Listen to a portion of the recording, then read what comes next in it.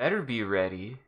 Listen, I gave you a warning. You guys could never be surprised when I unmute anymore. I can't make this any more formulaic than I already have, and if I do, you guys would probably now be upset at me for the opposite reason, for the fact that I make it too complicated now. Wait, what happened to the song? I'll kill Also, you. we have a ghost playing, it seems. Huh? Oh. There's a Chozo ghost who has the controls at the moment. That's who's been playing the whole time, and that's why whenever something goes wrong, it's not me, it's him. Mm-hmm. It was his fault. It was his fault why we almost. Hey, have I died yet? I don't think I've died yet this run. I always You usually have die. not died. I feel like I always die once, and it's usually at where we just left off last. I've definitely died there before, and painfully sighed. Don't know why that part has such a long stretch before there's a save. Well, welcome to the stream, everyone. I'm your host, Isaac MCCanary. We're playing more Metroid Prime. Hi, my name is Sean, also known as the Talking Skull, and this is my family here on screen. Yeah, I find it interesting that they interpreted the space pirates as being like Pirates of the Caribbean in space, skeleton pirates in space, which I kind of love, actually. I mean, this is a pretty good interpretation of what a space pirate is, and I'm so glad you didn't put me on blast and do a bit about how clearly the AI misspelled the prompt trying to recreate it and just read the prompt. This is the rare moment where actually the AI did not give you the written out text that for some reason you specifically always get. I mean, maybe this time it read that and was like, I can't read that. We don't need to put that on screen. This isn't words. I do love how metal these are. So, welcome Squid, welcome Gamer. Hello. Or Metroid Prime. I always make well, not always, but sometimes I make a themed pick. I don't know when did we start this habit, Sean? Why did we start this habit?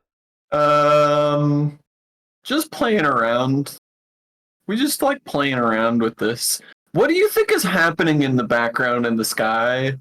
Because it looks like Grim from the Grim Adventures of Billy and Mandy is sucking up a UFO. Well, clearly that's either Metroid Prime about to hit the planet or it's Samus. Also, I like that the skeleton of Tyler the Creator is here. That's true. Would he not be buried with one of his hats? Absolutely. I'm just saying, that's a part of his skeleton. Dirty pair. Are we the dirty pair? I think we're the dirty pair. Also, Hoi Silos. You're a skeleton inside a biscuit? That's fantastic. Sounds wonderful. No, biosuit. I'm sorry, I can read. Man, now I'm disappointed and now I want a biscuit. God, I haven't had biscuits in too long. I mean, I should... next time I get the opportunity, I should just get one of those little tins of croissants or something. They're just super easy. You just put them in the oven. And that's it. You take them out, you put them on, and bam, you've got yourself biscuits. Just that easy. I made what I'm going to call poor man's gumbo. And it came out actually really goddamn good. Really goddamn good. All I did was saute up some vegetables in kielbasa and then dumped in a Campbell's soup. It was a really cheap Campbell's soup of rice chicken soup. It came out really good. Now I want a biscuit because I feel like a biscuit would make that just perfect. Just go down smooth. Guys, the best. That thing biscuits are famous for doing. Gotta get you some better biscuits. You want to know what an underrated biscuit is? I'm rather fond of the biscuits from Popeyes. I think those are some of the best biscuits. Yeah, that's fair. I will say the biscuits from Churches might be the best, because they're the ones that What are, is like, it with crispy chicken, with fried chicken places having bomb biscuits? That's like... I mean, gotta get that carb in somehow. Oh, that's true, because they don't have burgers, so they gotta hit you with that bread some other way. Yeah, there's no other way that never they mind hit the you fact that the chicken is always breaded at those places. You're not just like eating a raw chicken leg. Aren't you? Haven't you had Church's chicken? As someone who loves Church's chicken, I, as an adult, ate Church's chicken at one point and was like, kid me loved this. Adult me can recognize that this is very bad for my body. There's something about it. I haven't had Churches in a very long time, so I couldn't comment on that. I live in Kansas City. There's a shit ton of Churches there, man. Yeah, I should see what the closest chicken place is to me. Get a chicken guy sometime. Also, Squid, I am slightly jealous. I thought about getting yogurt with my last grocery order, and then I was like, I don't need it. I should have got it. I was a coward. I'm always 50-50 about yogurt, because I feel like I get yogurt, and then I don't like ever regret yogurt. That's not the problem. I don't like regret yogurt. The problem is like, I get yogurt, and then I eat it once or twice, and then I forget about it. Mm-hmm. You gotta commit to eating yogurt. It will go bad on you. Essentially, I've tried to be better about any perishable I get. I'm just like, you eat this and you don't get more perishable until you eat it. Mm-hmm. Onboard vigoration fluid processing levels normal. Yeah, I've long since gotten on the I buy my groceries for the week, and that's the food I eat that week game. Yes. I'm getting better about that, too. Pretty much, like, if I don't eat it that week, or don't eat it by the week after, I throw it away. But I have to eat it. I just try not to get more than I actually can eat. Mm-hmm. Studies indicate decreased aggression between elite pirates and radiated Metroids. Science team believes the infusion of Phazon in these units may be forming a type of symbiosis between them. Further studies are underway. Infusion of Phazon into local fungi is proceeding. The business program has produced a cheap, viable ration for many of our Phazon-enhanced units on Talon 4. A mass-produced program has been authorized. I wish I could buy smaller units of kale. You can only get kale in these giant fucking bags, and I'm like, I do not go through that much kale in a week. You have to eat pretty much kale every day, because that shit and like a big bad. Portion of kale too. Yeah, you have to be eating. You know what? I might try this at some point, because I'm being very fond of just like grazing these days, especially with streaming. I might just be like, fuck it. This week I'm gonna get a bag of kale, and if I get hungry, munch on kale. I'm just gonna you're gonna hear me munching on kale during stream. That's a good idea. Also, if that was directed at me, Silos, thank you. That's a wonderful compliment. Yeah, Prozidi is really, really good, so... Unless it was directed at me, to which thank you, Silos. We're both so thankful. Now who was it? Now who are you talking about? Pick your favorite, Silos. It dies with us. Oh, no! Shit. I'm trying. You need a good game to practice voice acting on. Any old JRPG before voice acting in JRPGs was common. Those are always good. Yeah. What was I'm trying to think, like, honestly, I had a really fun time doing 7. I think 7 is actually, like, maybe the first time I did good voice acting in anything that we've done, actually. Yeah, Final Fantasy 7 and 9 are both great options. Trouble with JRPGs is that I play the game. I don't know why that's trouble. I don't know either. Maybe I'm not understanding the context in which you're looking to do voicing. Yep, we did 9 and 7 as well. And then we don't talk about 8. I didn't do 8. I did 8, and I hated it. Suspension of synthetic Metroid rations has been ordered. Synthetic Metroid rations to be replaced by live bioenergy sources on 12.025.1. That's one that I actually, I'm sure I could talk. I'm sure I don't have to twist Jackson's arm about any Final Fantasy, but I would be very interested in 6 and in 2, which I think is 4 for America, correct? Or other way around. 6 and 4 are the ones that you would be interested in. I'm sure, I'm sure at some point we're gonna do those with Jackson. Also, absolutely not Squid Kefka. Voicing over-the-top villain like Kefka is absolutely a joy. It's like what every actor wants, pretty much, to do. I mean, yeah. Over-the-top evil... What's so funny is, like, when you're growing up, even if you have, like, aspirations for that kind of thing, it's like, yeah, I want to be a hero, and then eventually I learned, I was like, no, doing evil man voice is fun.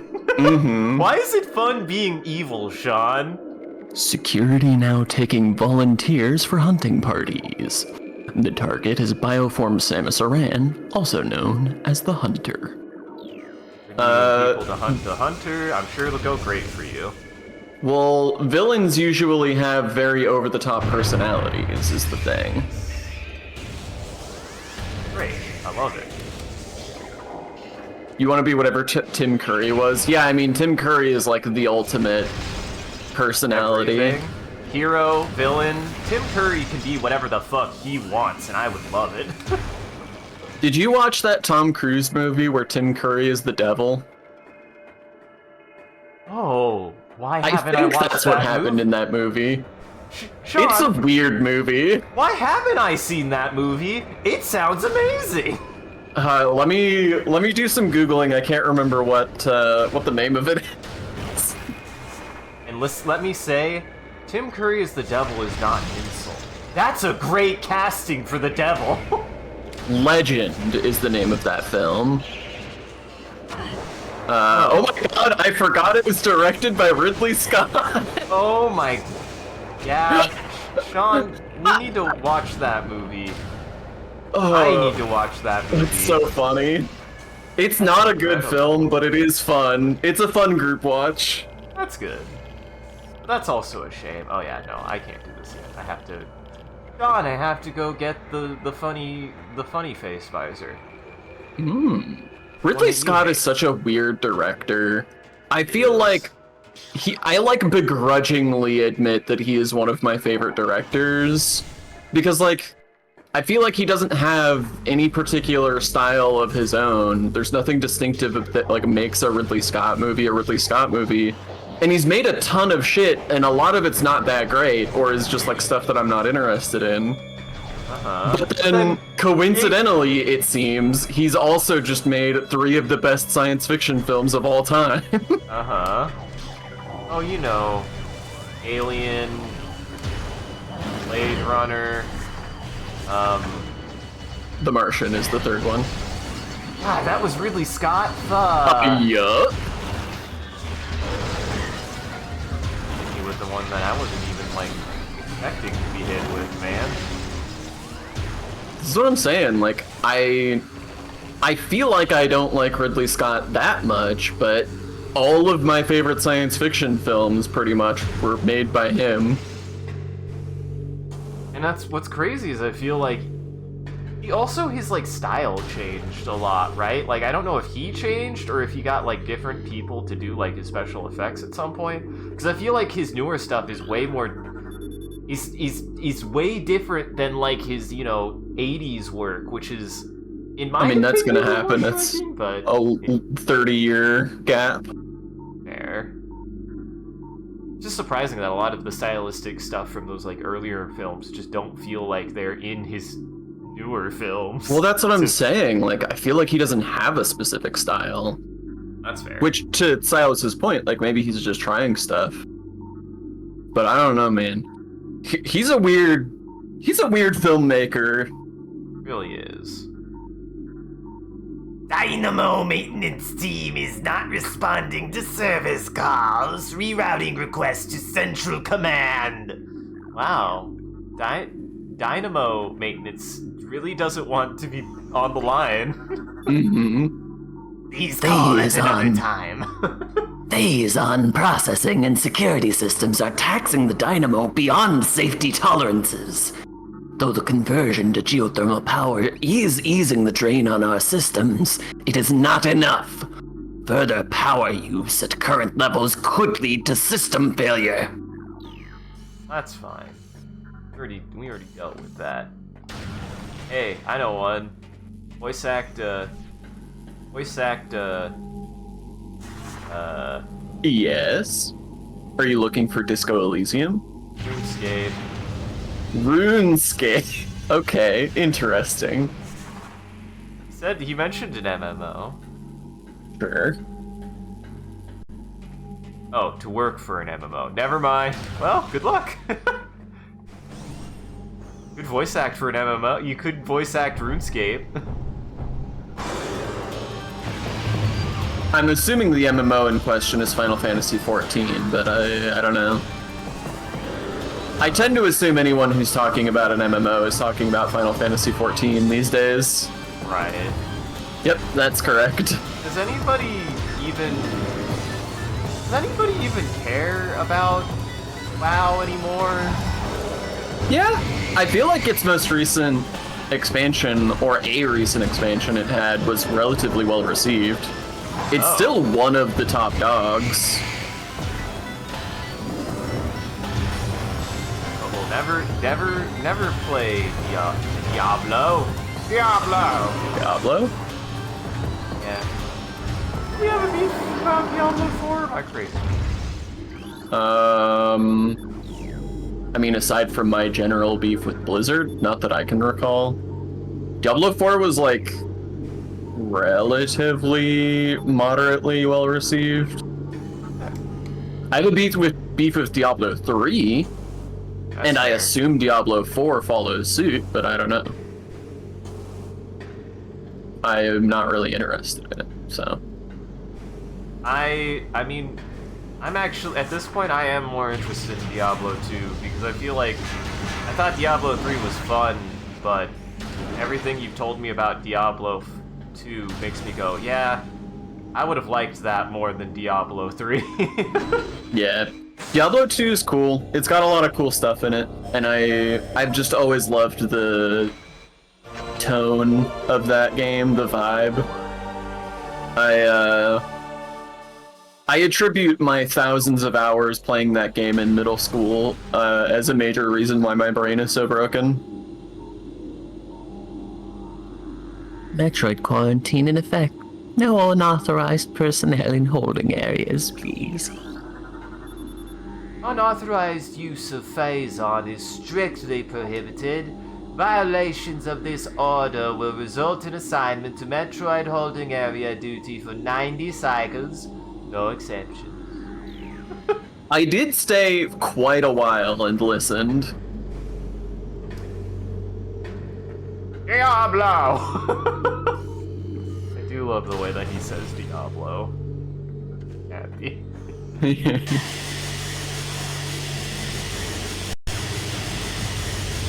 is. Did you? I forgot how to do this.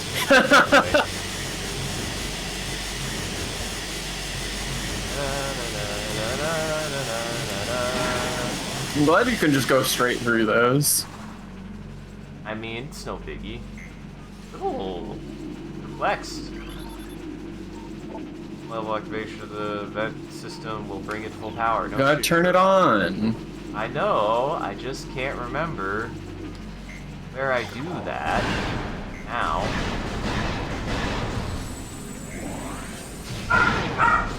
Oh. Hi, Henry. There has become dog. There's always become dog. Man, I do not remember. I thought I just had to blow that up, but I guess I'm full of shit. Let me test something. Oh, now my cat's over here. My cat is like, the dog is screaming. I'm like, calm down. I do not remember how to do this. I always forget every goddamn time. I feel like there's a way to open up a hole in the wall, maybe? But I hope everybody likes the sound of this. It's pretty great.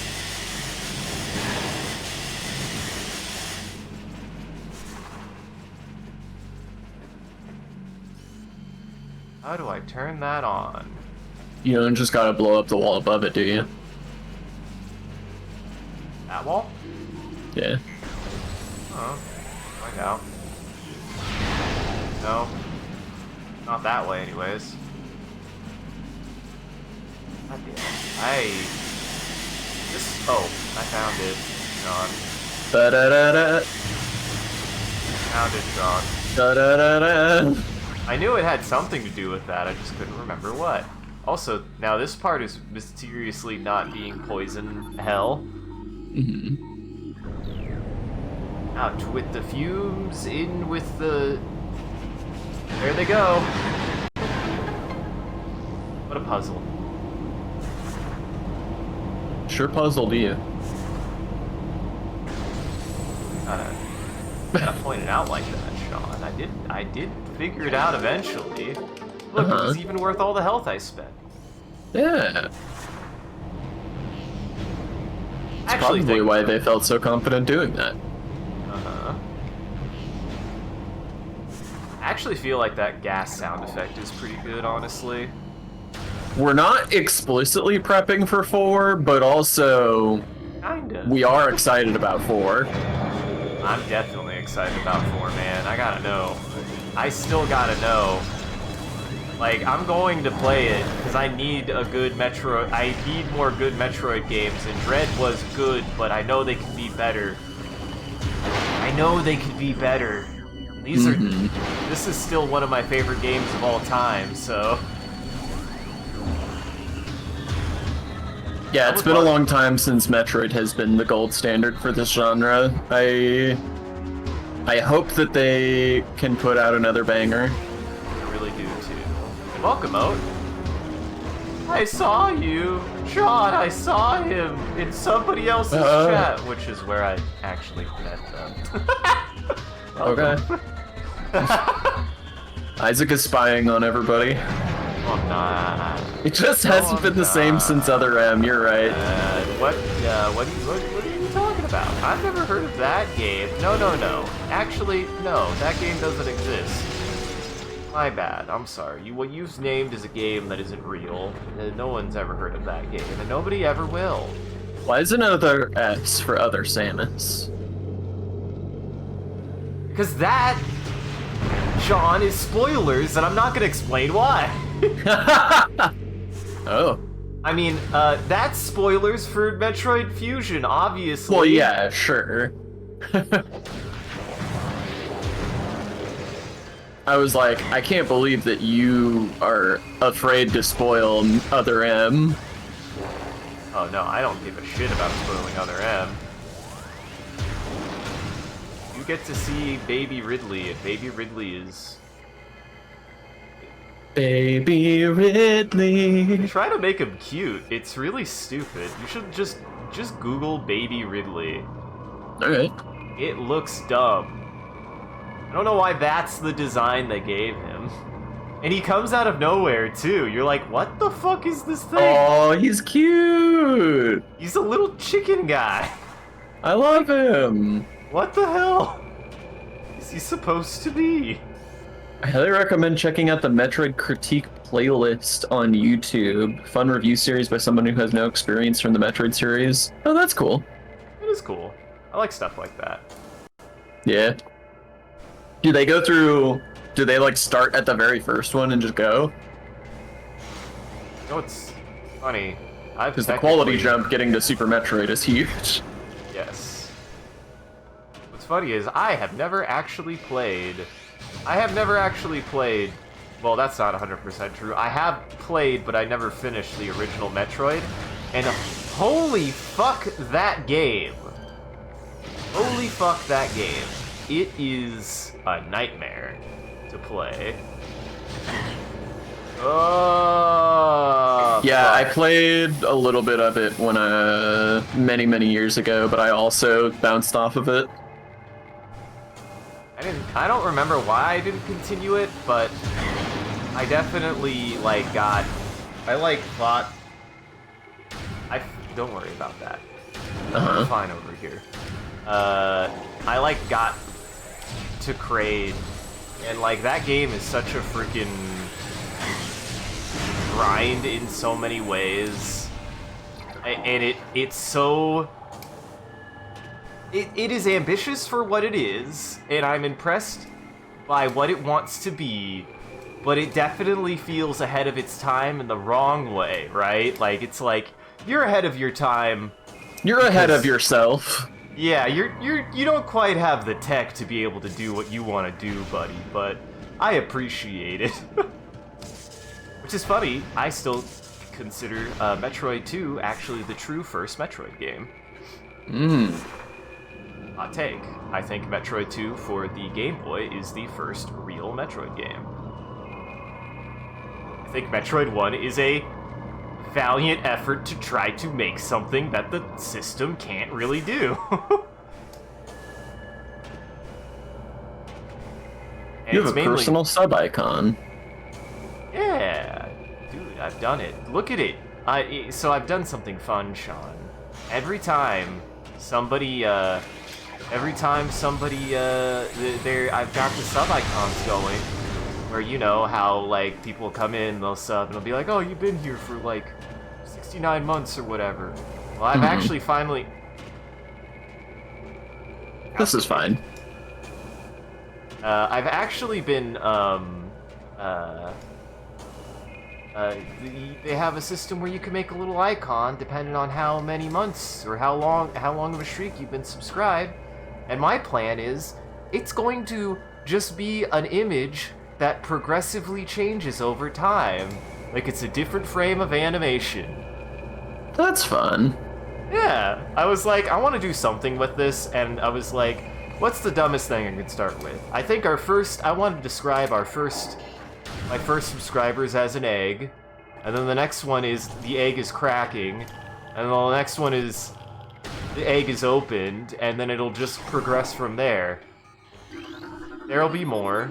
There'll be a lot more. I actually want to come back here. I don't want to quite go here yet. I either want to... Yeah, I want to backtrack through that way. And... What are we actually... What's our objective right now? Go find the X-ray visor. My favorite.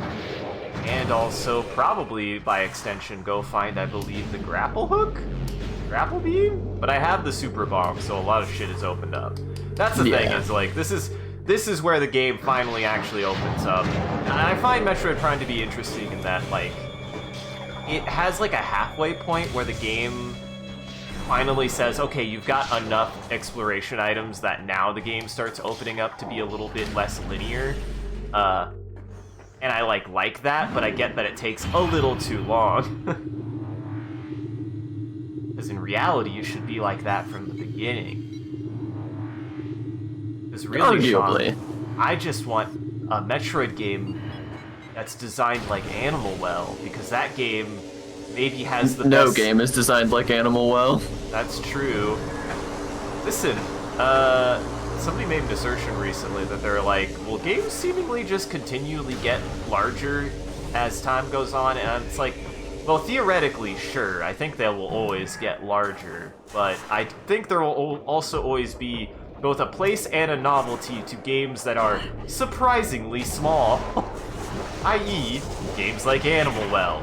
That game, just on a technical scale, is impressive how small it is.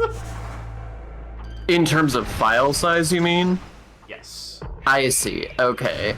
Wow, I didn't understand that that's what you meant by games getting bigger. But yes, I follow now. Yes. So I think that whilst in one sense, yes, I think games will continue to get bigger because things will become less compressed with time? That's just a thing that's gonna happen. Ooh. Squid, to answer your question, Animal Well is a recent indie game that is one of the best Metroid-likes ever made. It is a completely open-ended, non-combat exploration / puzzle Metroid-like with some gorgeous art and great level design and just a ton of stuff to dig into. And it does have dogs. And Sean, what is your favorite room and why is it Capybara room? I mean, I do like Capybara. Yeah, Squid, if you enjoy the like exploration aspect of this genre, then you will almost certainly love Animal Well.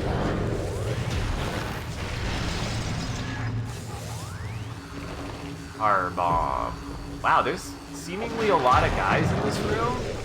If you're wondering what I'm doing, I'm trying to go find boxes. Hey, there's one. I need 2 though. I need to find a second one. I just have to kill the locals. Maybe they'll drop a goodie for me. Well, they're not really locals. They're alien. They're actually aliens in this situation in much the same way that I'm an alien, I guess. They're local to this facility. Yeah, but they still don't come from here. They're local aliens. They've already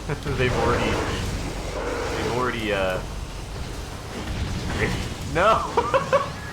I couldn't think of a funny thing, Sean.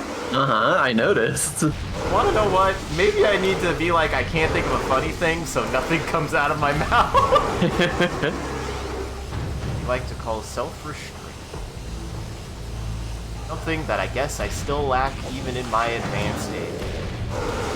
I mean, streaming is basically a constant exercise in removing all forms of self-restraint.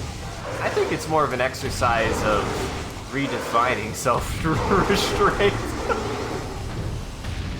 Hey, send that to me. Sure. Hey, talks. What? No, that guy did die. God damn it, I think that one needs a super bomb too. Well, I might as well while I'm here. Yeah! It all worked out. I'll also give credit to this game. I feel like missiles are necessary in the other games, but do you ever feel like you run out of missiles in like any of the 2D Metroids? Not really. I actually think that this game does a really good job of making you feel like even if you have a bunch of missiles, you still go through them. Yeah, there's like more uses for them. Yeah. I think making the super missile a combo instead of its own resource is a big contributor to that, because usually it's just like, well, I ran out of super missiles, guess I'll just spam them with missiles because I have 800 billion of them. Right. Moat, I have played a little bit of La Mulana. I didn't play very far though, and I don't remember why. I know that it gets brought up a lot as like one of the best games in the genre, or like one of the formative games for the indie scene. I don't know what that is. I've never heard of it. It's an archaeology game, if I remember correctly. And it's a Metroidvania? Yeah. Huh. I mean, I seem to remember it having a lot of like Indiana Jones influence. I don't remember for sure though. See, I feel like that would fit though. That would like be because like I've always liked the idea that Samus is uncontextually like kind of an explorer, but she doesn't really explore anything. She's just kind of put into a hostile environment and tries not to die. At least this, like you said, has more of an archaeologist kind of dig to it. But again, I think it's less of like, I still think it's less of like Samus intently like examining the environment and more like, and here's some nuggets of information. because it might help you survive. Man, another classic indie Metroid game that I gotta get you to play is Axiom Verge. Yes, I know we've talked a lot about Axiom Verge. I've wanted to. I remember it being a pretty big deal with some, like, kind of middling things, but, like, still, like, really good and really worth it. Yeah. It's one of the best in the genre in terms of map design. Like, I would put it and Hollow Knight and Animal Well up as my big three in terms of Metroid-like map design. That's good, because, like, just, like, looking at Axiom Verge, it very much feels like it's trying to be more Metroid 1, so yes. and I think as cool as Metroid 1 is, its level design is arcade bullshit. Well, it's aesthetically pulling from Metroid 1, but it's not really pulling from Metroid 1 in its design that much. Right. Main thing you need to know about La Mulana is it's a puzzle game with puzzles are the focus, and you should take notes, and you should always remember that your main enemy is the level itself. Damn, I really gotta give La Mulana another try then. I don't remember why I didn't play it, but that sounds 100% up my alley. Yeah, that sounds fucking rad. I always appreciate a game that expects you to take notes. Yeah. This guy likes Morrowind. I like Morrowind, I like Tunic. I like I really want to play goddamn Tunic. Starflight, even though it's not good. Say that. I still want to stream it just at least once to be like, I at least want to know. I want to know. I wanna know. Can you show me? I wanna know if this game is a PP. I do want to know if this game is. Oh. Ah, shit. I just need this. I just need this. Nope, you gave me missiles. Looking for boxes. Where? There's like a place that I remembered farming for super bombs that was like super useful in Days on Mines, and I don't remember where. Don't remember where.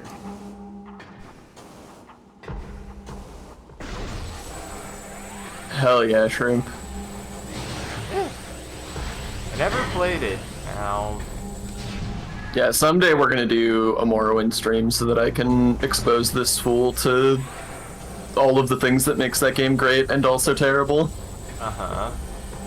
listen, man. I am convinced. I am convinced to play it. It has had, because like one of the things that always like for me is something that I take interest in for anything that we do here is like something that has some kind of like social impact on games and informing game design. And everything I've heard about Morrowind, it has a place in video game history. So I want to know. Even if it plays like poopy dog turds. You do sell stuff to a scamp if you know what you're doing. That's true. Sorry, for Isaac's benefit, a scamp is an imp. I thought you just meant like the metaphor. He is a little scamp, but he's also a lesser demon. Oh, gotcha. But he's so nice. Beauty. He doesn't know what the hell he's doing. Oh. Oh, the current Humble Bundle has it? Neat. What's in there? What's in that dang bundle? Let me take a look. That's such a weird random thing to be in Humble Bundle. Uh-huh. Is it the current Humble Monthly, or is it...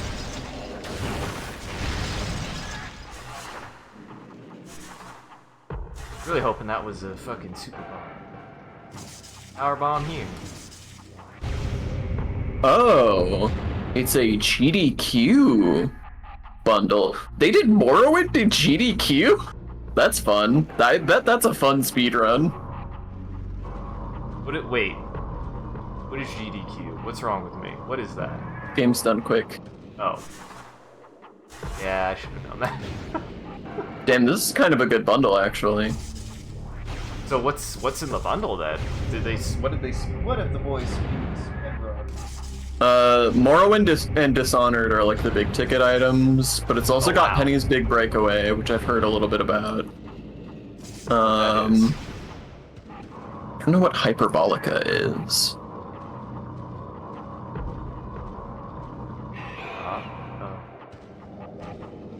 Whoa. This game looks crazy. This is like this is giving me Superliminal vibes.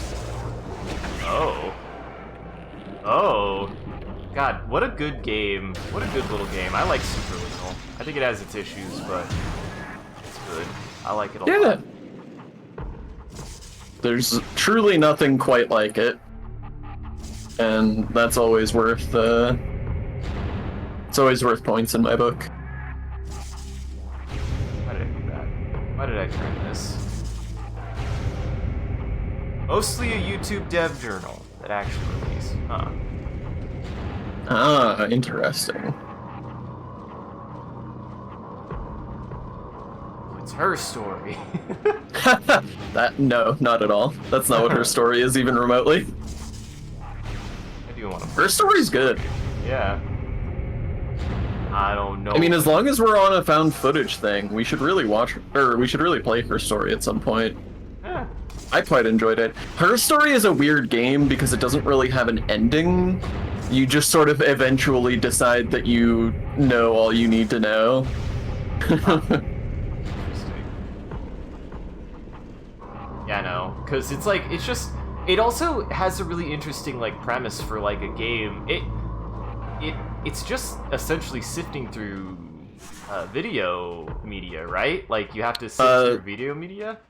Yes and no. So there is a mechanic in her story, and I actually think it's kind of genius. So one of the biggest problems with investigative games is how does the player confirm that they understand the thing without the game giving it away? Right. This is a huge problem in investigative game design. Some of the best games in the genre have come up with creative solutions to that problem. See, for example, Return of the Obra Dinn. And her story's solution to that is that all of the videos in the like file system are tagged with a bunch of stuff.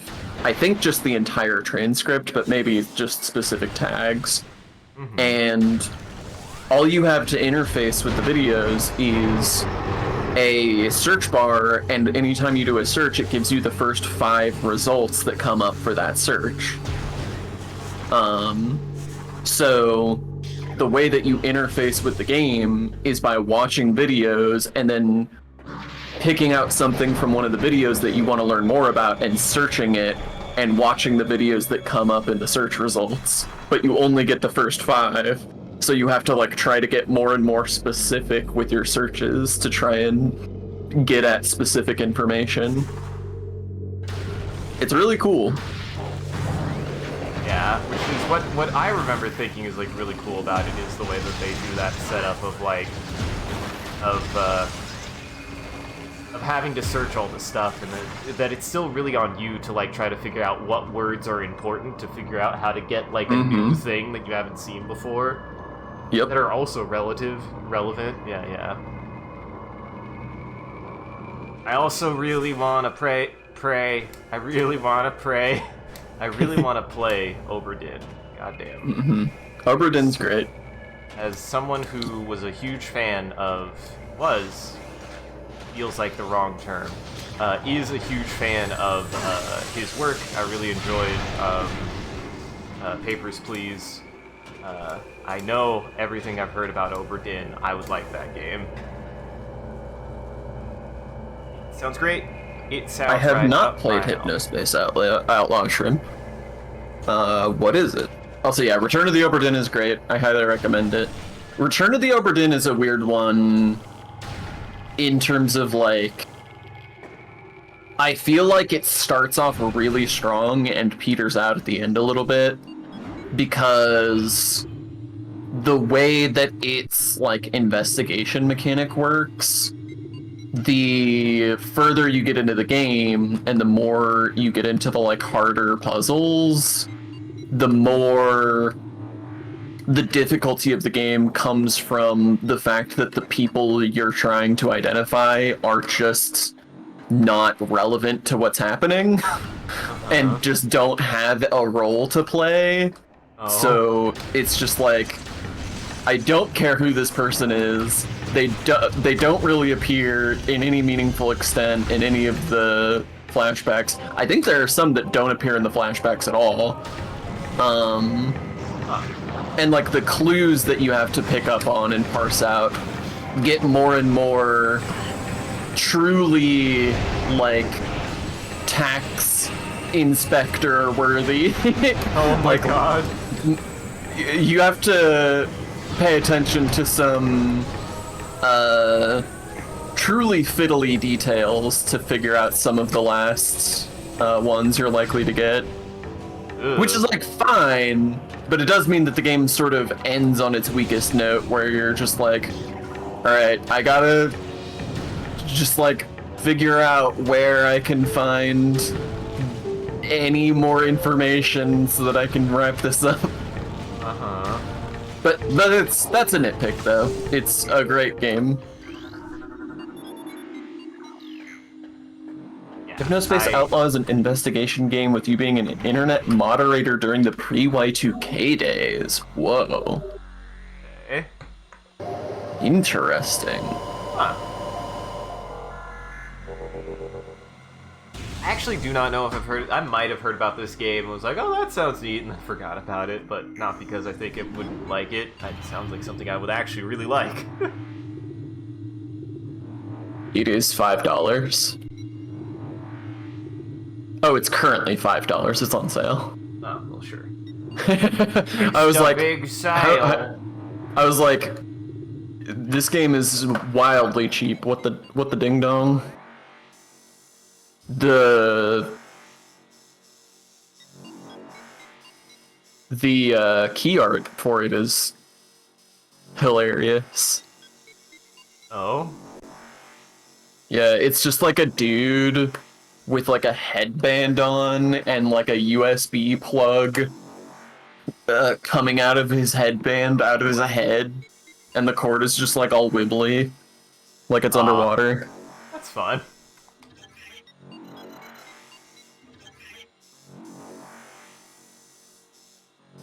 Where I need to go, guys. Oh, I'm watching the trailer for this now, and it is delightful. Yeah, hey Isaac, we gotta play this on stream. You would love this. Gotcha. Yeah, no. I mean, I'm always down for...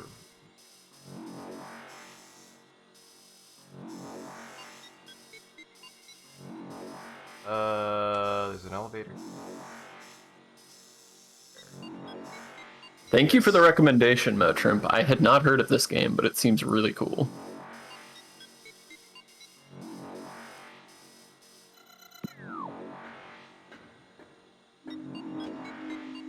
Back. I'm going back.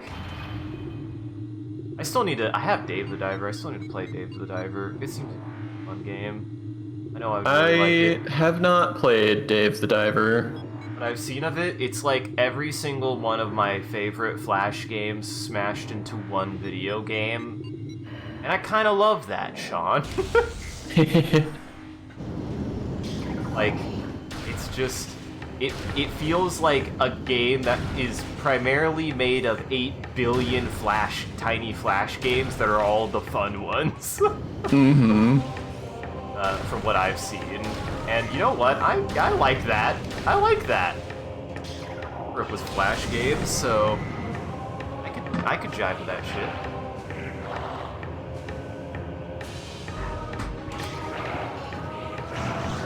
I swear I remember where to go, everybody. I definitely, ow.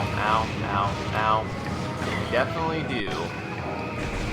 What's funny is I think the thing I need to get next is the thing that I do not remember where it ever is every freaking time, and it's the grapple beam. I think I need the grapple beam because I need either need the grapple beam to get the X-ray vision or the other way around, and I can never remember which. Yeah, I need I the don't grapple know. beam to get up here, So I think maybe I do get the X-ray visor next, because there's a place I'm trying to get to that might be where I need to go. Very confident, I know. And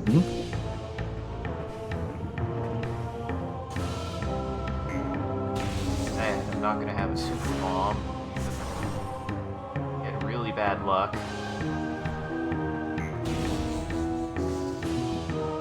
I do it. I don't care about lava. You think I care about lava? Ow. I eat lava. I eat lava for breakfast.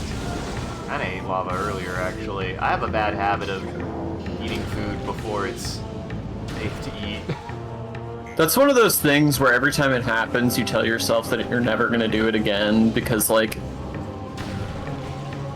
it seems so dumb, and then you do it again anyway. And then you're like, maybe it's at best you're like, maybe it's cool, and you're like, nope.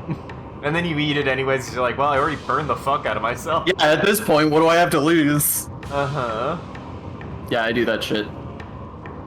I'll go a long time where I'll be like, no, I remember, I can wait a few minutes, I'm not gonna burn myself again, and then I'll slip, like, over time, I'll stop saying that to myself, and eventually I'll pull something straight out of the oven and put it directly into my mouth, and then 10 minutes later, my whole mouth hurts.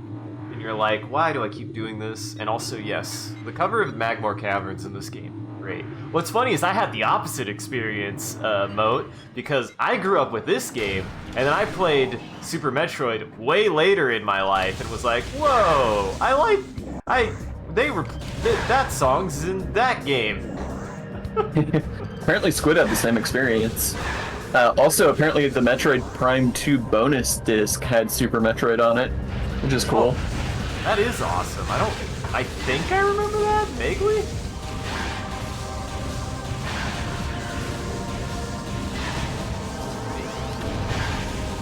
Give me Super Bomb.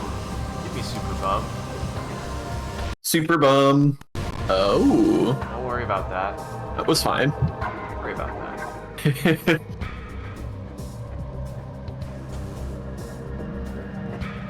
We're getting that jam. This game's soundtrack is so good. Such a bop. It really, I just like their creative use of a sound effect that I can only describe as scraping metal.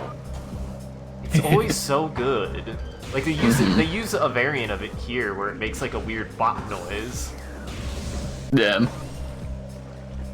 Absolutely, Shrimp. I maintain that Super Metroid was the best game in the genre until Hollow Knight. Like, that's how long it took for a game to really rival it. How do you feel about Castlevania in general? Out of curiosity. I haven't played a lot of the Castlevania games that are in this genre, and I have mixed feelings about Symphony of the Night. Gotcha. Because I like Symphony of the Night. Did you even do the... Because I even like the secret things about it, and I like things about it, so... I did the Inverse Castle. I think the Inverse Castle is genuinely like... I'm like, wow, I've never experienced something like that. I thought that was genuinely it's cool. Yeah.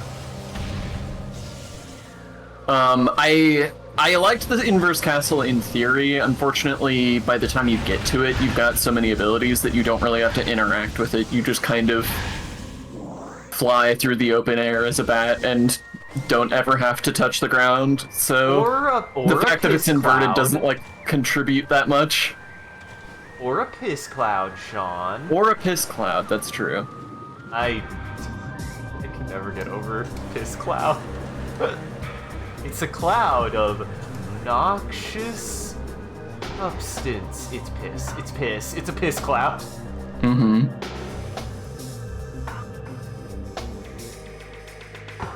Yeah, the inverted castle is filler, but it's such a cool concept, and like so much of this genre is built on the idea of re-exploring areas with new abilities or with different contexts. And I think the inverted castle is a cool way of doing that. I just think that you have so much mobility at that point that once the novelty of the fact that it's inverted wears off after a couple of minutes, it ceases to matter because you're just flying anyway. Yeah. Hey man, I just think the novelty of exploring a space like that and then completely inverting it to make everything opposite like that still appeals to me. I always liked like being like, oh yeah, I remember this room, and then being on the ceiling instead. It's just like such a fun concept, so. Real men fight on the ground. Alright. I fight on the roof! Okay, we watched that movie. The fighting on the roof movie? Talking about Dead Alive? I mean, they do fight on a roof, you're right, technically. Oh, I'm talking about the pop key inverted. I don't fucking know. I almost said Potemkin, and that's a character from Guilty Gear. Guilty Gear, yeah. Potema inverted? Something like that. Something like that. Already got what's in there. I'll be honest, I'm pretty sure I fell asleep during that movie. Hey, Mew. No, I thought it was a good movie. I enjoyed that movie quite a bit. I fall asleep during films easily. It's not a slight against the film if I fall asleep during it. I can't tell you. For some reason, a film that like pretty reliably puts me to sleep is Alien. I love that film, but it took me so many tries to successfully watch it as an adult because I just fell asleep every time. It's such a cozy movie. It's so cozy! No! Cozy, I don't like this, Sean. I don't like this one bit. Boy. I just feel like Bloodstained didn't feel good. Like, the moment-to-moment gameplay in Bloodstained is... It's just, like, janky to me.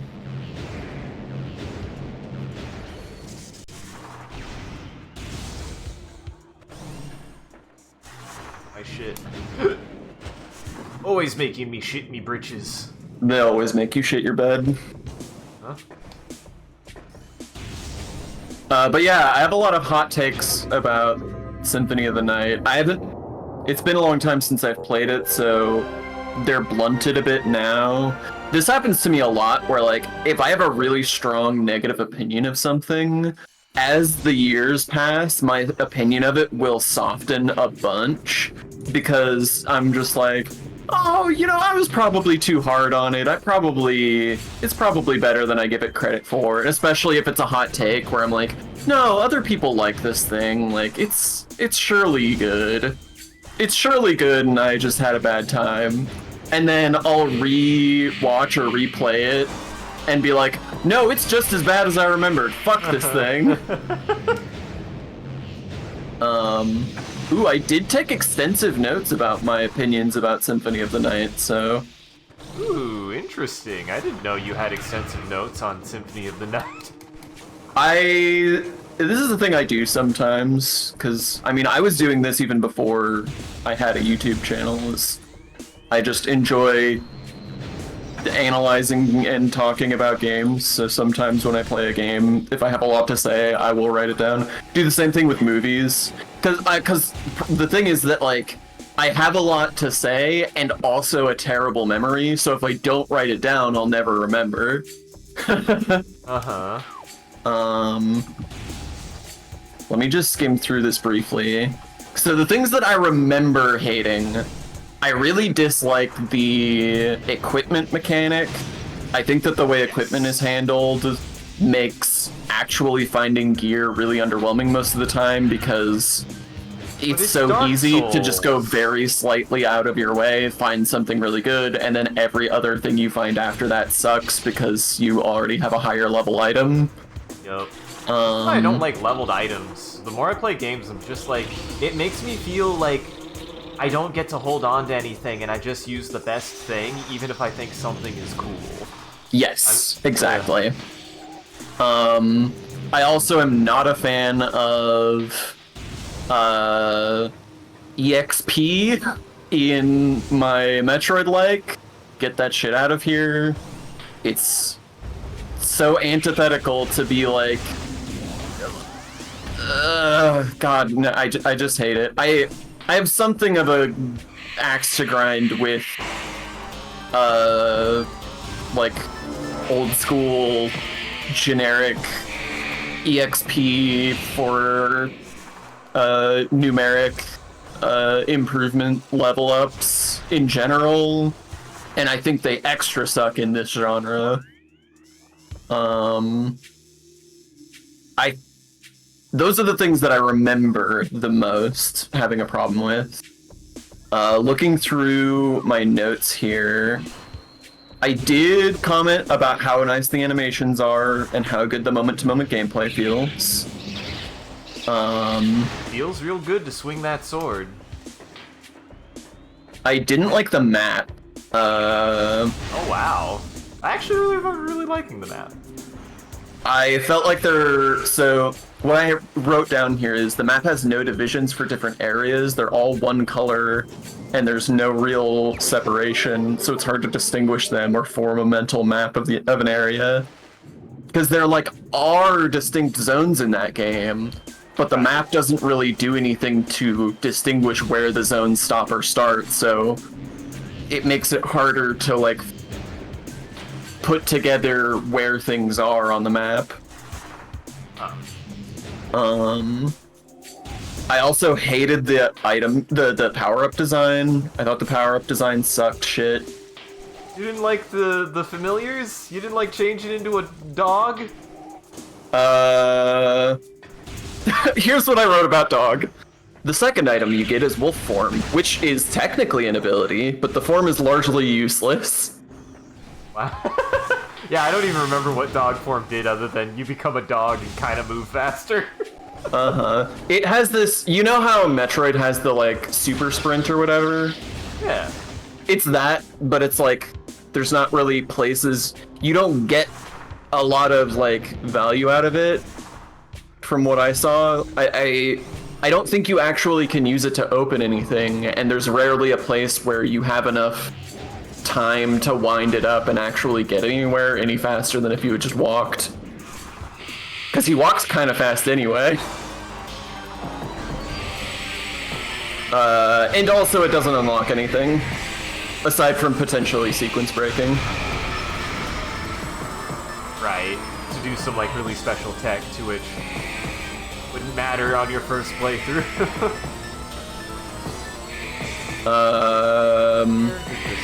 Oh, shit. Yeah, the first key item you get is literally a key. It doesn't give you a new ability or even have an aesthetic element. It's literally just a key. This is just not how Metroid item design works.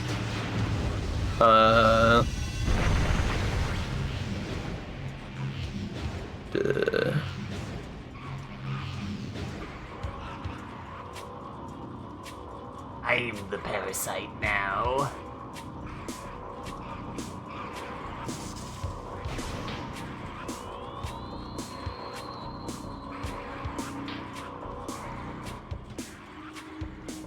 God, I remember hating this part. Very easy to fuck up. This part. Welcome, Kirby. Oh, Kirby. Oh, God. Kirby thinks that more games with the EXP system should disallow grinding for a little bit to filter people's immediate reaction to a challenge is to grind. I mean, at that point, why even have the EXP system then? Exactly. That's my whole thing, is what is an EXP system, a traditional EXP system where you level up and it just gives you numerical bonuses. That's what we're talking about here. What is the value of that system if not to enable grinding? What else do you get out of it? Aside from, I don't know, your Undertale making a meta design, but that requires sure, but that's yeah, that's a very specific subversion of it. And I don't just hate any game that has it. I like plenty of old school RPGs. I just think that system doesn't add much to the experience and often detracts from it, especially when games try to get cute and try to make it more interesting or do fancy things with it. More often than not, that systems just break when they try to do that. I will say, probably for a traditional, like, just automatic stat scaling one that I remembered liking, I remember really liking the one in Superstar Saga, in Mario Superstar Saga. That one's pretty good. I don't remember if I played Superstar Saga. Good. It's very good. I highly recommend it. It's my... I really want to play 1,000 Year Door, which the remake did come out recently, and I really want to play it. But Superstar Saga, I remember having like a lot of fun. It's really charming, and its level up system is pretty good. Like, essentially, every time you get a level, like it gives you, you know, you got your random numerical increase, and then you have like a fun little just lottery mini game, like slot machine, where you get to choose a stat, and then that stat has like just a random value increase when you get to choose it. And I like that. It's just like a nice, sweet, and it's really satisfying, and it's really charming. It's just a really pleasant level up system. Yeah, and I can get behind him, like, in some cases. And like I said, I don't just hate games on principle that have it, but... I don't just... No, Sean, you hate video games. You told me that earlier. I do hate video games, famously. Speaking of hating video games, I'm just, like, reading further. The Symphony of the Night document is 3 pages long, so I've been kind of skimming it. I forgot that you get random loot drops in that game, too. And that's fucking stupid. It's so fucking stupid that you can get equipment from random drops. But it's Dark Souls, Sean. This is what I had to say about it at the time. The game's greatest strength should be its room-to-room gameplay, since platforming, combat, platform layouts, and enemy design are all excellent.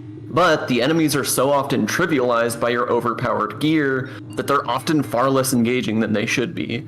The exploration fails to pick up the slack because on top of the atrocious item and level design, the overpowered equipment makes finding new equipment less rewarding. If all weapons and armor were removed from random loot tables in the shop, the game would likely be much better, as enemies would feel threatening and combat would be more interesting, finding new gears would feel more impactful, and encountering tough enemies would encourage you to branch out and seek better gear. The random loot and shop gear prevents all of this. Yeah. Paste it. Can't paste it. You just get it whenever the fuck you get it. I went to the wrong one. God damn it. I've played this game so many times, and yet I only ever have a vaguest idea of where I need to go at any given moment. How I remember what to do. Like 2. What's funny is there are 2 elevators here that are like right next to each other that I believe both go to Talon 4. I think. I always choose the wrong one. Well, that one would have been fine. Fuck!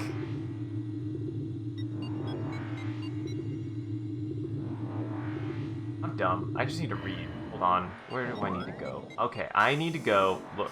I need to go. That one goes to Talon Overworld South. I bet I need to go to that one. Because if I go to Talon Overworld, I need to get to...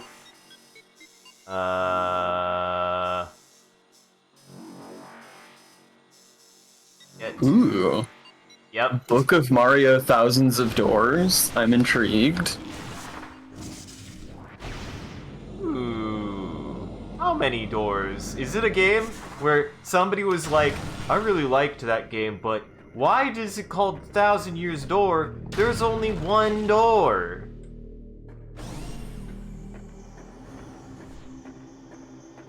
Sure, Kid Me would have done that. It's not supposed to be fun. It's not supposed to be funny. Oh, this is one of those. This is one of those auto-translate nightmare games. Oh, fuck yes! Where they took the text and sent it through a bunch of recycling, retranslating passes. Still, I would be down to just do a genuine playthrough of Gold and Silver, or of Gold at some point, but I really am sad we didn't finish our Vietnamese Crystal. That shit fucking Vietnamese bonkers. Crystal was way more entertaining than I anticipated. Yeah, it just kept going, man, and I'm stubborn enough to make myself really literally learn anything given enough. This is why I'm like, just give me time, Sean. I bet you could stick me in a game with only Japanese, and I would at least learn how to play the game and not necessarily learn Japanese. But I would learn how to play the game and maybe a couple words. Motrimp, if you want a similarly ridiculous experience, Pokemon Vietnamese Crystal is a absolute riot.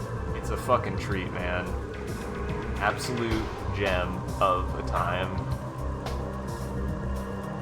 I feel like I didn't quite have the patience to get all the way through it on stream, just because, like, a lot of that game is not talking to people, and I just don't care that much about Pokemon, I'm sorry. I mean, that's fair. Also a certain element that a large portion of that game is spending a lot of time just decoding to try to figure out what anything does, which was part of the fun. But also a nightmare. Apparently there's a line in Thousands of Doors where Princess Peach says, "Welcome, Mario. I'm expecting." He's expecting. It's pretty great. Who's the father? Is it Bowser? Oh God! Oh no! You got a pretty good Mario. Sunshine. Thank you. I am Mamma Mia. I'm Mamma Mia. I'm Charles Martinet.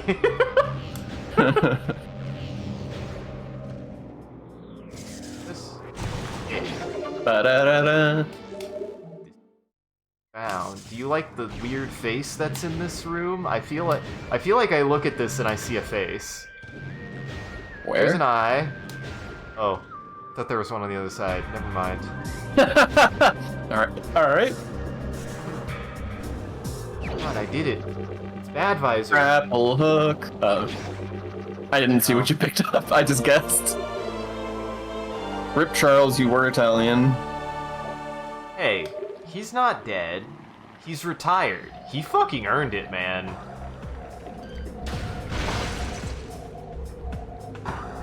What, you don't like this, Sean? Look, you can see your little skeleton hand. I do enjoy the skeleton hand. Look. I appreciate that they gave it little ridges. Uh-huh. How do I get? Do I just...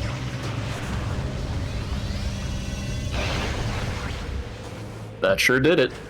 I sure did. Oh, hey. Oh, that shit. And I think I have to come back to this room? I really don't want to leave this room without the item in it, and I don't remember... I don't remember. Yeah, I think I literally have to come back when the Chozo are here to fucking get the key, even though it's right there. It's right here. That's it, right there. Oh, wait. Fine. Did I just do it? Am I a dum-dum? Maybe I'm full of shit, Sean. Hey, Sean, I'm full of shit. Got it. Good thing I wasn't paying attention. I was like, I feel like it's right there. Now we never have to come back to this room, because I know if you come back to this room, there are Chozo ghosts in it. Crisis averted. Also, Shrimp, I do appreciate that comic. A visor unwiser?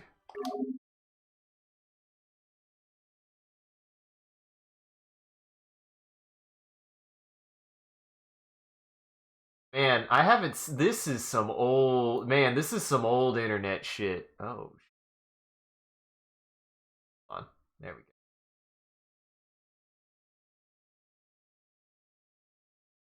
Gray Visor online. Yeah, she just keeps staring at her hand. Listen, it's cool. You can see your skeleton. Oh yeah, if you idle, you can actually see yourself looking at your hand. I forgot about that. I should do it. It does. That's something I've actually really always liked about this game is how quickly you just start idling if you hold still. Yeah. I always appreciate a good idle animation. My favorite will always be Fatal Frame. What was the idle animation from Fatal Frame? I don't remember. Just bloody handprints start covering the screen. Oh yeah, dude, that shit made me piss my pants actually.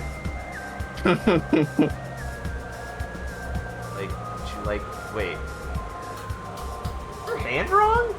You're supposed to be doing actually, I don't know what, I'm guessing it's her, she's got her index finger, middle finger, and ring finger, and then her pinky, like, together, and then her pinky out to the right, and then her thumb out to the left, I think. She's just doing rock hand. Well, no, rock hand is this. This is rock hand. That's rock hand. Huh. Huh. Sword. Yeah, she does change it.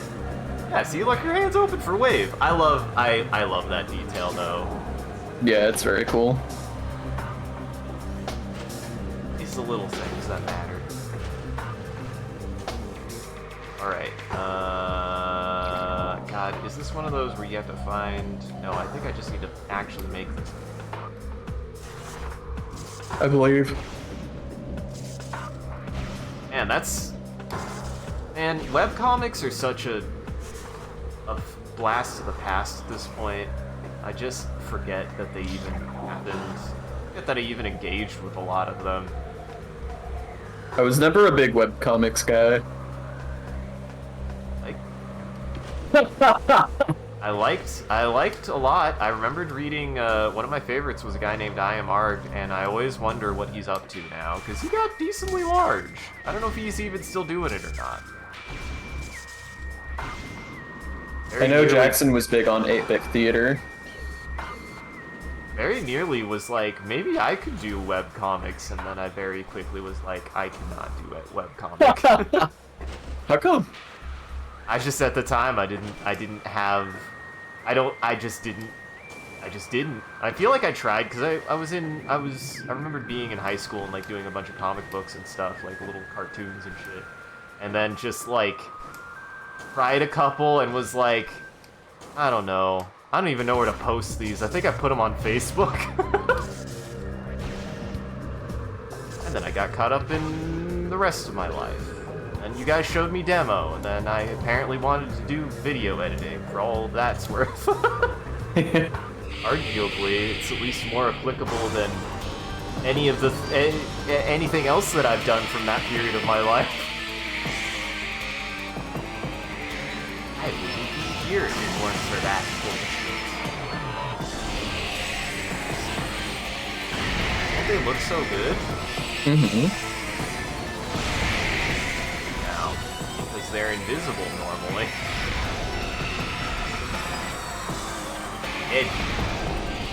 What? I don't know how I missed. I hit the other one. I didn't mean to do that. Yeah, I noticed that it was like weirdly targeting the one on the left. Well, wasn't it? It's like not centered on it.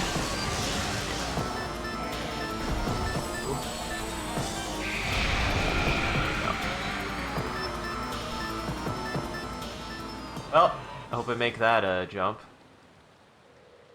Think you're gonna post yours on MySpace? Boy. Fucking... Unbelievable. Hey, I blame the game for that one. That one ain't my fault. Wow. That one ain't my fault. Is your controller weird too? It was the Chozo ghost again. It was the Chozo ghost again. He pushed me.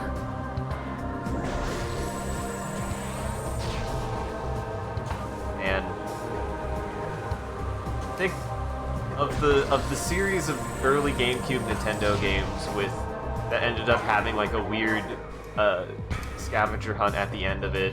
I've always wanted to go back and actually play through Star Fox Adventure, because I think it simultaneously gets more guff than it deserves, but would also still be a really fun like romp, because it probably has a lot of good things to laugh at in it, from my understanding.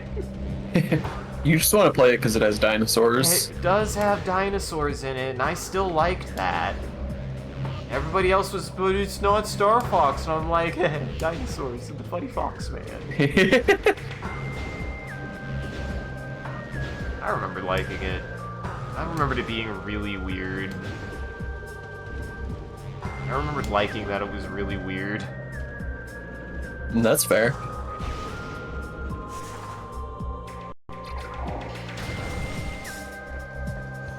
The more I think about it... Oh, go. There you go. Go, you go. I was just gonna say, Shrimp, that tracks. It seems like the kind of game that would not have aged well. Oh, that sucks. I remembered a lot of fun designs in it. And I remembered, like, liking it as, like, as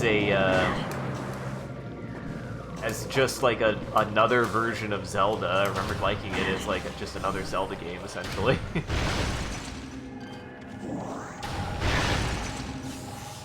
Just another Zelda game is my own original game, Do Not Steal. Uh-huh.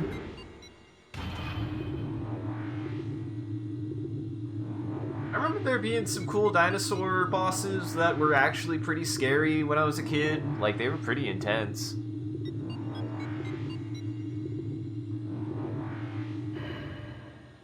But it's okay. They made Star Fox Assault, which is an incredibly stupid game.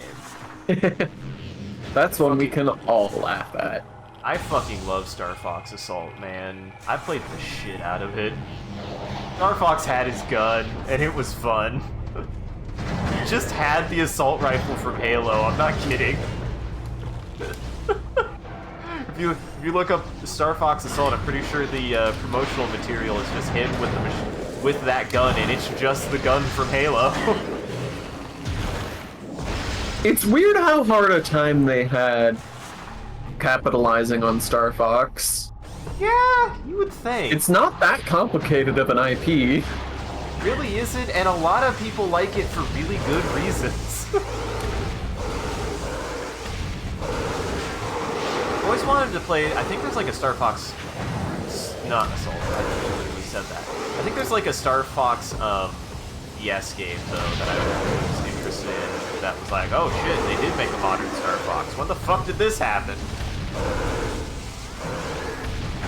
Also like a Star Fox racing game I've never heard of before, apparently. That is maybe on the Switch? I don't know. On the Switch? That or it's also on the DS, I don't remember. DS would make more sense. I can't imagine they've released a new Star Fox game since the Switch came out. Shame. Good. Well, now you're giving me fucking power bombs. I ran up and down these fucking halls like 5 times. The last Star Fox game that actually released was Star Fox Zero on the Wii U. Star Fox Zero. Apparently it was developed by Platinum. What? It's a rail shooter. Well, I mean, that makes sense, in a certain sense. Arguably, the original... Most of the originals... I keep on saying original, and what I mean is the most of Star Fox 64. I mean, I guess that's still the original, because that's the one everyone knows. Who played Star Fox 1 and 2? Nobody played Star Fox 64. I'll be honest, I didn't know... Well, first of all, there isn't a Star Fox 2. Star Fox 2 is... That lost media. Maybe? There is... Now, this is weird. I'm looking at the list of Star Fox games on Wikipedia, and under main series, we have Star Fox 1993, and then under spin-offs, we have Star Fox 1993. Oh, wait. Star Fox for the Nelsonic Game Watch. I see. That's some weird. So yes, there was only one. Star Fox 64 was Star Fox 2. Phazon Elite. Elite Pirate infused with energized Phazon. Phazon charged Elite Pirates rely more on their Wavequake generators, opting not to carry the vulnerable plasma artillery cannons normally used by pirates, by the elites. by elites. The direct fusing of Phazon into their bodies provides a tremendous level of energy. The drastically lower lifespan that comes with this process is of little concern to the pirate researchers. Yes, to Shrimp's point, there was a canceled Star Fox 2 that was lost media that did end up getting released. As part of the SNES Classic. Oh, that's cool.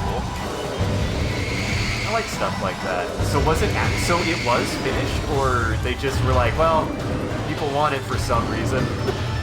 It seems like it was at or near completion. This says it was canceled because it was going to be too close to the release of the N64. Oh, right, that makes sense. And then they made Star Fox 64 instead. Makes sense. Yeah. What's weird is that Star Fox has had that treatment twice. That's what happened with apparently Star Fox Adventure as well. Because again, everyone likes to talk about how, like, originally it was a video game called, like, Dinosaur Planet or something. But I shit you not, I've seen the, like, demo gameplay of that, and Star Fox is in that game too! He's just in that game! I mean... That's the same game. I'm confused. Well, the people make it sound like Star Fox wasn't supposed to be in it. Like, it was supposed to be, like, its own IP and not have anything to do with Star Fox. I guess... I don't know what makes you think that the footage of Dinosaur Planet that you saw is from, like... But specifically before there was any interference from Nintendo. I don't know. Because people say... I've heard people say... I don't know, man. I heard people say, not I say. Why are you putting words in my mouth, Sean? You just said that Star Fox was always in Dinosaur Planet. Yeah. I just want to know how you know that that's true, and that the shit you were looking at isn't from after they had already... Oh, because it won.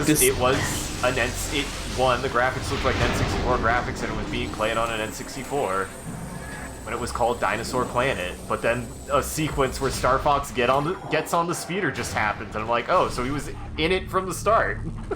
Yeah. It's real. I saw someone play it with my own eyes. It's real. I swear.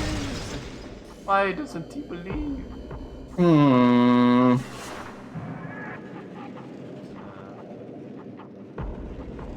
always forget that I have to do this right. I have to do this right. Which is fine. Because I need to go there anyways. Finish, but they just shelved it, yeah. The classic. Also see, I will, and this is just gonna make me sound very Did You Know Gaming, and Sean, thank you for, like, turning me back on to Did You Know Gaming, like, years later, because it was like, I think they became, like, a bit of a meme for a while there, and then they just went off the fucking rails in the right way and just did guerrilla journalism. They just do guerrilla journalism now, and it's great. Like, they do really good stuff. They really do. I've learned some really cool things from Did You Know Gaming. They genuinely find interesting, hard-to-come-by information that is Did You Know? Yeah, I absolutely agree. Did You Know Gaming is just, like, real game journalism these days, and it's very cool. Also, you're full of shit! Yeah, well, fuck. I don't know, man.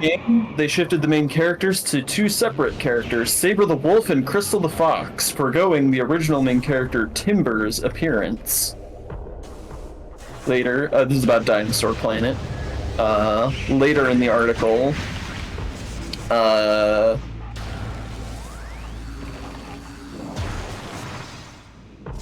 Miyamoto mentioned in a retrospective interview after reviewing content of Dinosaur Planet the similarities of Rare's anthropomorphic design of Saber to Nintendo's Fox McCloud design were striking.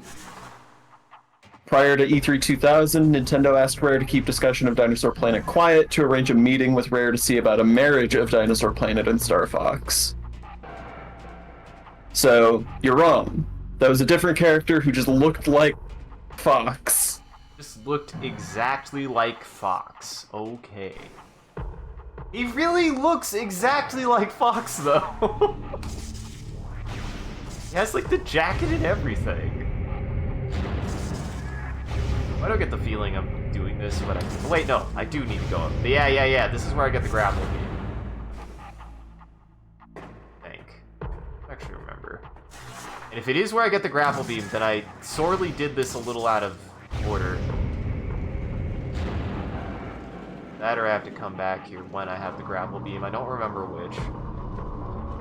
I think I get the grapple beam next, though, and then I go fight Big... Then I go fight Big Elite. If I really knuckle down, we might actually beat Metroid Prime tonight. Hey, there it is. That's going to... Oh, I need to go immediately to phase on... I need to go immediately... Magmore Caverns, like right now. And I know exactly where to go next.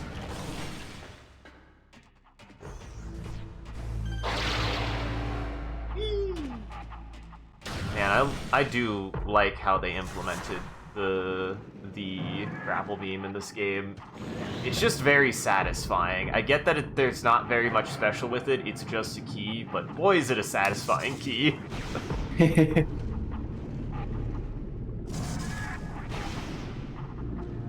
I mean, arguably there, Sean, you can give Metroid Prime 3 some credit. The grapple beam has, like, some tech to it, I guess. Yeah. Yeah. Oh, shit. That's convenient, I guess.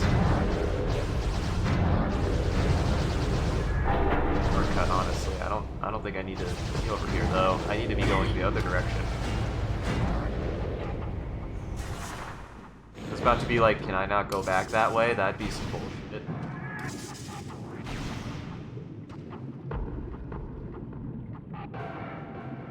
If Crystal was never created, I don't know, man. I don't think... Listen, Crystal just, you know, influenced that. I still think we had shit like... Look at the fucking... Thundercats! Look at the Thundercats! And don't tell me that that didn't also that wasn't a part of the evolution. Space Jam. Space Jam, and that was definitely before Crystal was ever made. I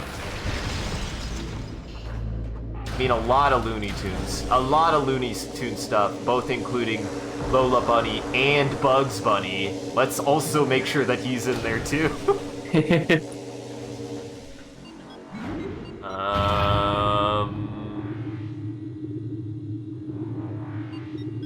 Literally, like, half of Disney works? You're not gonna tell me that... If anything, are you trying to tell me that Crystal the Fox doesn't exist because things like Robin Hood, Disney's Robin Hood, wasn't made? Yeah, true. Oh yeah, we gotta put Sly Cooper in the conversation as well. Let's see... Well, yeah.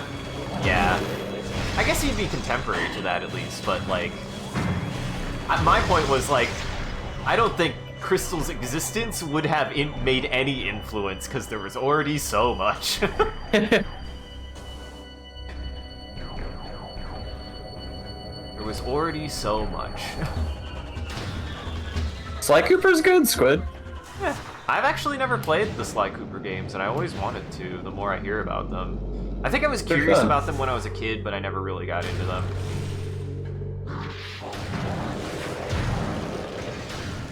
Yeah, I wouldn't say they're anything to call home about, but they're fun. I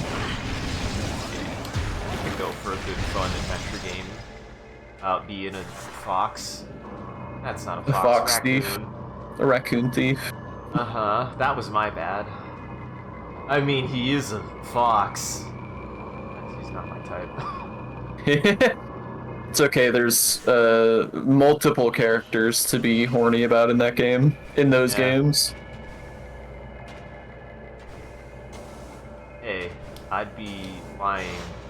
I don't like the, more traditional designs personally, but there are at least some... Well, I wouldn't even say that. I mean, I think as designs, there's plenty of good animal designs. designs just blatantly. So, That was such a non-statement. it was. I didn't say anything.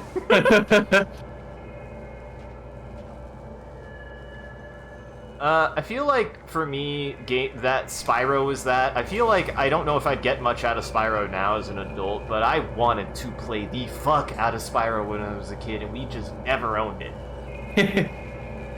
Yeah, Spyro's pretty good. I mean, the remaster or the remake is gorgeous. It's super charming, but yeah, gameplay-wise, it's pretty whatever. It's not bad, but it's not gonna blow you away. Get some sleep, Shrimp. Get some sleep. What is with my chat staying to watch until 4 a.m.? I appreciate you guys. Take care of yourselves. Because we only ever have overseas viewers. Yeah, that's true. I don't know what it is about this stream, but I'm exotic, Sean. We're exotic, Sean, I guess. seemingly. We don't appeal to the US market. We're not what Americans are into. I'm not what Americans are into, Sean, apparently. Might explain a lot about my dating life. High five. Yeah. Hey now. I just have to recognize all my game is not here. That's at least okay, I guess. I at least have come to terms with that.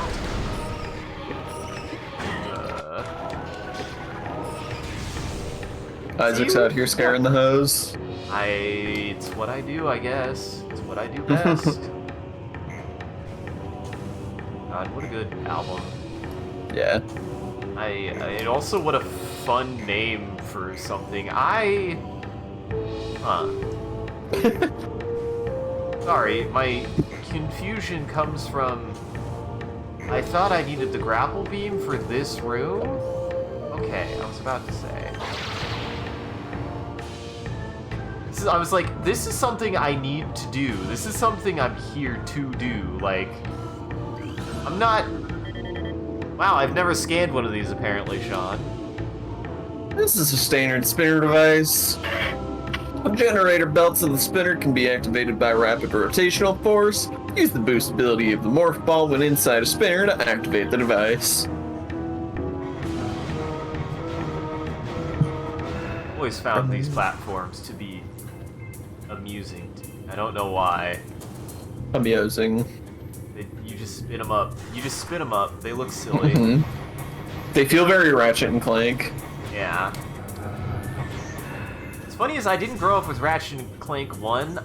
Ratchet and Clank was an example of one of those games that we got the third game in without any other context. I mean, each of those games is pretty standalone. Yeah. And they're all good, honestly. Like, you can't really go wrong with Ratchet and Clank. They're different. Like, there's definitely stuff that changed, but they're all good. Up Your Arsenal is where I learned the word kinky. And it was all downhill from there. It was all, and then I asked, oh my god, that's where I learned the word kinky. But I didn't know what it meant still, because I still couldn't read context clues, because I was an innocent young boy. And I was like, fortunately, I was like, Dad, what does kinky mean? And he was like, he's kind of like weird. That's what... How old are you? Like... When did that game come out? Wasn't that I want to say Up Your Arsenal was early PS3? No, it was PS2. Was it PS2? Yes. That I know for certain. 2004. Okay, I would have been somewhere between 11 and 12. Yeah, that makes sense for me. That is a little old to be asking your parents what words mean. Listen, buddy. I didn't have a very good exposure certain Uh-huh. might have affected and influenced certain things about my perception of things. Boy, I love this. I love that they're like, we'll just have them go around and drop down. Sure will, guys. You sure will make me do that, huh? I want to know the guy who set up that part. Yeah, I feel like if there were more walls like this where you could like kind of like explore more, the spider ball would be better. I agree. That it's a little limited and it needs more stuff like that, at least. Yeah, I would have no complaint about Spider Ball if you could actually do stuff while you were Spider. Time for my favorite beam in the game. And Squid, he was very wrong, because then I used that word with my context of it meaning just kind of weird, and my mom was like, don't say that. And I was like, what?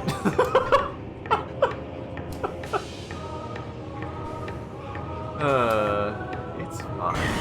I had a great time as a kid. I learned words. Good. Look, parenting is hard. Sometimes things go weird.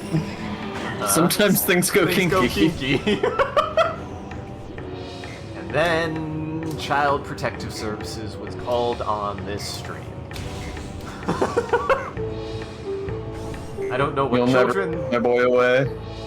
I don't know what children they're Maybe they was just called to protect the children, not a child, just the children. Think of the children. No, don't keep thinking of the children. Hey, this stream is 18 plus, probably. I mean, it is. I probably should put that somewhere, but it is. Do that. Maybe I should start putting that in the title. That's the kind of thing that I'm like, I don't know. It gives a weird impression. It makes it seem like you're doing something you're not. Right, and also it's like, I was seeing stuff like this when I was under 18. I would hope I'm not that bad for kids. Yeah. Honestly, The kids don't give a fuck, it's only the parents who care. Yeah. If anything, I think the Zoomers would love this shit. That said, kids out there, make sure to have headphones on, or just mute the stream if your parents are in the room. But otherwise, you can unmute for this part. This is a Christian stream. Everyone join us for Christian Minecraft later.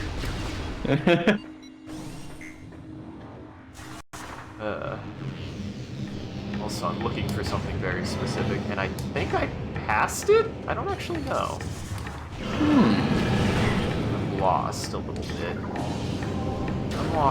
bit. You've become entangled in the cavern. Lost amongst... See, I like the grapple beam for this as like a way to like give you shortcuts for stuff. It makes traversal a lot faster. It's snappy. Yeah. Let's do it.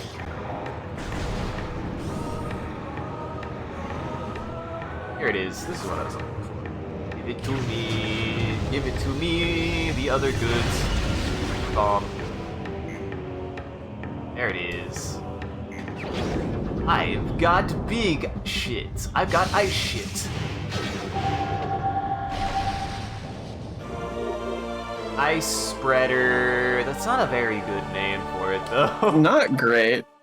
Ice spreader is not a very good name for the very good ice missile. That's another thing that I think that they just give you more uses of missiles in this game than any other game in general.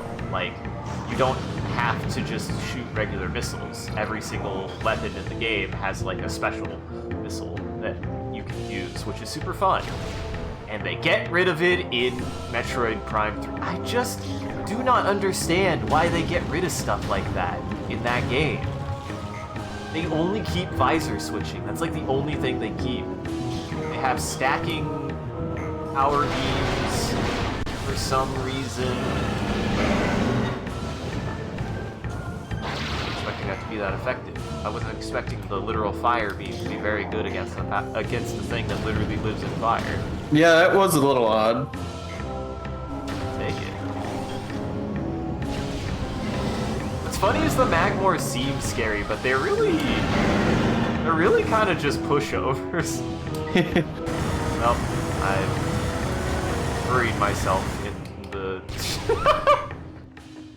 That's one way to deal with that route, guys. Mm-hmm.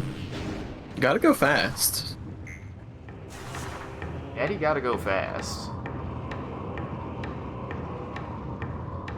Annie got to go fast. I love my Danny. Love my Daniel. Oh, my Daniel.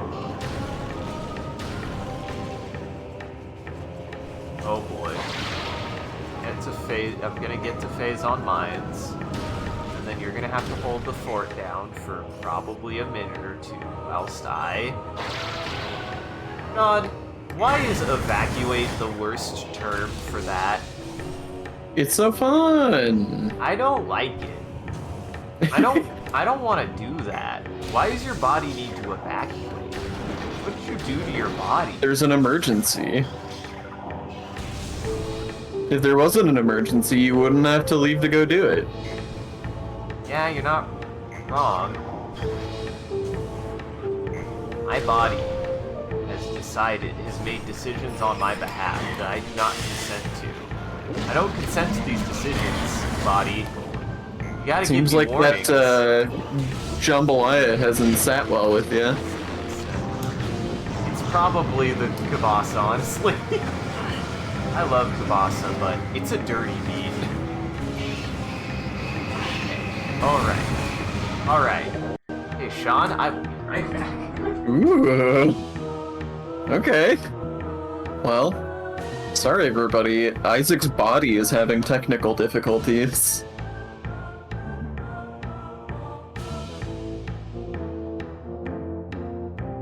I would take over and play for a bit, but I don't think I can. I think that the controller would have to be set up in the emulator.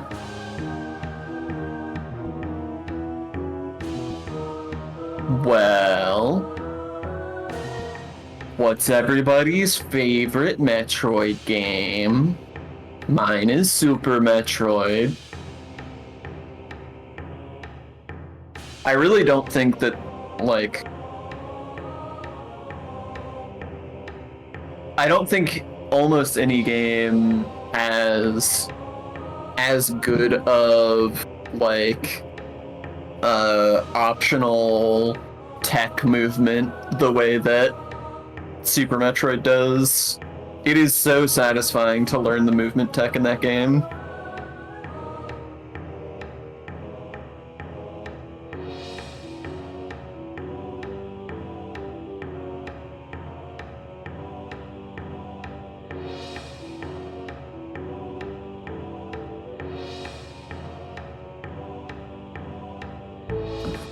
I am excited for Metroid Prime 4.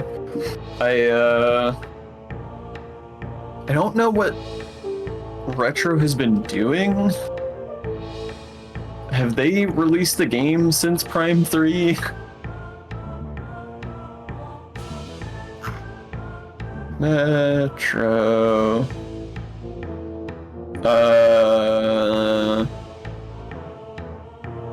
What the fuck? Mario Kart 7?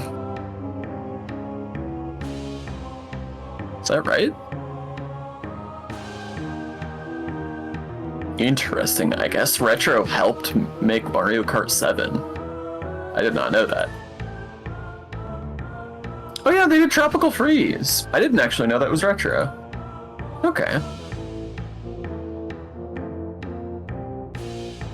That's still a long time that they've been cooking on this remaster and on Prime 4.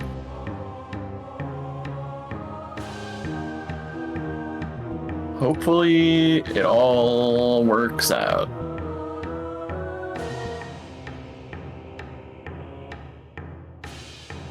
God, you can't just keep on telling people how Super Metroid's the only good Metroid game. You can't keep doing that. You can't keep Well, they should away make with another it. good Metroid game then.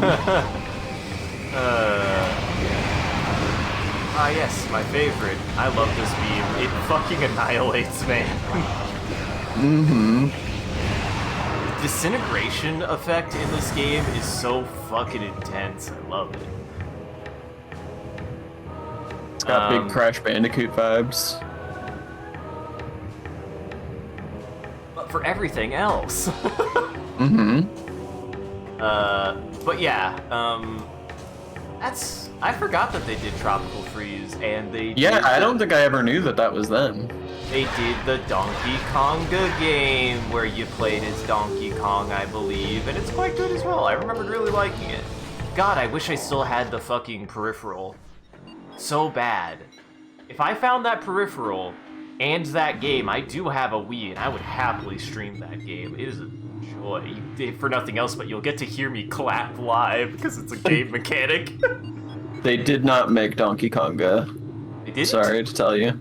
Well, no, not Donkey Konga. I thought they made the Jungle Beats game. That was like a video platformer game. I thought that was Retro. Was it not? No. Who did that? Who did Jungle Beat? First party Nintendo. Oh, well, shit. My bad. I really thought so. Well, never mind then.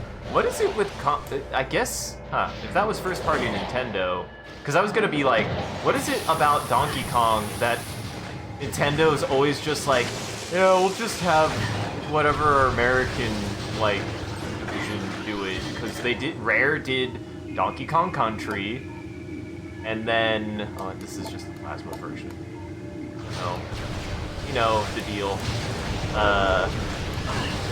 And then, oh shit. Hey, you're not looking so hot. Fine, Sean. Ow.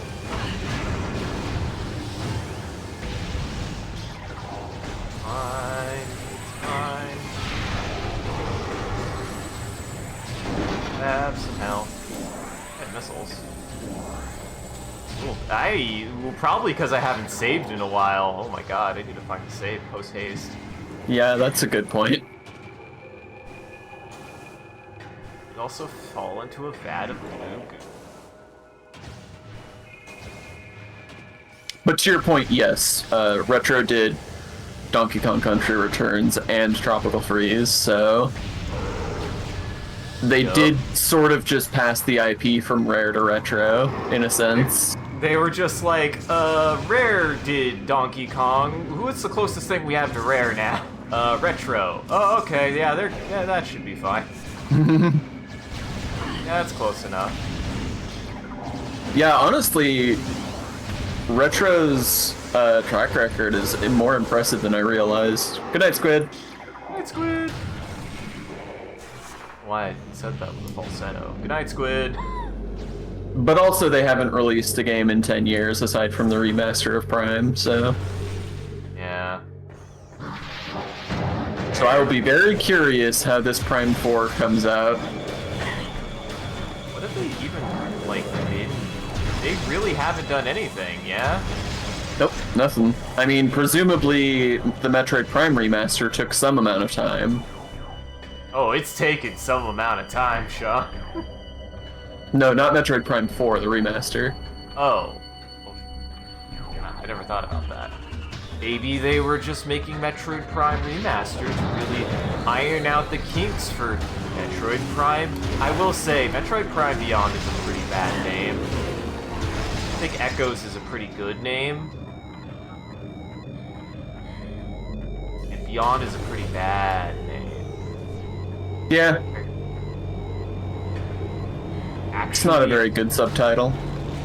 Actually, I have to be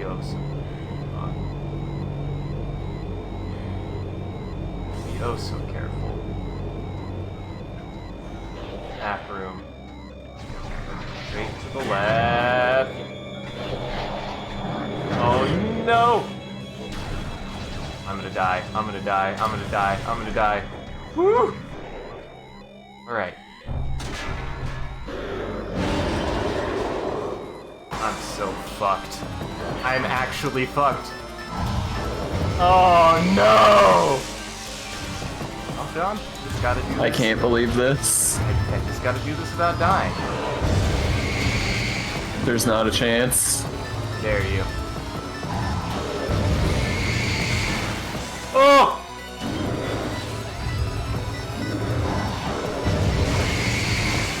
Alright, there's one. Heal! Health! Are you... Yeah, that's it. There we go. Oh my god! Oh, there it is! There it is! I can make it! I can make it! I can make it! Oh, dude! The motherfucking space pirates actually almost had a trap work! They were like, we see her! We fucking see her! We got her! Actually scary, man. Can't believe I would do... Why do I do this to myself, Sean? We went so long without a save. I would have had to do so much. Mm-hmm. That would have been a lot of homework. Yeah. We definitely would not have finished tonight if I would have died there. No, that would have been the end of the stream if you died there. Sean would have been like, Isaac, we're done. And we're like, no.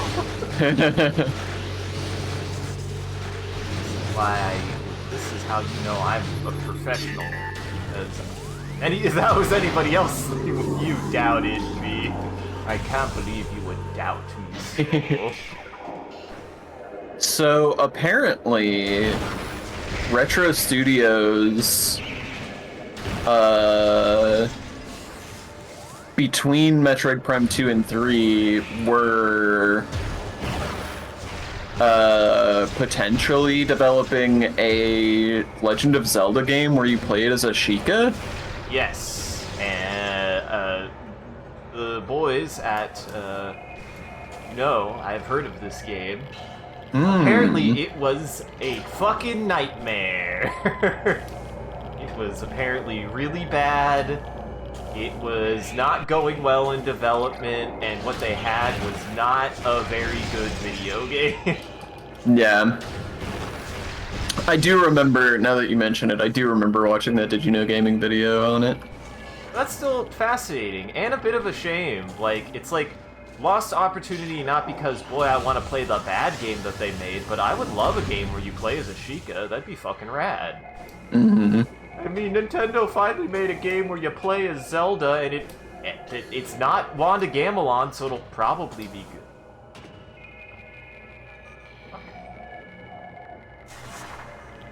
Is that a passage? Can I? Yeah, sure shit. Boy, that was disorienting. I don't remember this. Not remember this. Isaac is finding the deep secrets. I don't think so. I think you have to go this way, but...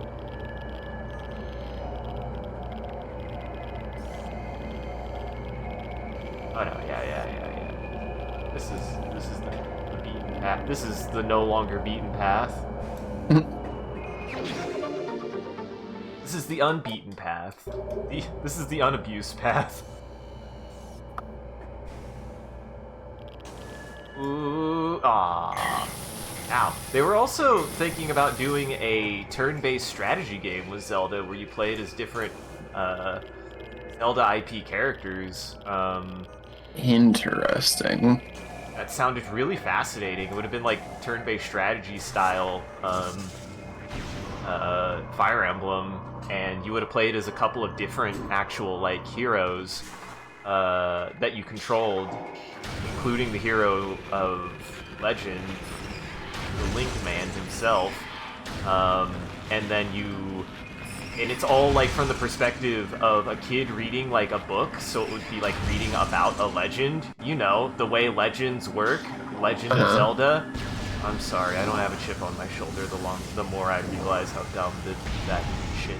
Anyways, and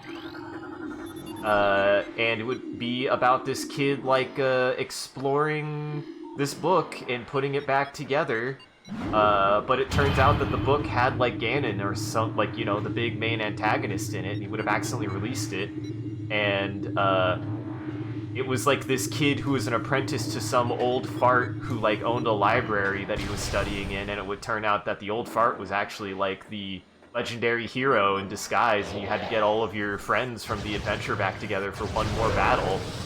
Huh. Like fun. That's a cool idea.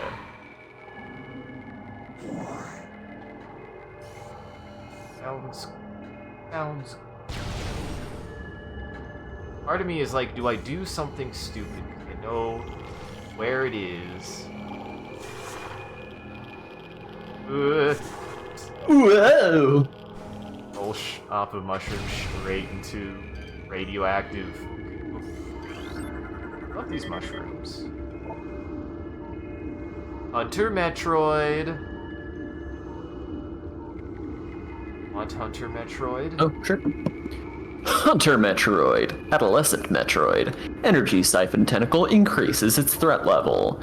As Metroids develop, they become more efficient predators. An energy-draining tentacle allows them to attack at a distance. Quick to anger, a Hunter Metroid will charge troublesome prey and attempt to ram them into submission. Cold-based attacks are still quite effective against these creatures. Can we speak to... God, he's fast, Sean. Quick. I just can't hit him. He's got the moves. Too fast, Sean. There we go. This breaks canon, Sean. Everyone knows that the Metroids have a very interesting, definitely makes sense morphology for their development. I mean, I love that they just kind of weirdly turned into a mixture of a dinosaur and a xenomorph. I love that.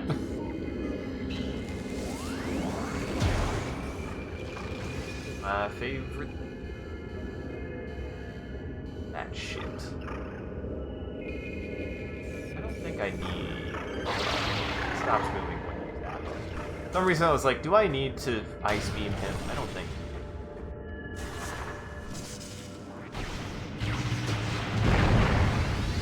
I don't know why earlier the game was being so coy with power bombs.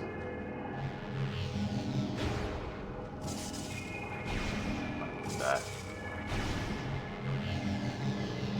I don't need... Well, I've got full health. I'll be fine if I was... Hurry up, come back here.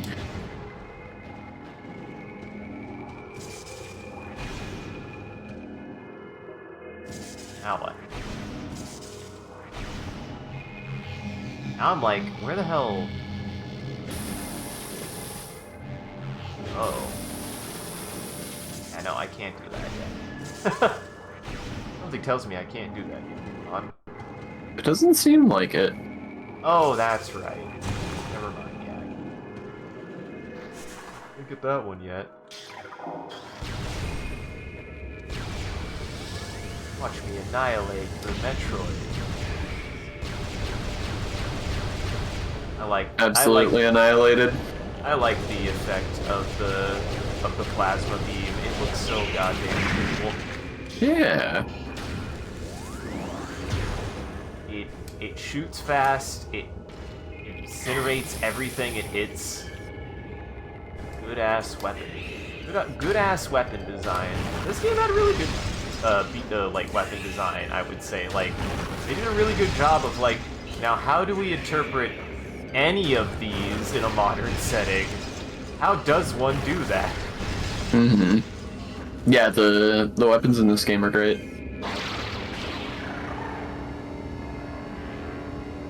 Whoa. Go that way first. Go that way first. I haven't scanned the missile charge station.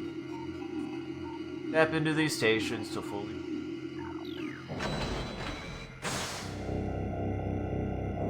I like that the game also uses whatever version of beam you had last equipped whenever you do that. That's fun. Yeah.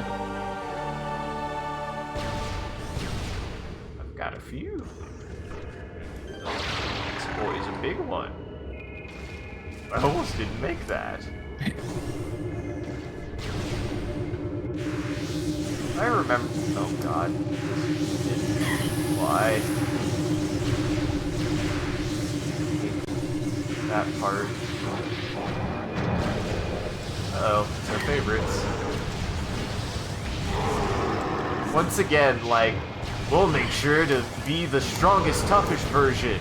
Oh god! I like that they're like, oh, we just figured out how to get the plasma beam, and she doesn't have it. I'm sure we'll be ready for her the next time she comes back. Ah, shit. I do like to imagine that these guys were like, yeah, she came here before and she didn't have the plasma beam. We have to make sure to have that one ready before she comes back. Mm-hmm. And then she gets it, and they're like, how though? You didn't have it. That's cheating. You didn't have it before. That's not fair. Can I? No, I cannot. The game is better designed than I thought it was. I just thought I'd be able to grab that for some reason. They maybe didn't think that a child would be able to look up that long. What I mean. Oh. Not sure that I do. Apparently this child can't look up that long anyways. Security override, control engaged.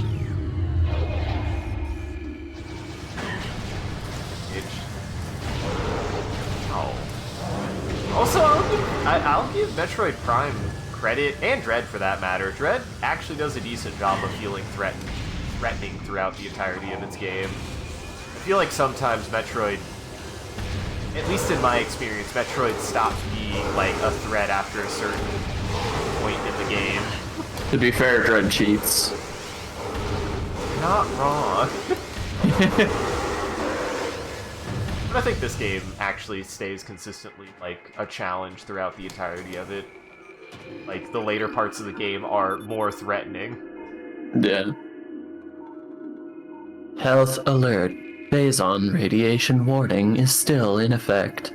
Do not enter a Phazon processing area without level 8 radiation gear. Prolonged exposure is 100% fatal. Are you sure? We've got Phazon pirates. It's not 100% full. Well, that's not Phazon radiation. That's like a very controlled Phazon dosage. Yes, very controlled environments is exactly what the space pirates are very well known for. Yeah! Omega Pirate Absorption System test results are in. Field tests indicate that the system is very effective against beam weaponry. We are alarmed at the field's inability to handle missile attacks, however. The science team is working around the clock to correct this critical design flaw. The Omega Pirate could not afford such weakness in battle. Data suggests that Omega Pirate lifespans are critically low. High levels of Phazon exposure are causing rapid cell degeneration in all test subjects. No subject lived longer than 2 decacycles in our simulations. Their lifespans must be increased to be cost-effective. Not long, just increased.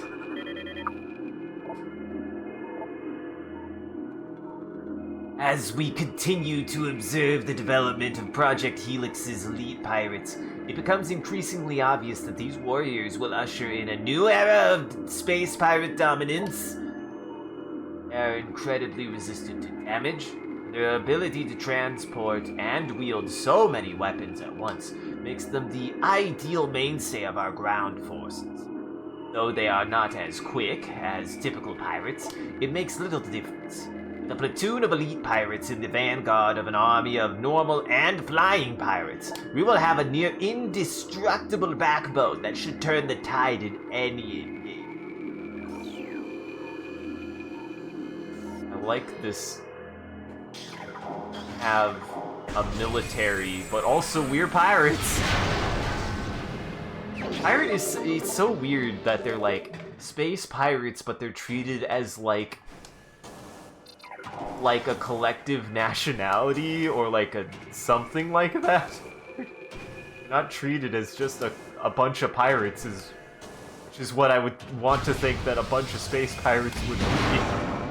It does feel a bit like trying to force a square peg into a round hole in terms of... I mean, yes, I did say square pig on accident. Listen, a square pig would have a hard time fitting into a round hole, right, Sean? But, because, like, when space pirates were introduced, there wasn't as much, like, lore, so they really could just be assumed to be pirates. But then, as later games happened, and there's this impetus to only ever expand existing lore rather than creating new lore, the space pirates were sort of ballooned out into being this whole society. And they at least still try to do, like, some stuff with that. There's, like, this insinuation that, like, the space pirates you meet in the second game aren't just a different design to be a different design. They feel like a different, like, sect of space pirates in this organization. But it is also weird that they're like a collective commune of space pirates. Ah, jeez. Partially controlled damage due to exposure to frigite. Frigite. Frigite? Frigidite. It's called ice, guys. You think the space pirates don't know what ice is? Yeah, but if it was just ice, then you can shoot it with anything. Not plasma, you're right. Not only plasma. This is my favorite boss in the game, I think. Yeah, I love this guy. He's so cool. I love his introduction, too. Look at him. He's just a little guy. Omega Pirate, most powerful of the elite pirate forces. Omega Pirate can become invisible to normal sight. It is vulnerable when cloaked, as all energy is drawn from defense systems. By exposing itself to Phazon, it can regenerate damaged tissue and organs. Considered the pinnacle of the elite pirate program, this energy should be handled with extreme caution and maximum firepower. This space pirate's filled with energy. How can you just sit there being filled with energy?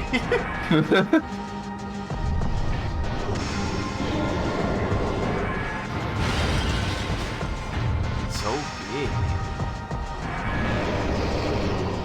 I also love the music in this. So good.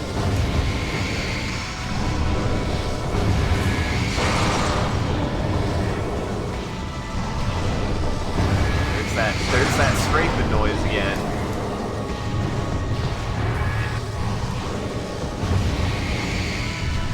You think, you know, the Phazon made him that big, or they just found a guy that was that big? Yeah, what you see is a pretty limited subset of the actual biological diversity of the space pirates. Like, really, they got a whole range, but only a select few are deemed fit for combat service.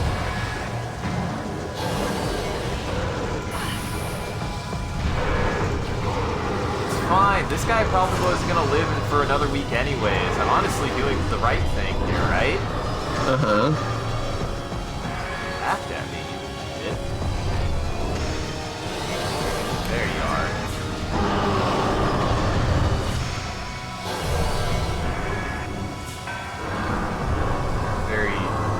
I love that they're like, he can go invisible, but also he can go extra invisible? Uh-huh. Well, he's teleporting clearly. He's doing Dragon Ball Z instant transmission. Wow, I'm about to fucking fast, though. Can I do this?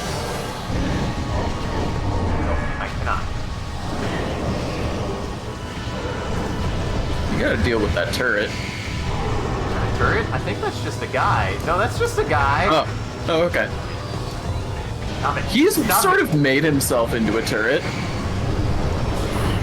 Ow, ow, ow, ow, ow, ow. Don't step on me. Ow. That was danger. It's fine. Completely annihilated this guy. Practically dead.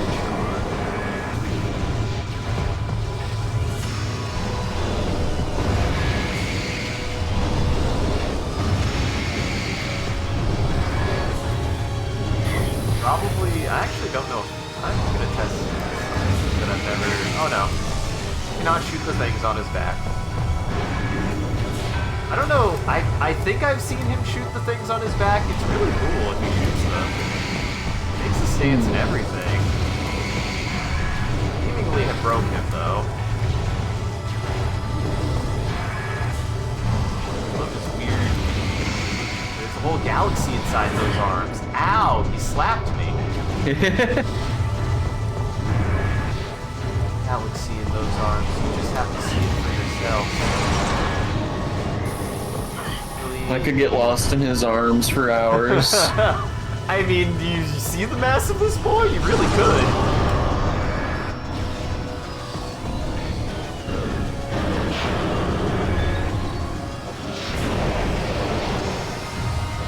Scum. They would do that.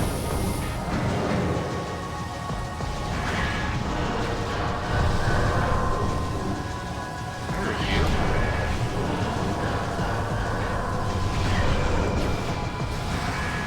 That one. There we go.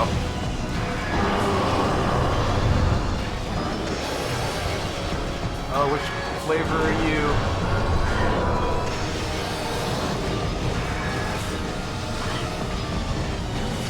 Ah, fuck. So close. Fine. This is definitely how you should do this. Done. Benny. I like that Samus didn't think to move out of the way. It's always cracked me up. It's like, yeah, it's really intense and cool, but when you think about it, it's like, Samus, you're not, like, not nimble. You could just jump out of the way. Was she, like, planning for this to happen? She doesn't look like she likes what happened. She looks traumatized. No, it was hard to go through, but it had to be done.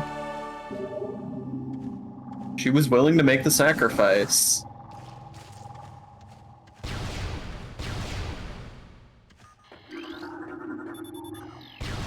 Back that way in a minute. There's shit I gotta get over here. Man, I love the morph ball in the Phazon suit. The Phazon suit's just cool in general. Maybe I'm just a... Listen, it's between this and Ace Combat 5 for my obsession for this color scheme, okay?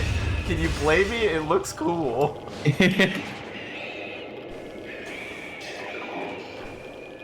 I just ignore the Metroids. No, I can't.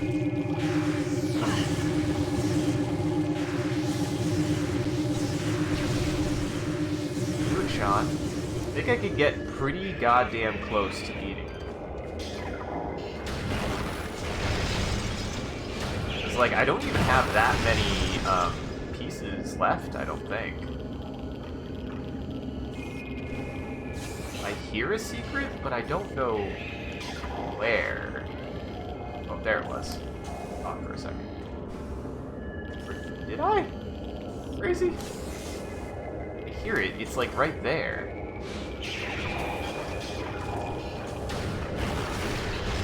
Where is this?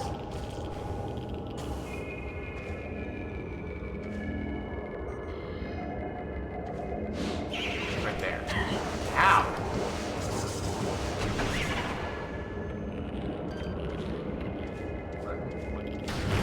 What have you been up to? I know something we had been up to. What have we been up to? Finally got me back on the hog for, Back on that adventure hog. on the Adventure Hog, and boy, is it good. I'm not gonna lie, I'm looking forward to hearing more Adventure Hog. I really enjoy where it's gone so far. It's gotten to just listen. Out-of-body experiences will get me invested into anything, okay? Yeah, if anybody has not ever watched The Adventure Zone, it is one of the OG actual play tabletop shows, and it is hosted by the McElroy brothers of Mabim Bam and Monster Factory fame. Was Roll20 really like the big first one? Roll20 is an online platform for playing tabletop games. I think you mean Critical Role. Critical Role is what I mean, Yes, Critical Role was like the big first one, but Adventure Zone was pretty close on its heels. Because they started like when 5e was brand new.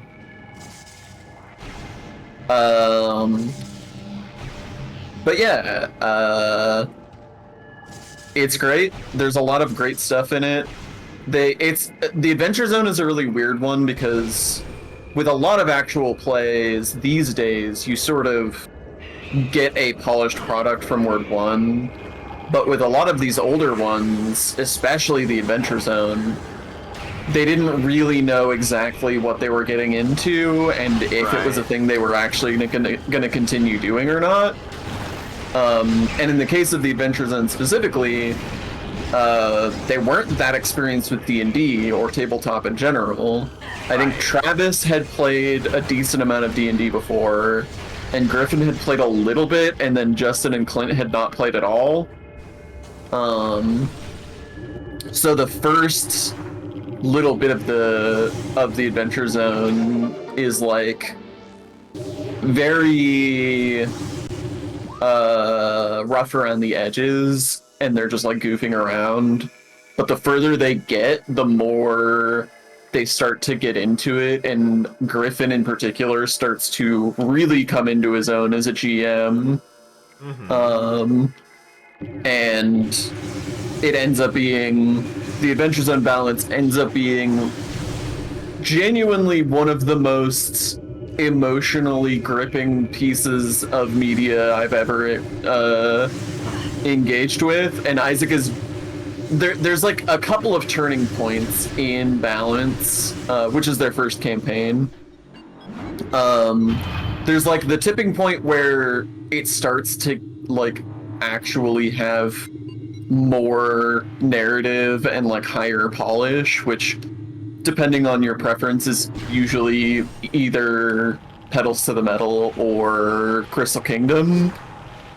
And then it like continues to escalate from there until you get to the end of the arc that we are wrapping up right now, which is called the Suffering Game, where some truly buck wild shit happens, and it just keeps going from here. Like, also, I'm so excited for you to see the rest of this show.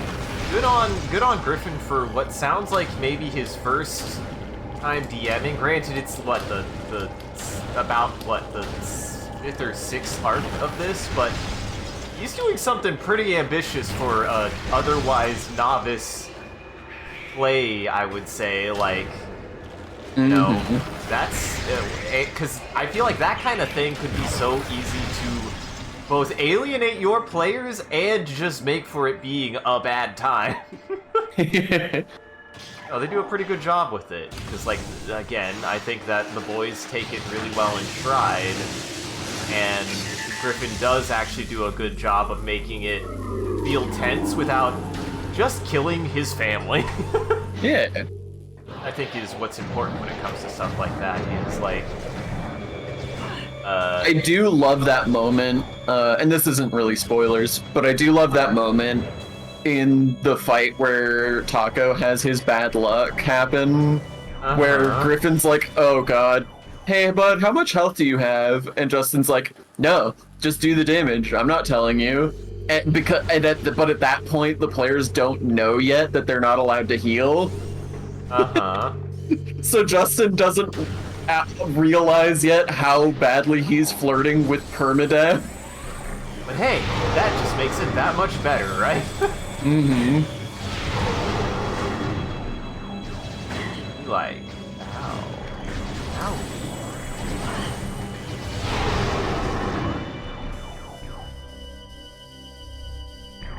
Yes, I want to go all the way back to the beginning. Also, Sorry. Justin is just the best at role-playing. It's funny because I know he's like the most reluctant about like tabletop as a whole thing. And like he's the only one of them that's never really been that interested in GMing, and like he's often the one who's like most impatient with the game. But he is so good at making awesome characters. Listen, Like he every character has, he makes is so compelling. he has a good sense of voice and drama.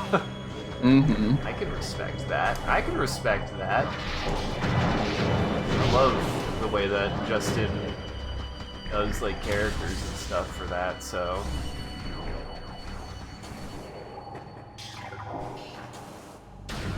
yeah, no. And I really, I mean, I love all of them. Taco's great. Taco is great. Also, his name is fucking Taco. Does he ever explain why he named his character Taco? I don't remember. I mean, I don't think there's a reason for it other than that it's funny. Yeah. He just, you know, it was, like I said, like they didn't even know if they were going to continue doing the Adventure Zone. Like they didn't know it was going to become this whole thing. They were just like, hey, this D&D 5e like playtest kit thing came out. Wouldn't it be kind of neat to give it a shot? Like, Here There Be Gerblins, it was just like an experiment, and like the further they got into it, the more they were like, wait, no, this is awesome, and we want to do this like full time. Yeah. Like that, they're still doing Adventure Zone, right? Like they haven't necessarily stopped. I haven't kept up because podcasts are hard, but they have kept it up this whole time. Their second campaign, which is called Amnesty, is also phenomenal, by the way. So, like, depending on how we're feeling once we get through balance, if we just want to keep that train rolling, I would not complain, because Amnesty is incredible. That's high praise. That's high praise coming from you. So the balance versus Amnesty comparison is interesting because Amnesty never quite hits the incredible highs that the final sections of balance hits, the sections that were like just about to start. But it's way more consistent. Like it starts out good and it never isn't good. Yeah, which is good. I like stuff like that. I also think the pacing is better, and I think that Monster of the Week as a system just fits the way that they play, and in general fits narrative play way better than D&D. It's wild to me that D&D has been like so firmly associated with these like actual play games, because it's I would argue not a very good system for the kinds of things you really want to do in an actual play most of the time. Yeah. A lot of it is crunch. Like we were our own young, wide-eyed, interested in wanting to get involved with that kind of content. I'll admit, Sean, BattleTech might not have been the best. I tried to convince y'all to play Lancer instead. Hey, I really tried. Look at it this way: if we ever do that, we're absolutely doing Lancer. I definitely want to try out Lancer. I would love to do either Monster of the Week or any kind of Powered by the Apocalypse game live. I think that would be great. 'Cause it's Yeah, just a I've great always system. wanted to run a game of Masks. I've like read a bunch of systems. I've read a bunch more systems than I've played. That's not fair. I've played a bunch of systems too. Anyway, I've read a bunch of systems as well as played a bunch, and Masks, in the like explicit, specifically powered by the apocalypse, like subgenre, Masks is the one that has impressed me by far the most. I really want to play it. Ah. What sets it apart? What sets it apart is, so to give just sort of like a brief explanation of what it is in general, Masks is a game where you play as a bunch of young superheroes who are sort of trying to get their feet under them and dealing with like coming of age stuff at the same time as like trying to do superhero, like new superhero stuff. And what sets it apart is the way that it handles narrative mechanics, which is a thing that Powered by the Apocalypse is good about in general and is like sort of the point of the genre. Yeah. But a lot of Powered by the Apocalypse games struggle to really holistically embrace that. And so you get all of these like crunchy bits in all of the Powered by the Apocalypse games that are out there. Most popularly Dungeon World, which I just think is a straight up bad game. I know it's a hot take for a lot of people, but Dungeon World can lick my taint. But also in like Monster of the Week, like there's all kinds of crunch in Monster of the Week that shouldn't be there. There's purely mechanical systems, and especially in the player playbooks, there are so many player moves that are just like terribly designed. As good as Monster of the Week is on other fronts, obviously. Right. But And I with would say Masks, that's saying a lot, because I feel like it's pretty streamlined. I love the core moves in Powered by the in Monster of the Week. Monster of the Week's core moves are some of my favorites in the genre, but the playbook moves are often really, really bad. Because there's no cohesive philosophy about how a playbook move should be designed in that game, so they're just all over the place. And you've also got the stat system, which is just like a very basic, rudimentary, old school stat system. But what makes Masks so great is that every single mechanic has been rethought from the ground up, like redesigned to put the focus on the narrative. So instead of having a simple basic stat system that tells us, oh, this is how strong you are and this is how smart you are, And how weird you are. you have stats that are like personality traits. Oh. Okay. And so, you know, depending on what, and I don't remember what they all are now because it's been a long time since I've read it, but, you know, depending on what trait you are like that you most embody, those are the things you do better. But it also carries narrative significance because you can shift your mask depending on how your like character is behaving. So there are times where like you can change your stats dynamically because your character's personality is changing. That's awesome, yeah. And for playbooks, there's a whole thing about like your playbooks are all designed around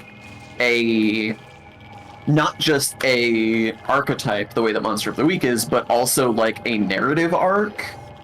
So each playbook has built into it sort of a archetype, not just in the sense of a collection of tropes, but in the sense of a theme or a collection of themes about what kind of stories this character works for. So you're not just picking, oh, I want to be the guy that reads books and knows things, or oh, I want to be the guy that hits stuff hard and, you know, whatever. Like, it's, oh, I'm the character who has a traumatic relationship with my mentor, or oh, I'm the character who's like optimistic but underpowered and has to prove that I am like deserving of a spot on the team and like stuff like that. That's cool, yeah. And there's a bunch of stuff. The playbook moves are super well designed. They're all very good about having narrative triggers and narrative consequences, which is a thing that the playbook moves in Monster of the Week just don't most of the time. Most of the good playbook moves in Monster of the Week have that. But most of the playbook moves in Monster of the Week are just like, you get +1 to might, you're stronger now. But all of the playbook moves in Masks are narrative triggers with narrative consequences. It's awesome, yeah. Like, like that. It's really good. It's not the only game I want to play. And it's not the only game that does some of those things. So, like, you've played Fellowship. Fellowship has really good playbook moves. So you've seen, like, some of the stuff that I'm talking about, but there's no game that really does it cohesively the way that Masks does. And especially with the way that the core stats work. There's just not a game out there that has even come close to that. Right. Even like Fate and stuff. I feel like Fate at least has something similar. I mean, the aspect system in Fate is awesome. It's sort of a whole different bag of wax, but Right. I do love the aspect system in Fate. I also love, I don't know if I've talked to you much about Fabula Ultima. I love Fabula Ultima, which is a much newer game that takes some of the ideas in Fate and some ideas from like Powered by the Apocalypse games and stuff, and makes like a whole other like fantasy tabletop system out of it, and it's quite good. Say it. JRPG. I think that the JRPG angle is a little overstated, actually. Oh. I mean, it obviously has a ton of JRPG influence, and it's pulling from a lot of JRPG tropes, but it's also pulling from a lot of narrative tabletop game design, like a very modern narrative tabletop game design, in the vein of, you know, Fate and Powered by the Apocalypse, and even newer games than that. So the result is that it is a much more... It is much more cohesive and much more narrative-oriented than what you would think of it as a game based on JRPGs. It doesn't resemble the, like, traditional turn-based, like, menu combat as much as you would expect based on the way it pitches itself, which is not a bad thing. I think it's great. I think the way that they handle it is great, and there are certain things they pull from that, like, inspiration that sell it as being that without them having to be tied down to it so much that it actually makes the game worse. Right. That it actually does end up being the thing and worse for it. I also really want to play Heart really, really badly. I really want to play Night Witches at some point. I really want to play Night Witches. Well, you've told me about Night Witches. I know I would like Night Witches. Yeah, Night Witches is very cool. I don't know when I will ever be able to put together a group that would play Night Witches. Yeah, I love our friend group, but our other availability time has been stretched to its absolute limit at this point, I think, and that's not an insult, that's a fact. Mm-hmm. I also just don't know, like, the specific combination of things that Night Witches is about. Like, other than you and me, I don't know exactly who else would actually want in on Night Witches. Probably Ari? I would think they would be at least interested. I would Possibly. think. I don't know. I know they still have an interest in, like, more story stuff. Oh, buddy. What are you doing here? Don't you know it's dangerous in here? You'll die 100% chance to die if you get exposed to radiation, buddy. And look, he died. Yeah. Was 100%. 100%. Proven in spit. Proven in spit? Yeah. Proven in spit. What? My catchphrase. Oh. Ow. I've been trying to get one, you know. Everybody's got one. Everybody who's worth. What's this fucker doing? What? How is he hitting me right now? He's pranking you. Yeah, he was laughing at me, you little shit. Have I told you about Heart? No, I have not heard of it. Heart is my number one. Like, Heart is the game that I want to play the most out of anything right now in terms of tabletop stuff. Oh. It is everything I've ever wanted from a game, a tabletop or otherwise, in the sense of, like, it's a psychological horror game about exploring a magical wasteland and, like, yeah. But keep going. People don't know this. Yeah, I like how I did this so well the first time, and now I'm gonna struggle with this room. I was like, man, I usually struggle with this room. Fuck.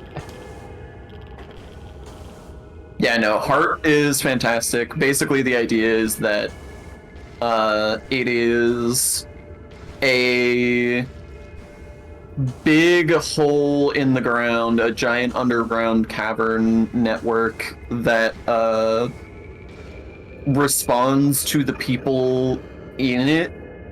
And so there's this thing called the Heart that is a unknowable alien or primordial thing that seems to try to create things that people within the Heart want, but it just doesn't seem to understand people. So everything it creates is like twisted and horrible and disturbing. And you play as a bunch of explorers who are delving down into the depths of the Heart to your inevitable demise, hoping for glory or riches or whatever it is that your specific people are interested in. I haven't died in a single tabletop I've played, and I don't plan to start now. You are almost required to die in Heart. Heart is a game with a explicit, like, arc and end state. Most characters will die by the end of a Heart campaign. It is not that it is likely, it is that it is necessary. One of the very cool things about Heart is that it has, speaking about narrative mechanics, it has this whole thing where rather than the GM having to, like, figure out what would be cool, like what kind of things the players would want to see in their game, instead your level advancement is based on milestones, and the players each pick their own milestones that the GM then, to the GM, it's like, okay, so these are the things I need to make sure that they have the opportunity to do within the next couple of sessions. That is cool. Which is very cool, and it plays in very nicely with the theme of Heart, with the, like, idea that the Heart is, like, trying to give you what you want. And the final milestones for your ultimate reward mostly result in your death. Hey, That means that there's a... Listen, I will win heart. I will find a way.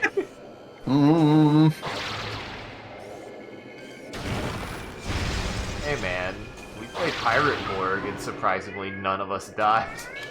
Yeah, that's more of a chance thing, but also, yeah, it is wild that nobody died in that Pirate Board game. That one fight where 3 different people dropped to 1 health was wild. Did I ever drop to... I don't know if I dropped 1 health at any point. Yeah, I don't remember anymore who dropped to 1 health. I know Bimothy did. Bimothy flirted with death constantly. That boy doesn't die. That boy is definitely already undead. Yeah, Bimothy was at 1. Whoever's sister it was that you were trying to rescue was at 1. My sister? Your sister was at 1. What happened to her? I don't remember. Oh, she did kind of get fucked up, didn't she? She got fucked up pretty bad. Also, somebody shot her. I don't remember why. Don't think it was me.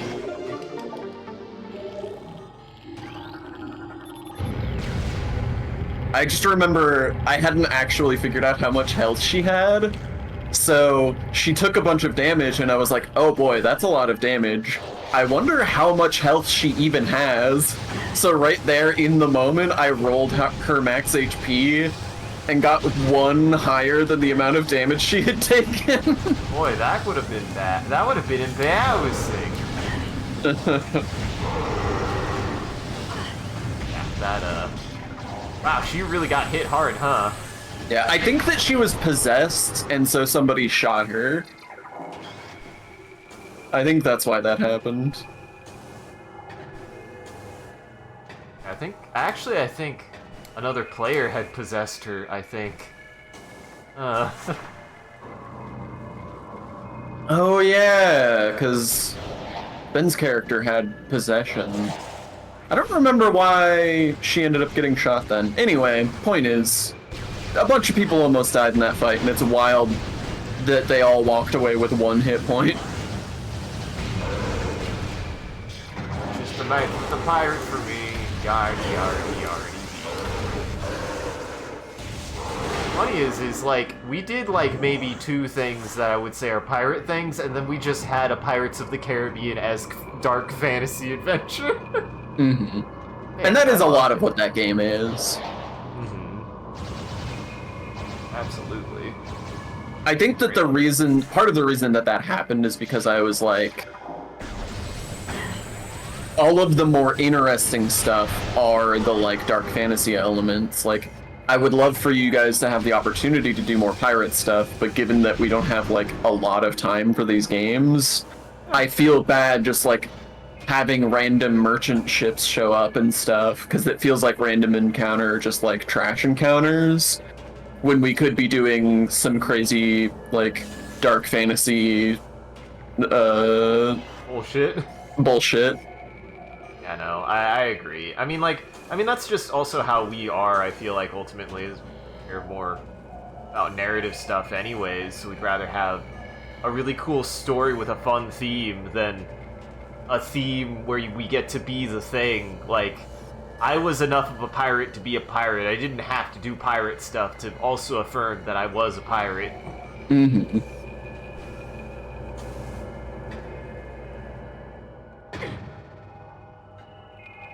I think I landed on an invisible platform, which is even funnier.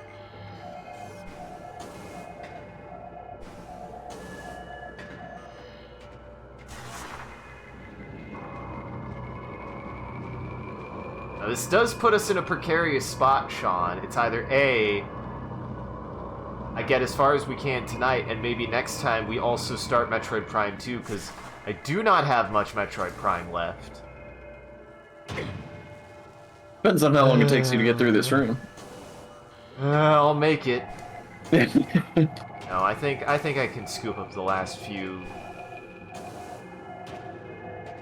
I'm so. Yeah, I mean, I wouldn't have a problem with transitioning to Metroid 2 midstream. No. I don't know. I know that has sort of We can shop talk later. I know there's reasons why we might not want to do that, but... Oh no, don't worry. I'm at a point where I'm like, if you're worried about like it being awkward, I have a whole system when it comes to switching. No. So... We can shop talk later. Okay. But I think, like, I don't know. I think if I really knuckle down, I could have it done in the next hour, definitely. Like the whole game? Yeah. I'm not kidding. Look. I've only got. What I got left. Why can't let me there? I've got 4 keys left, and I know where most of them are. I'm pretty sure I know where all of them are. A lot of them are in Phendrana Drifts, and then I think there's like, if I like check what the last one is, like if it, I think there's one that I can't quite remember where it is. I think we got all the one. I think we actually have all the ones in Phazon Mines. I don't think there are any more here. I think I got them all here. I think all, if not most of them, are just in Phendrana Drifts now. Most, if not all, is what I meant to say. Well, if we're gonna try to push for the end, let me take a quick bathroom break. I'll be back. Is it your turn to evacuate? I just gotta put my urine in the toilet. Gotcha. I gotta go put my urine away. Go put your down. Wow. Yeah, wow. He even muted himself, guys. He was so insulted that he had to shut me off. What did I do? But I hope you guys are all enjoying this Metroid Prime. One, I'm excited. Like honestly, it's like fun being able to with Metroid Prime 4 on the horizon. I really am looking forward to seeing what's next in line for all of that. Because God knows, I really want to play more of these. I want to play more of these. My favorite game. I love the little force field effect that the Phazon suit has. Look at it. It's got a little like a little shield surrounding you. It's nice. It's a neat effect. I like it. Yeah, I think if I focus up, I can get this game done in the next hour. I think. Boy, I gotta bust, man. I gotta bust it. I think I've got like one here. I've got maybe one all the way back in Phendrana, or in the Chozo Ruins that I can think of. I also got a bunch of this shit now.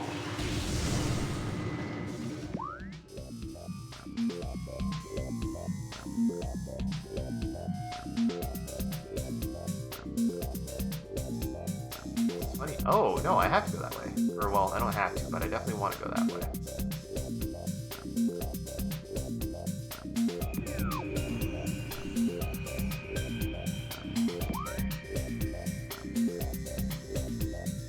So, I need the second one now.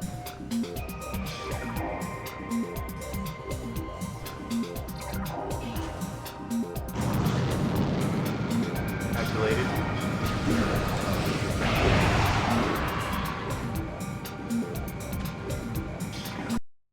Calculated.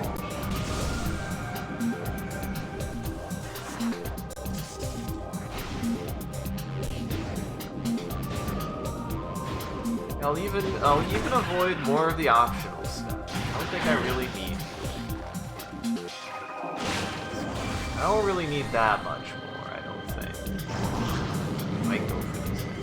Actually, it's a prototype.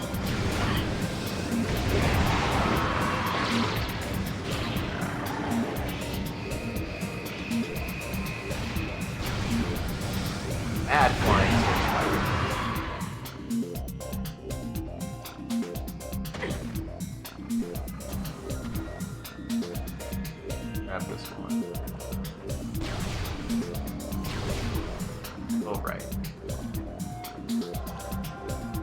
Wait,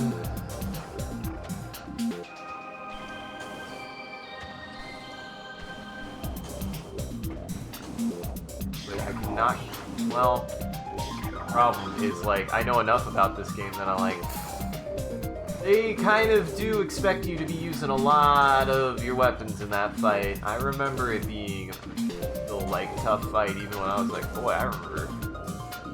That's the thing, like, boy, I don't remember it being this intense, though.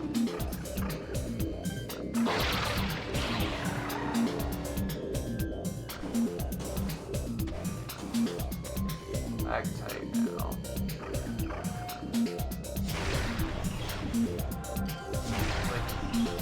There we go. Don't hurt my boy! I don't think I've ever seen that get hit, so I don't think it can't get hurt, but I don't want them to hurt my boy. Good boy.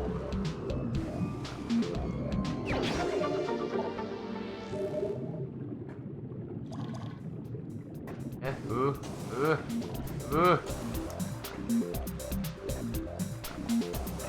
Yeah. Sorry, I took a couple of pit stops as I am wont to do. Ah, you lied to me yet again. When will your lies end, Sean? When will I didn't lie, I just withheld the truth. It's a Tarantino movie. That feels like something a Tarantino character would say and do. Mm-hmm. That sounds like something Steve Buscemi would say in literally any film he's in. I was gonna say, it was like, and also the character is played by Steve Buscemi. How did you know? Man, I should watch Reservoir Dogs. It's been a long time. Yeah. It's still my favorite Tarantino film. I do like Pulp Fiction quite a bit, but I do think that Reservoir Dogs is the better movie. Pulp Fiction has higher highs, but it's so inconsistent.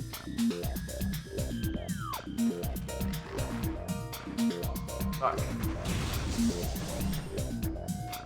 Which is fair. Again, as fun as that, as the diversion is, it does kind of happen for no reason. I won't deny that. It doesn't make sense. Why is Bruce Willis in that movie? Who knows? I wouldn't even say that. There's a reason why Bruce Willis in the movie. It's more like, why is Bruce Willis such a big part of that movie? He really doesn't need to be. No. I would kind of love if they had just cut all of Bruce Willis's scenes except for the one at the end in the bathroom, and it was just like totally out of left field that it's like this whole movie you're following John Travolta and Samuel L. Jackson, and then right at the end it's like, and the finale is about Bruce Willis. Uh-huh. And then you get to see him shoot John Travolta, which is the only important thing that he does. Yep. John Travolta goes out. It was as though John Travolta went in one door and Bruce Willis went out the other. Uh-huh. And then the movie ends. And I think that would be great. Have you ever seen them together in a room? Not without shooting each other.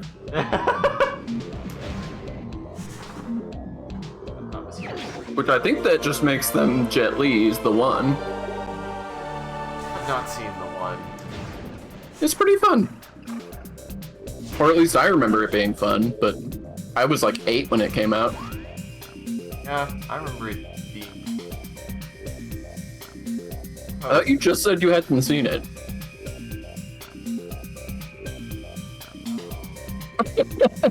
I'm not 100% sure on my own. Get your story straight. I'm not, personally, I'm not 100% certain on the reliability of my recollection of pieces of media at times. What is the one about? The one is about how there's a bunch of Jet Li's, but there can only be one. Yeah, I definitely have not seen that movie.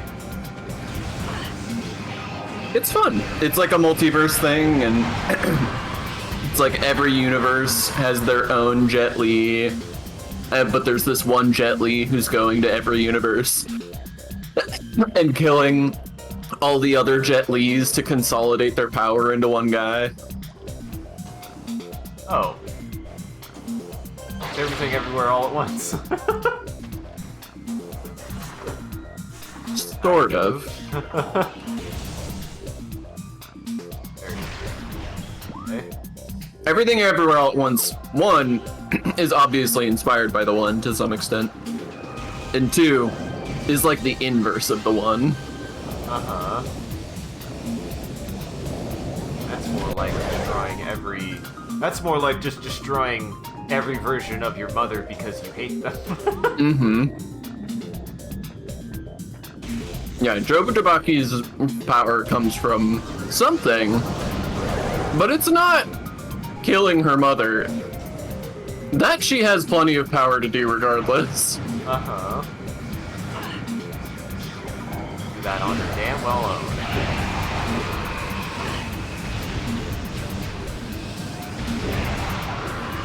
I'm sorry, I should call her by her proper name, Juju Chewbacca. Uh-huh.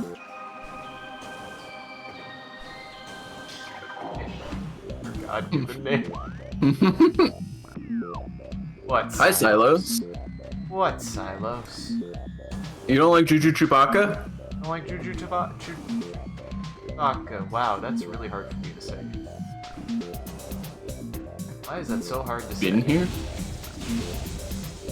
You've been in Fendron Adrift? In... Yeah. Yeah, that's Yeah. correct, Silos. Have you seen Everything Everywhere All at Once? Because if not, you really should. It's a great film. It's a fantastic film. It's a fantastic film with a great sense of humor and a wonderful moral, I would say.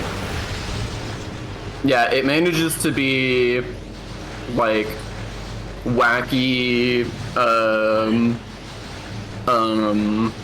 absurdist humor, and also fantastic action, and also compelling characters, and also a really heartwarming theme.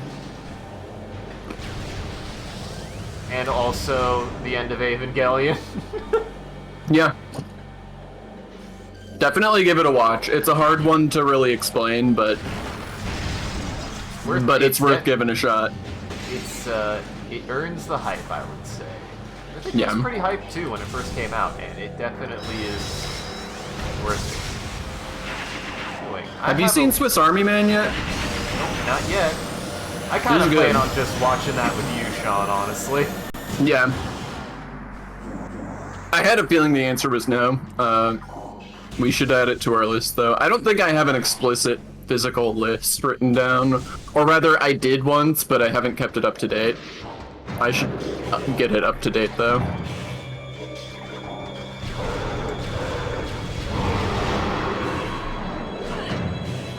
Ow. Ow. How dark this room is. You can't see dick. Can't see Dick Captain. Well, look at how much better it is to see now. Wow. Look at how much better it is to see now. Is it just that it makes your eyes hurt? It is a lot of white. It's more that all of the areas that aren't dark, you still have to toggle it on just to make sure that you didn't miss anything that was literally invisible and you couldn't have known it was there. Uh-huh. That's my whole thing. And that's not hyperbole, that's not like random example. Like, there are things that are critical to your progression that were just random invisible things in rooms that were previously dead ends. Yep.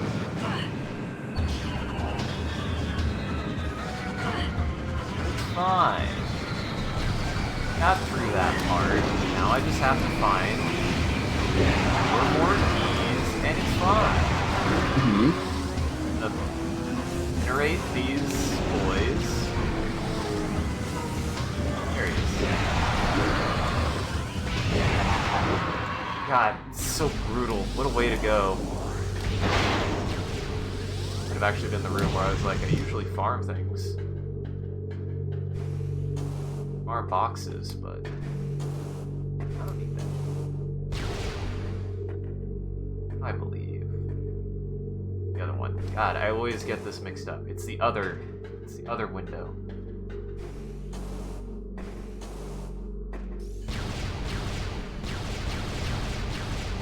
Get it? Kidding me? Yeah, we should. I mean, that was surprisingly hard. The strongest beam in the game. That was what the fuck? Sucks at breaking boxes, apparently. Seemingly. Also, yeah, I don't know if we have ever done Worms Armageddon, but it should definitely be something we keep in our back pocket as a backup. I mean, we definitely have played. Like, I've played it with you guys, but we were not live. No. Right, on stream. I mean. Yeah. Again, it was just a fun ass time. Yeah, I played the shit out of it when I was a kid. I played plenty of games like it, but I never played Worms itself when I was younger.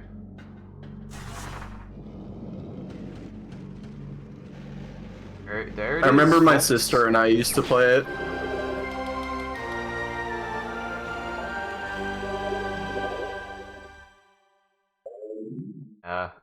I used to play. I didn't play Worms. I played the Flash game, Tanks.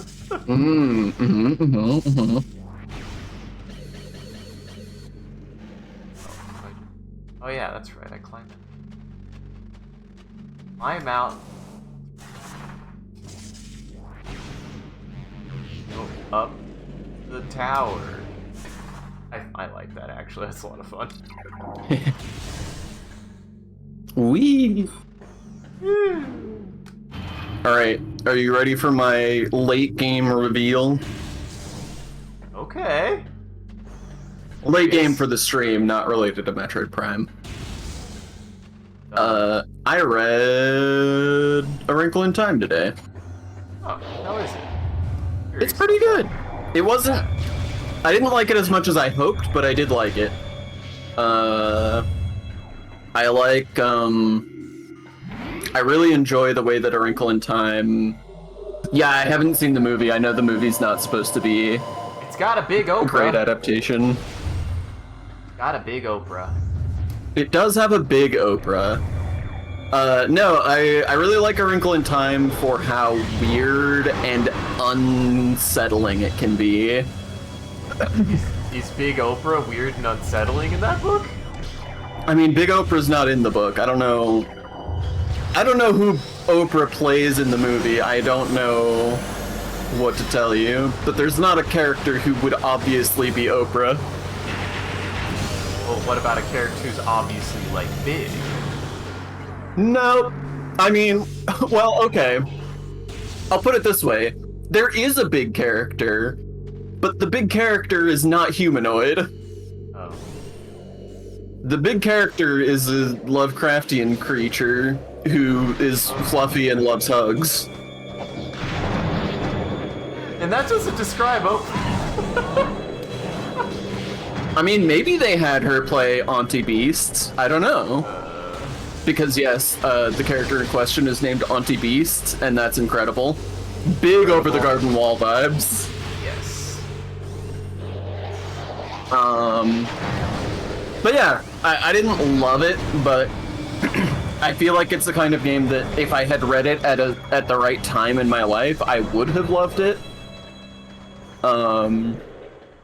I especially really liked the first, the second act is a really good, because it starts off with sort of just a character drama with getting to know our main characters, and then it starts to introduce some weirdness where it's like, who's this weird old witch lady and what's her deal?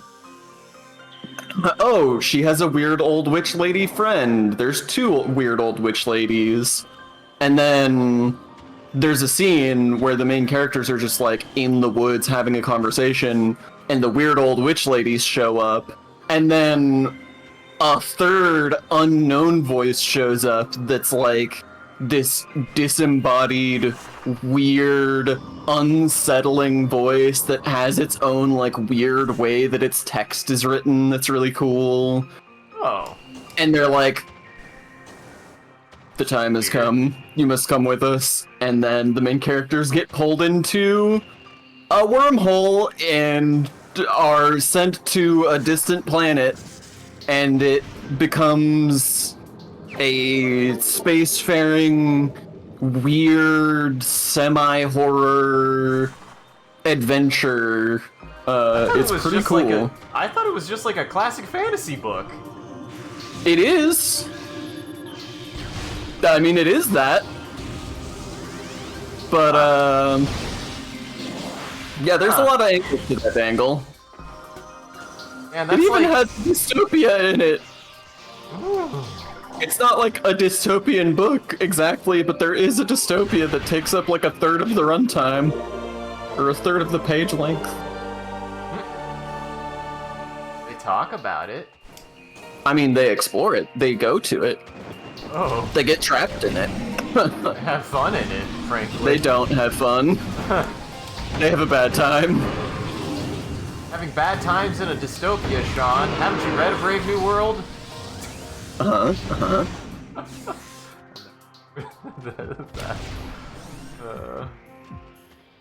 Alright, I'm looking up the Wrinkle in Time movie now, because I do want to know who Oprah plays.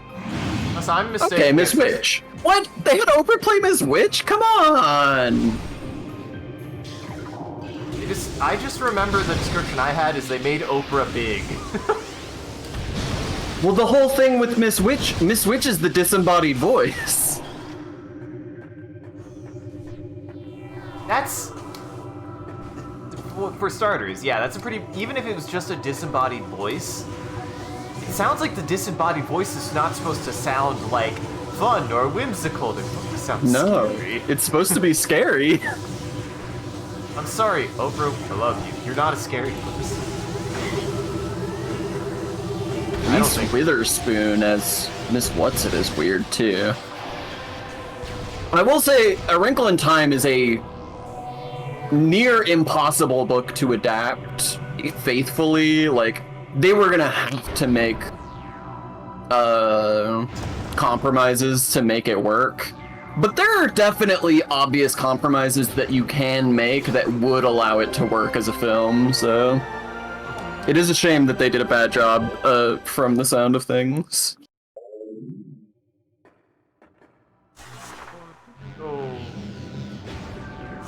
One in the Chozo ruins that I can think of.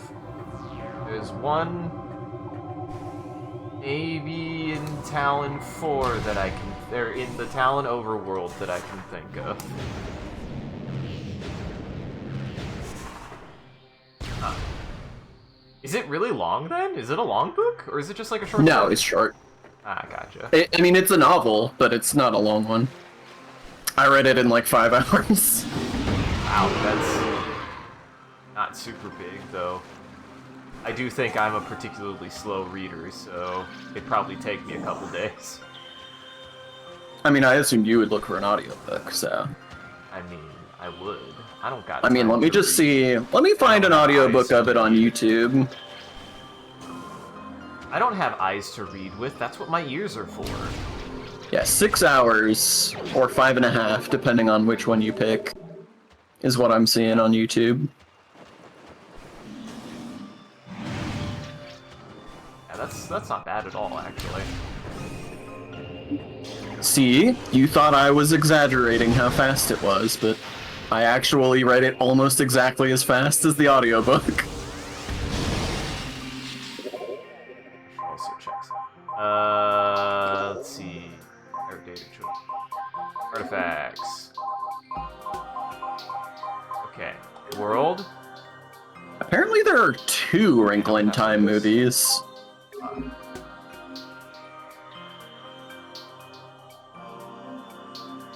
There was this direct-to-TV one that they made in 2003, and then they made a new one in 2018.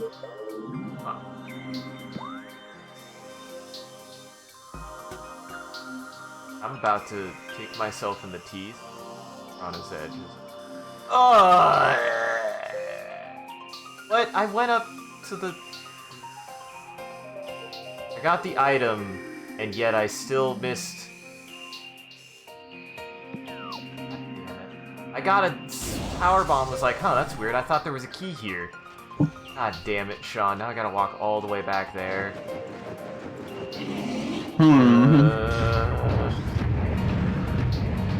I was there! Oh, hey, look, it's our friend!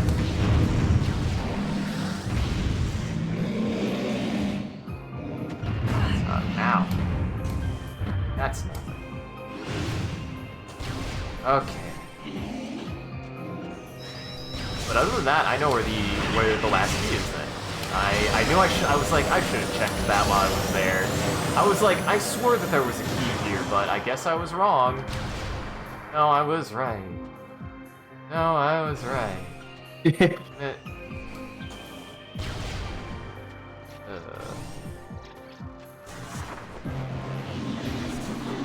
I need to look up some audiobooks, because I'm always working on stuff to the point that like I almost am like I need something that I can listen to because my eyes are usually preoccupied with something else these days.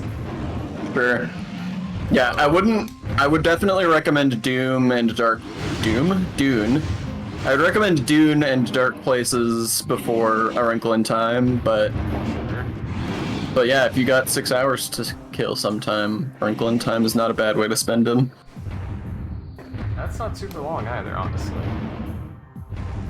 Nice little chunk. That's like a good solid 3 or 4 episodes of a podcast. Mm-hmm.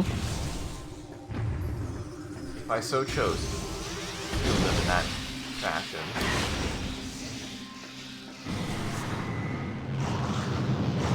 Down here. The good news is all I need to do now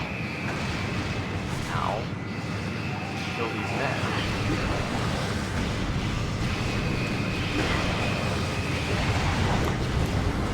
That guy just burned to death in air. That guy disintegrated.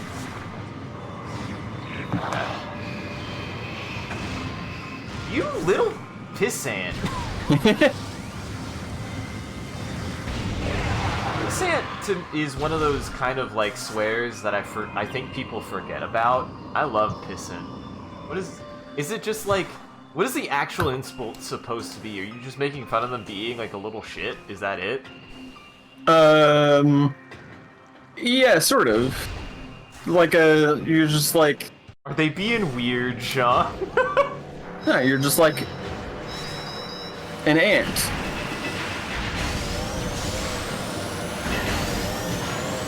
Yeah, it usually describes like a tiny individual, usually like a child or a goblin. I would describe a goblin as pissant. It is just piss ant. Oh, it is just piss ant? Mm-hmm. Yeah, I always also feel like it's a real kind of ant. Is it? And it is actually named. It is genuinely named because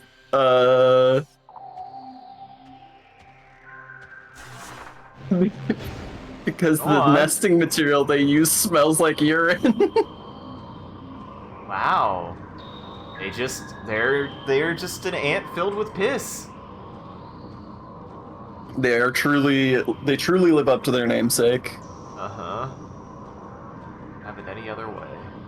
Neither would the pissant. God damn it, pissant. I like pissant because it implies that it's like a even more pejorative form of peasant, which is faithful to the way the word is used, but it is not the correct pronunciation. And I swear I've heard it pronounced that. I don't. I mean, it's an old word. It is an old word that's way out of common usage, so... The correct pronunciation is whatever the fuck you feel like, as long as people know that's what you mean, and I feel like it's usually going to be clear from context. Uh-huh. Because it has piss in it. And it has ant in it.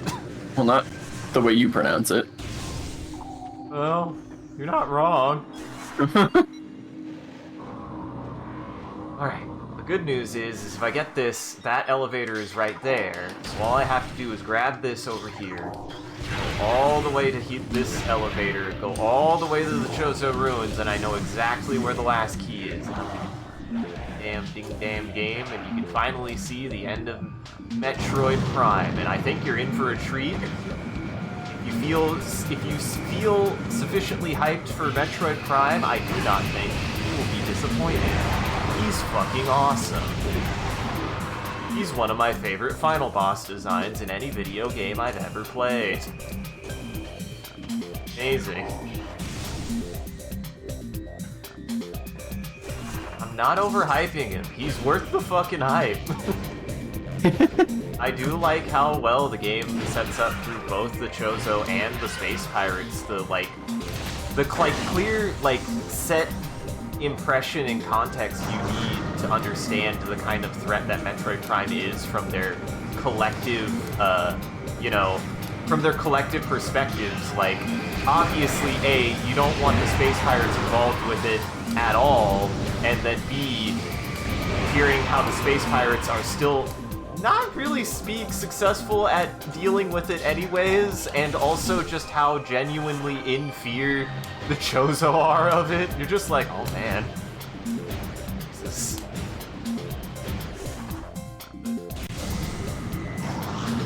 Okay. Alright. See, it didn't take me that long to get. Now. Oh, right. God, this happens to me every time. Hey, Sean, it's that thing you said. Hey, remember that thing you said about that you hate about the eyes? About to have to do that.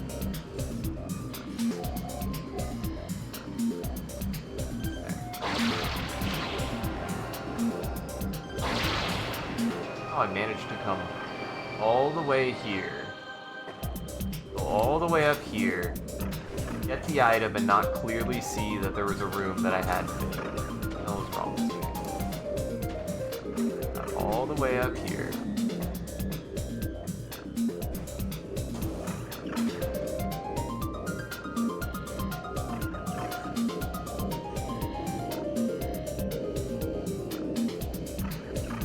This.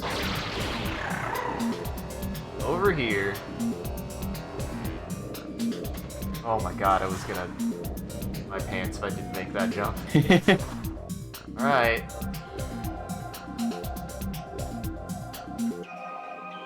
It's not here. Sir, this is a Wendy's. Want this one? Sure. Phazon Vein Omicron is the highest yield per cubic meter of all excavation sites. I thought you were gonna like Omicron. Omicron, what are you doing here? It's Sounds just like- a Greek letter. Sounds like a Deceptive. God damn it. Impact core is estimated to be 800 meters from termination point of Phazon Vein Omicron. It's it is the little version of Omega. Because they have two different O sounds, and so you've got Omicron and Omega. Aw, it's actually adorable. Drones reporting for mine duty must check in at control tower for debriefing. Alright. Well, that was sure something.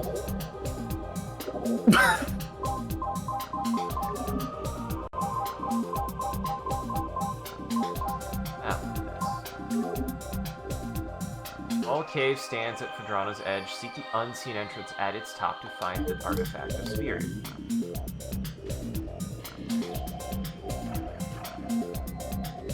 Hall cave. All cave.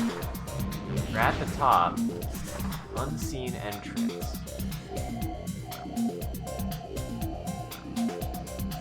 Nothing.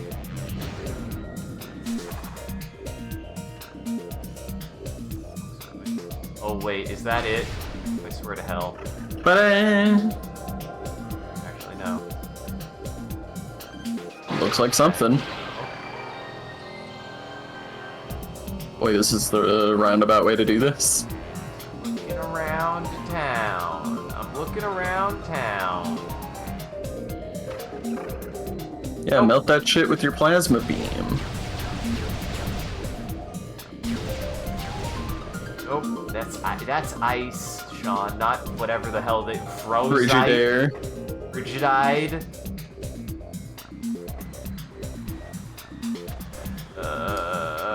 This one always fucks with me.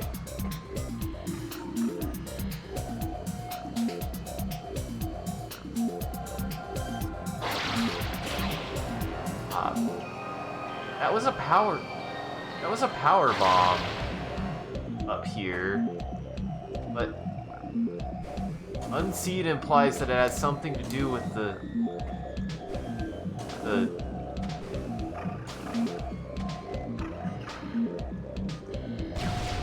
fuck. What the fuck, Sean? Ba-da-da-da. God damn it. Alright. One more to go. I know exactly where it is. Sprint to the finish. Field operators are to report any symptoms of Phazon madness immediately. Orphean crash site is an orange level security zone. Vital transmissions from the Orpheon point to a massive security breach. All personnel must inspect their life support systems before reporting to the mines. Now, Sean. I feel like my life support systems have been checked. Perfect.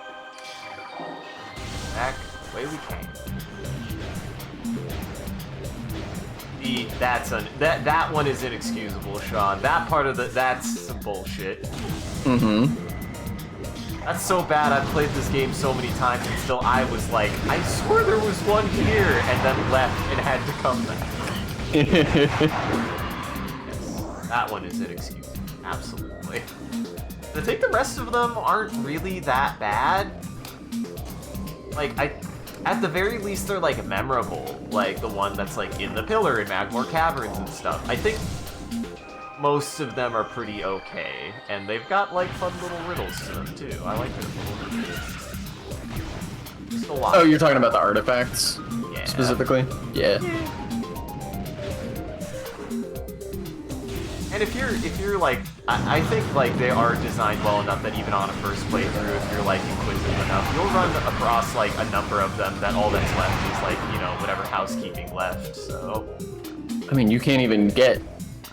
There's like at least half of them that you can't get until the end of the game. Yeah.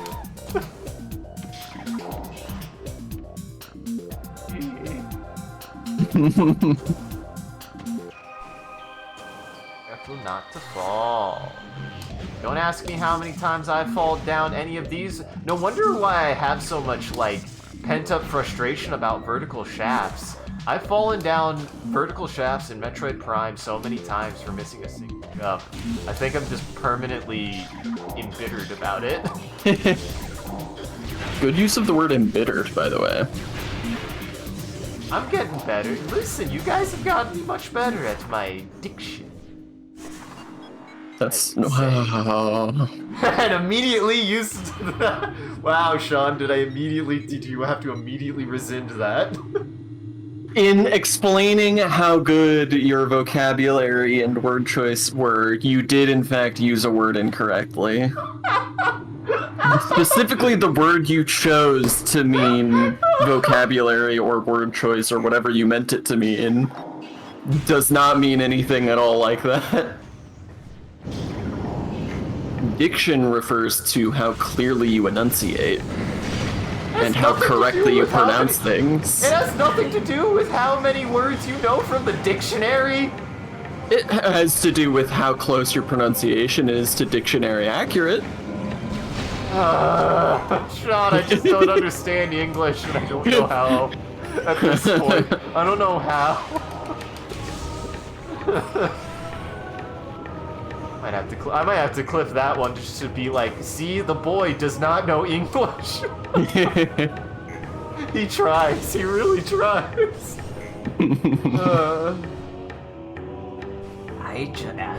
Hey, if I'm gonna have any catchphrase, my classic catchphrase is, Sean, I have my way with words.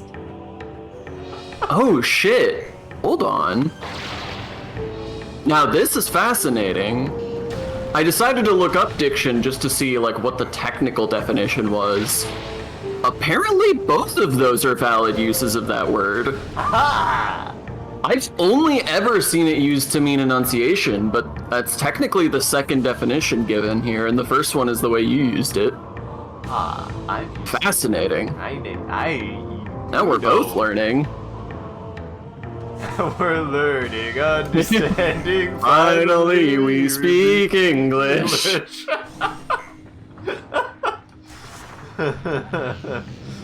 It was gonna happen eventually, Sean. Talk to a monkey long enough, and they'll learn how to speak English. That's how the Shakespeare quote goes, right?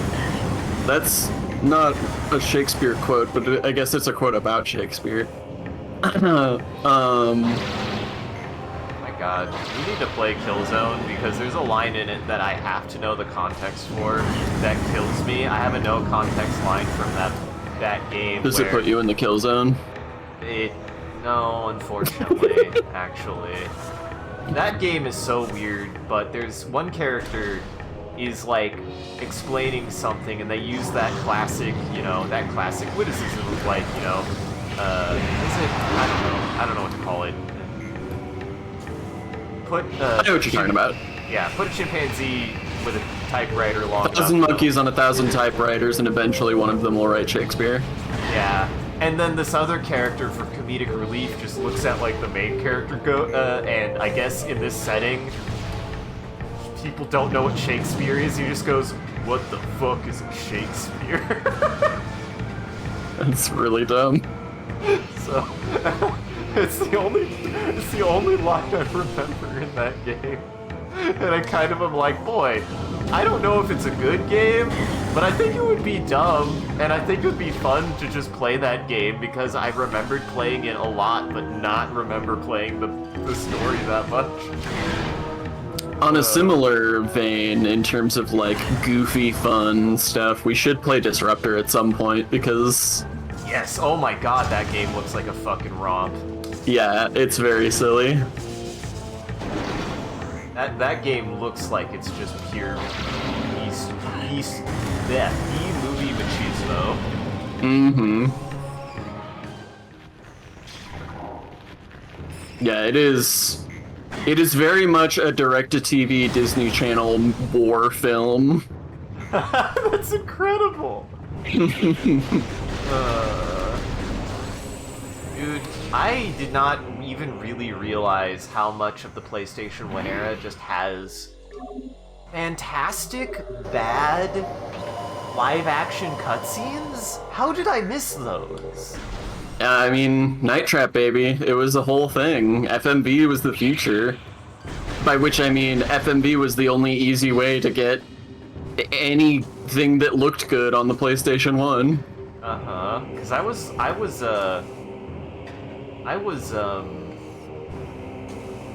rated Brad, who's playing the original Resident Evil, and I told him that I played the remake first, actually, and I had never actually seen I've seen very little. Like, I've seen gameplay of the original Resident Evil, but I've never actually played the original Resident Evil.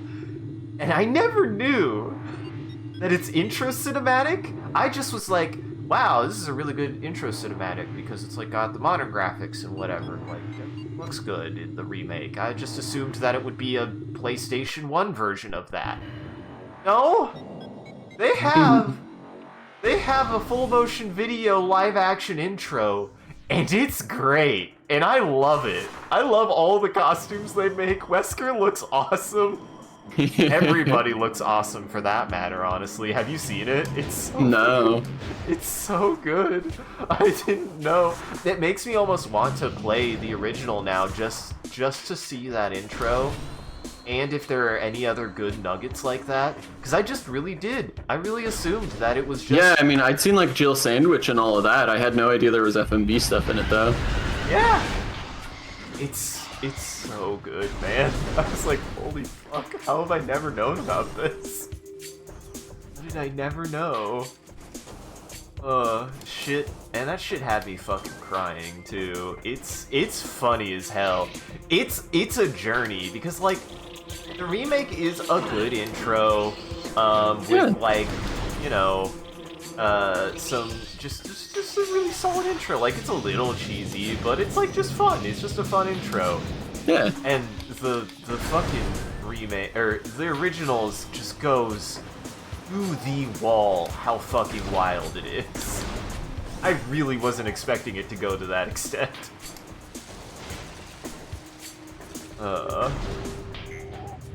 There's like so much more to it than just the intro to the game. Everybody has like introduction sequences to like badass music. It's fucking great. Oh, hey, Chozo lore. Shit, I didn't even have my shit pulled up. It might be the last one, honestly. So, I guess I was gonna say if you want to do the honors, but if you want to pull your shit up, I'll read this then. Yeah, you can read it. The power of our temple, enough to halt the spread of the poison of Talon 4. That which remains thrives and grows more concentrated, gnawing on itself in the dark passages beneath the surface. Whether it can ever be truly done, not for our eyes to see. Ye Chozo are drifting, tumbling through space and time as the great poison eats away at our sanity. We wake in dreams as the veil of lunacy descends, as past and future blend and shuffle. One image appears and flickers through the landscape. Hatchling. Walking the path of corruption, a lone figure, shining in the toxic shadows, she comes dressed for war. Her wrath is... Our eyes look backward. The hatchling as she... Or does she approach even, arriving in our race's last hour, a savior clothed in machines crafted long ago by Chozo hands? Clouds cross our vision. Welcome, Shapiro. This is the original. We're playing the original with the original lore, and boy, if that one's changed, as they've all been changed to kind of just suck, I'ma be sad. So, it is changed, and here's what it says in the Wii version. Shapiro, if this is your first time, which it seems like it might be, we are playing through the original release of Metroid Prime, and comparing and contrasting the Chozo lore entries against the versions in the Wii release, and presumably the remaster as well. Yes. Because apparently they changed the writing of the Chozo lore entries significantly, mostly for the worse in our experience from these comparisons. But okay, so here's what they changed that one to. The power of our temple and the 12 artifacts has sealed an evil in the depths of this planet. However, the future is cloudy to us, a world of veils where dark apparitions flit in the shadows. Within this strange world, one image stands out in the mist, flickering through the landscape, wraith-like. It is a human, a lone figure shining in the toxic shadows. We Chozo do not know what it is, but our hearts swell with the hope at the promise of that glowing light. We will place our faith in our shrine. We will be there when the light shines upon our land. Wow! They changed so much, and the only thing they didn't change didn't matter. Yeah. Oh wow, I got all the energy tanks. I got all the energy tanks! That's Dang. pretty good. I would get them all. Yeah, it feels like they just took all of the like flavorful prose out to write it in more like straightforward terms, which is kind of a shame because I did think the prose was pretty cool. The prose was cool, and also I like how they had to be really. Do you think they were thinking that it was gonna be another bird? Like, do you think that the player couldn't put it together? That literally, if they know anything about Samus, they did also take away the thing of referring to her as hatchling, which I think has been consistent. I think that they've referred to her as hatchling before, and I think that the rewritten Chozo lore entries have consistently removed that. Which is just another, like, much like referring to Metroid Prime as Worm, it's just like another cool, flavorful thing that the original did that just got deleted from the future releases for little reason. seemingly, because so much of that like informs like the Chozo's impression of like both Samus and themselves, because they're equating her to their cultural perception of like Asian stuff, like and it really gives her like a place of like she does belong to and with the Chozo because they raised her, even though she's not a bird person. Like actually the Chozo are family to her, and in a certain sense she's lost her family twice. Like, the Chozo were important to her because they were her parents. She has no parents. Samus has gone through some shit. Like, you know, it's a real shame. Yeah, that one was not the most dramatic change, but it is definitely another just like less flavorful, less interesting entry for no good reason. It's just different for the sake of making it different. I mean, they did, like I said, they did write it in more explicit, like clear terminology, but it's not like the original was hard to parse. Yeah. On top of that, it's just like, what were they expecting from that? Like, it's not. Again, it's like, it's not impossible to like ascertain what they're talking about. It's not like unclear or even vague. It's not vague. It's very clear. It's just got very complex. I would say it's got very complex, maybe, writing, especially in comparison to everything else. But I'm like, and what's wrong with that?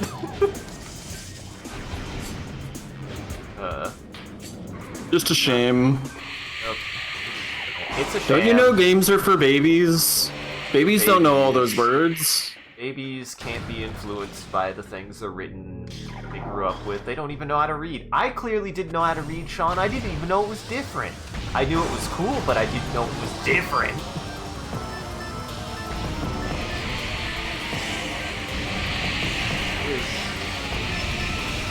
Oh, hey. This does not work on them, huh? I did not... Oh, that's an interesting detail. I guess because technically the plasma beam is not, I guess, supposed to be Chozo in Origin. It doesn't work on them. Only your power beam works on them, because that's a Chozo weapon. Huh. That's neat. I like that. I never picked that up as a little detail.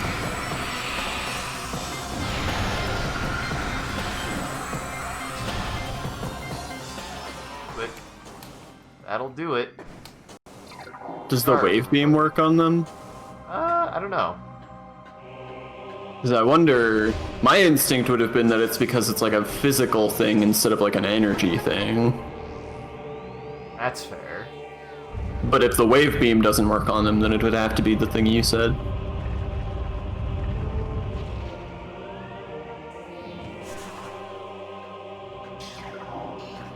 The ice beam might work on them, because I think the ice beam is supposed to be theirs.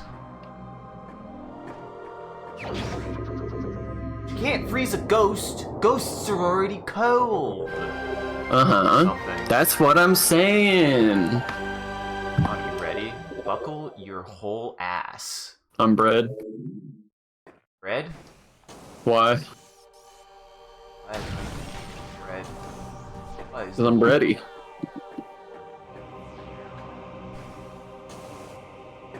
Honestly, this is the best one to get last, because now I'm actually really I mean, I say that as though if even when I was inconvenienced there, this game's level design isn't actually incredibly well done in getting from point A to B, no matter how far away it is.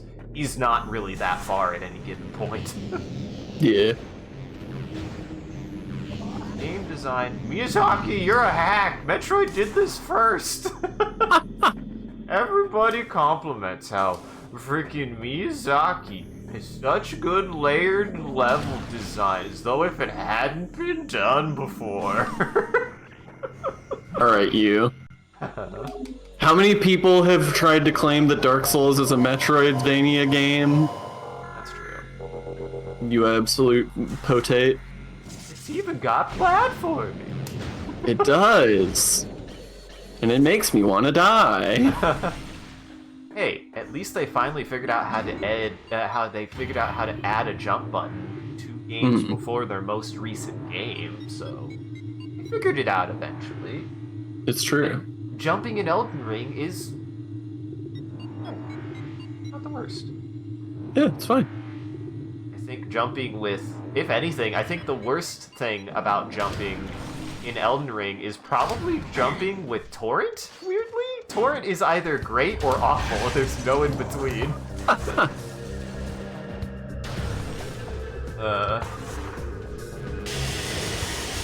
think it's just because Torrent has, like, weird physics. He likes to not stop when you want him to stop, in my experience. You're like, stop, Torrent! He's like, no. He's got momentum. I mean, what would you not describe a horse but a creature full of momentum? Well, he's not a horse, so I wouldn't know. I mean, I guess he's more like a goat. He's a yak. Yeah, I guess he is. He's a beautiful yak. Man, a little Princess Mononoke in that too, huh? Hmm. Like, you wouldn't have weird anime... I mean, it is made by Miyazaki, so of course it's got Mononoke influence. Uh-huh. I mean, they're related, right? Surely. Go to hell for say that. And they both hate anime. Yeah, probably. I think I did see a really good, like, joke meme edit of Miyazaki of FromSoft fame saying anime was a mistake. Great, I love it. He is more of a manga guy, probably. I mean, he's definitely read all of Berserk. We know that. Well, that's sort of what I was getting at. Yeah.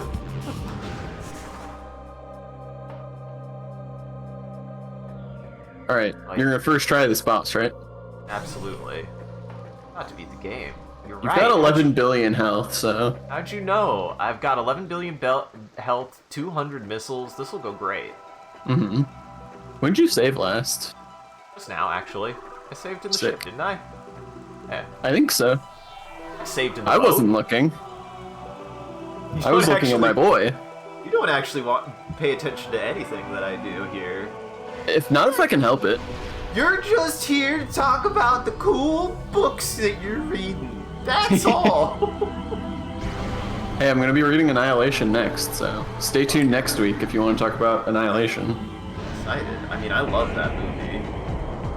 Yeah, I'm very curious because I also love the movie, and I've heard that the book is different enough and also excellent that it's like a meaningfully different experience. You just say that because you found a YouTuber who literally is just you. And he told me that about that book that I haven't read yet, so... It is very funny excited. how you were like, you read all of the books that he talked about and had the exact, like, word-for-word reaction to them. Well, and some of them were like things that I'd already read and had that reaction, and it was just like, oh, my people.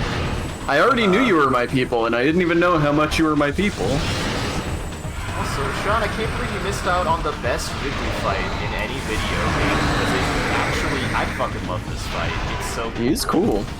Yeah. Oh shit, what am I doing? I need to scan him. What the fuck is wrong with me? You also need to scan. Yeah, that seems about right. Oh, he made hawk noises at me. Caw! Here he is. Ooh, okay, that hurt. I know. This is my first experience with Metroid, everyone. This game, and this is what I got introduced to, and I was like, holy shit, Metroid is fucking awesome! Mm-hmm. There we go. Wanna read Ridley? Yeah. Meta Ridley, genetically enhanced Ridley metaform. Reborn and evolved through pirate technology, Meta Ridley is a fearsome enforcer. Its armored hide is extremely resilient, save for the chest, which has thinner plating. The pirates have fused a number of potent weapons to the creature, including a multi-missile system, a kinetic breath weapon, a Maison bomb launcher, and an ultra-thermal flame strike projector. Meta Ridley is also a formidable melee combatant, making any sort of engagement a risky proposition.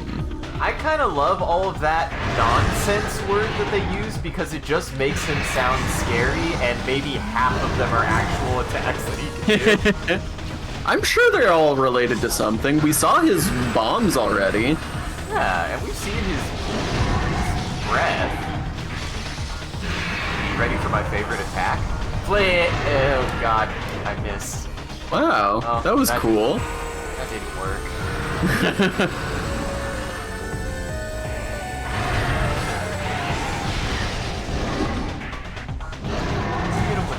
Let me hit him with the big ice attack. Why don't you take a chill pill? Yeah. I do find it funny that they're like, we super duper armor plated every part of his body, except for the one part that's the easiest to put armor on. Uh-huh, and the place that he would most likely be shot anyways. Mm-hmm. They have budget cuts. You've seen what they're working with. They don't have the best budget. Yeah, nobody accused the pirates of being competent. Yeah, they absolutely are not. Hell yeah. That's the real big missile. Is that the flame projector? What the hell is... No, is that the missile system? Oh, I'm like knocking him away from the stage.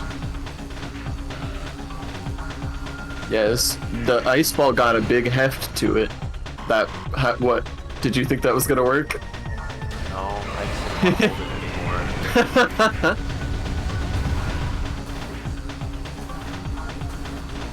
I love this fight. This fight is so cool. It is really funny, though. It just kind of like, much like Ridley sometimes, he just kind of comes back at some point. You're like reminded that Ridley was here. Yeah.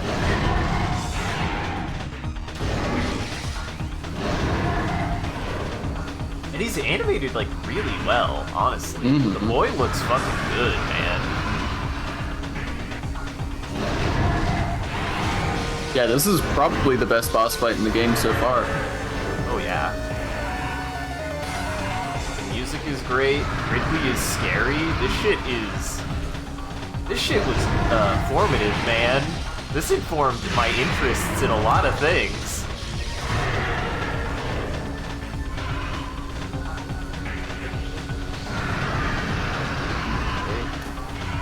Off he goes. There he goes. There he goes. This'll hit him, Sean. Holmes, look at it go. Look at it go. Look at it go. Look at it go. That is a fun effect.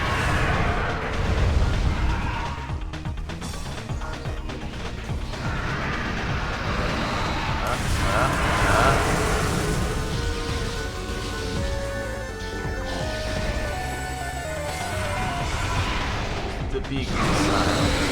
Big missile. There we go. Pig missile. Wait, pig missile. We have to... What's the list of, like, dumb things I'd ever add to a game? I need something called the pig missile.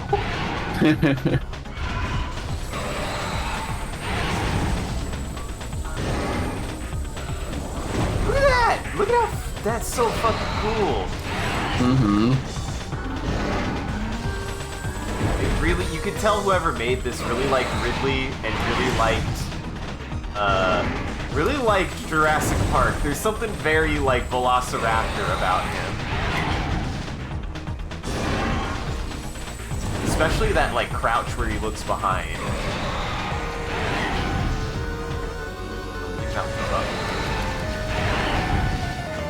Ow, ow, ow. You're fine. Wait, he's kind of a fucker in this stage. Yes, he is. Genuinely hard to hit. What's funny is like, this isn't gonna do damage. I'm trying to stun him. And I'm actually like, there we, you shit. See, that's the easy way to hit him. It's like anytime he opens his goddamn mouth is when I need to, but his hand like gets in the way. Ugh! Fuck. It seems like what you're supposed to do is hold your charge, dodge, and then shoot when he turns around. Because he opens his mouth when he turns around most of the time. Oh, I didn't even put that. He also opens his mouth when he does that. Mm-hmm. And there we go. Eat it! Eat it, son of a... Oh. I forget that doesn't really work on him. Here we go. Hell yeah, Silos. He's very cool. Yeah, dude. This version of Ridley has always been my favorite version. I've also always liked the, like, skeletal wing look. Yes. There's undead dragons in Heroes of Might and Magic that are the earliest thing I remember seeing that had skeletal wings, and I always thought it was cool. Yeah. What if I just...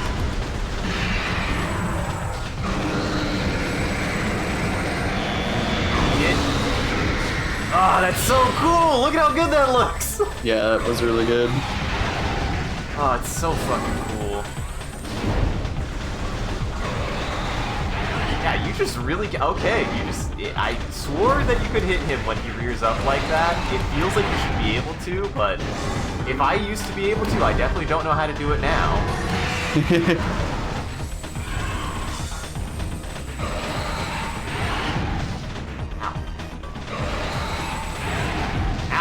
Stop it. Correct. He's just Rathian now. Shredded.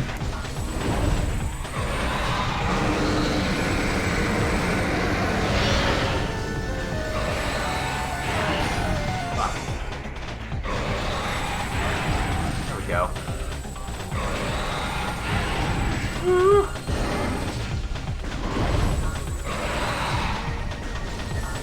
Whew. I don't know how he didn't hit me there. Yeah.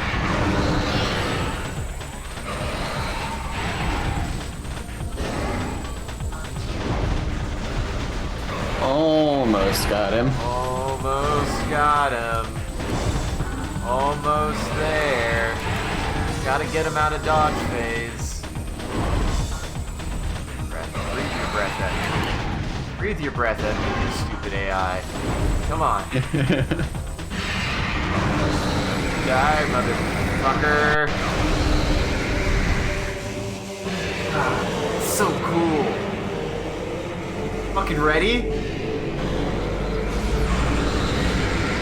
Hell yeah!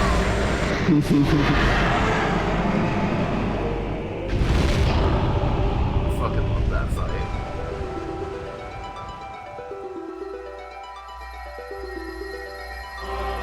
Oh look, see, the ghosts are okay with the fact that I had to kill. Listen, those were the versions They were corrupted. They were trying to stop me because they were lost, Sean. They needed to be passed on. Really, this is the game adaptation of The Exorcist.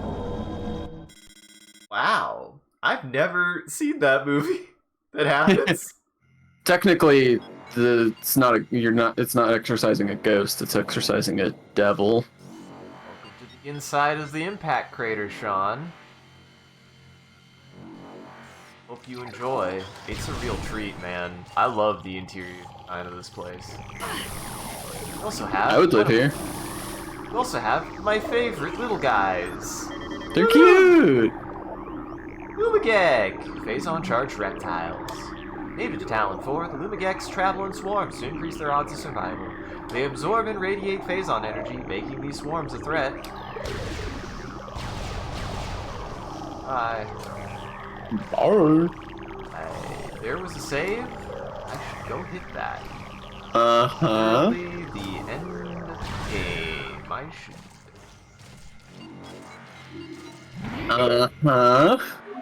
Oh. They literally heal you in this game. I should go do that. Well, what have you thought of Metroid Prime so far, Sean? How do you feel? I mean, Ooh, that's cool. Yeah.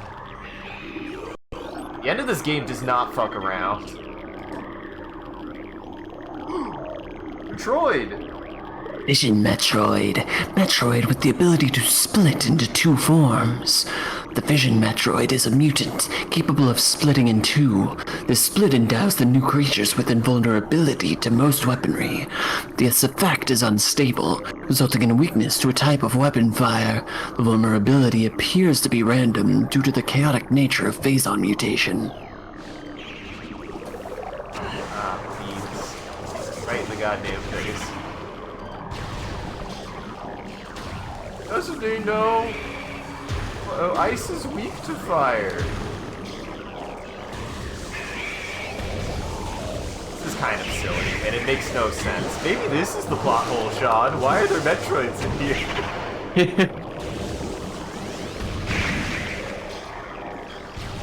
It's cool.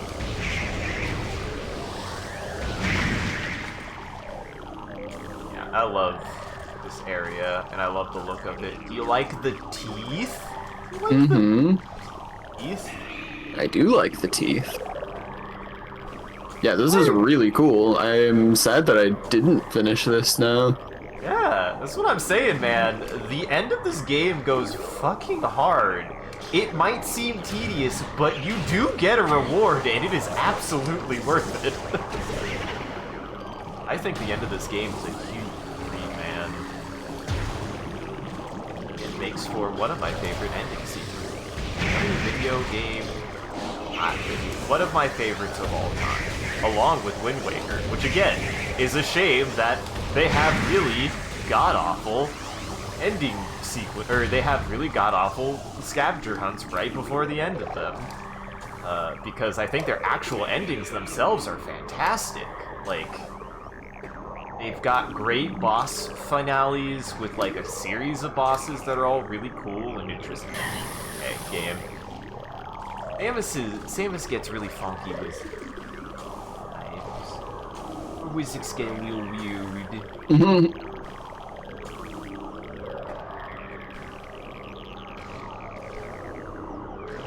Yeah, no, I buckle up. You're about to see what is probably for me my actual first exposure to anything actually Lovecraft. I would say this is Lovecraftian, and on some level. At least in the vibe. Yeah, I can get behind that in terms of like the way that the Metroid has been set up and described.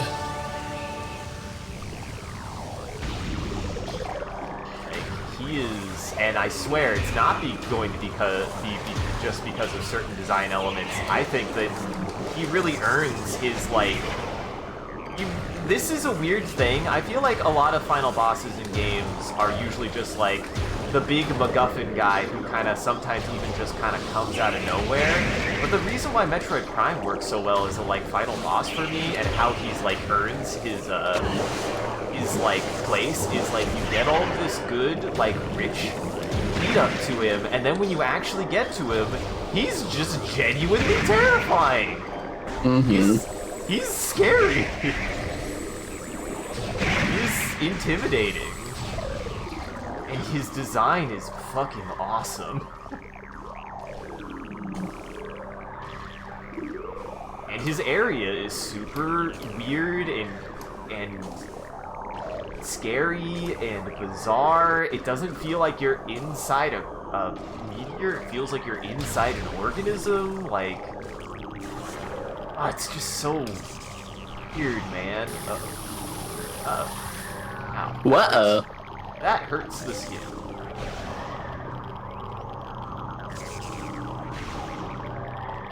Also, the visuals are just really intense.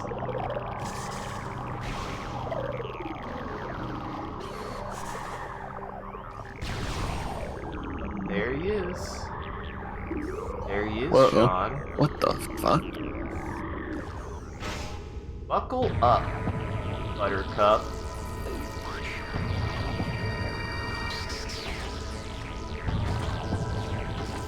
Boy, I thought I knew what I was in for, but I truly had no idea. Yup. He's the best. This is what I'm saying.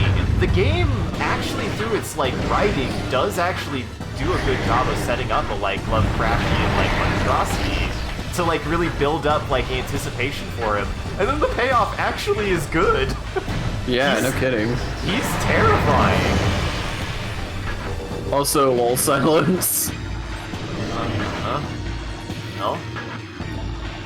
Wanna read Metroid Prime? Metroid Prime. Highly evolved, phazon-producing life form.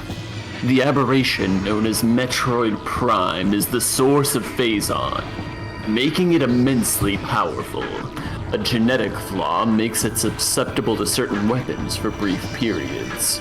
Only its head is truly vulnerable. Other attacks are nuisance. Offensively, Metroid Prime has a number of natural and mechanical weapons at its disposal. These include ultra-frigid breath, multi-missiles, snare beams, and particle wave projectors. Its massive strength and barbed carapace make it lethal in melee combat. Recommend maximum firepower when engaging this enemy. I love that Metroid Prime has a face, man. It just makes him that much scarier. Yeah. He's so much more. This shit was terrifying in 2000 and what? 2001? 2000? Yeah, it's terrifying today. Yeah. He's great. And a certain part of me is like, I still want to play the remake to know how he looks. But it's like, this is like hard to top, right? Like, he still looks great now. Yeah. I do think he has kind of a silly hat. But it is a wizard hat. He has a wizard hat, but otherwise he's very scary. Yes. He's great. He is one of my favorite. He is my favorite boss design for a lot of reasons. And we'll get into it as the boss goes on. Yeah, no. This shit terrified me when I was a kid, and also is just, the music is great, the environment is great, and his attacks, this pose, it's all so goddamn good. Hello! Ah, my favorite. Why do they call it oven if you of in the cold food and of why did they call it oven if you of in the cold food and of out eat the food? Uh-huh. That's a great question. Have you ever heard that before? I love that No. dumb shit. It's very so funny. good. Yeah. It took me a couple of tries to parse it out.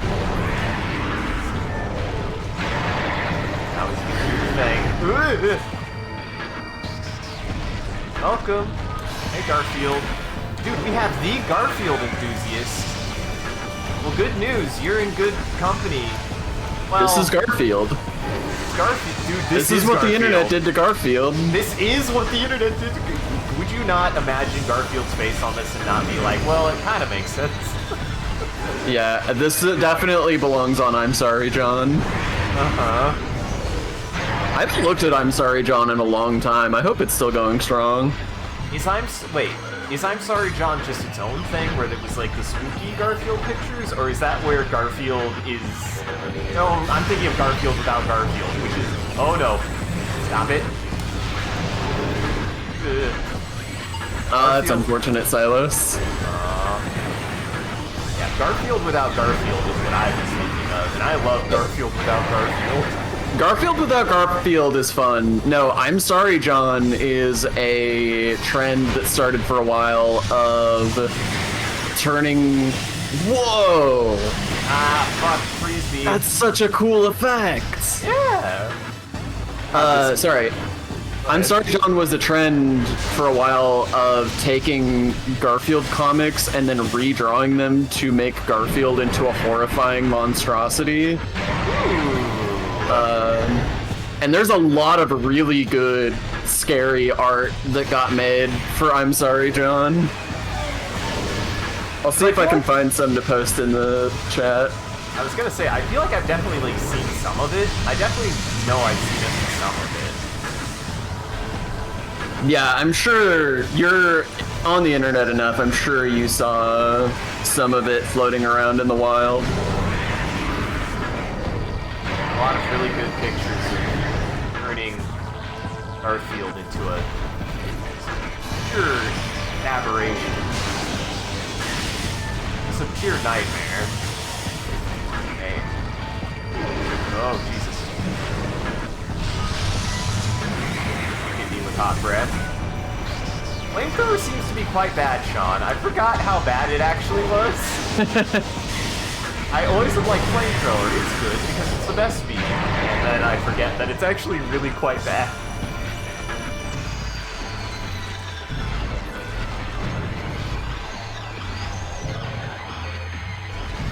Also, this fight does not really fuck around. Look at how many missiles I already have left. Like this is what I say when like this boss fight really earns being a final boss. Like, it's a challenge. Like, it's a really big deal.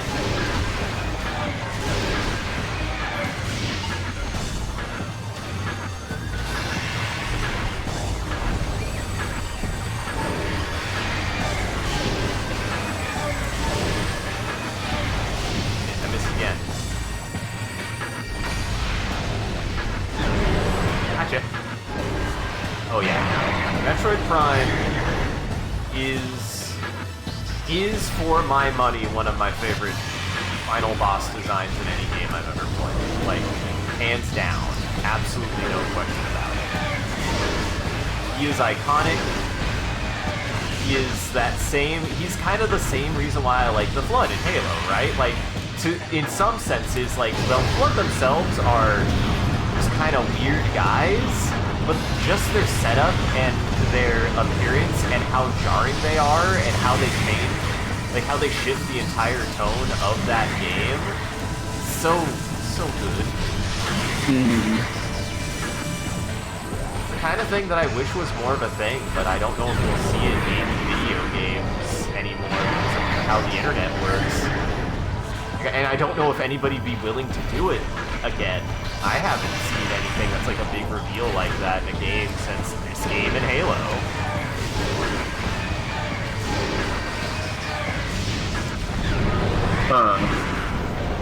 What? I'm just trying to think if I could think of any examples of like big tonal shifts where the game like changed. Bloodborne would be my go-to example.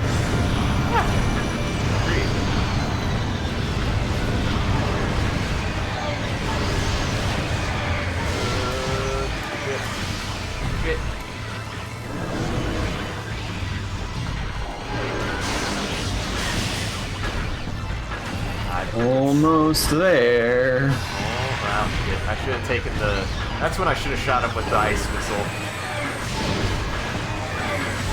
God. Man, again, the modeling also of its time is just friggin' out there. Look at how well detailed it is in there. Got him. Got him with the big missile. Big Sean. Video game. It's that easy. Mm-hmm.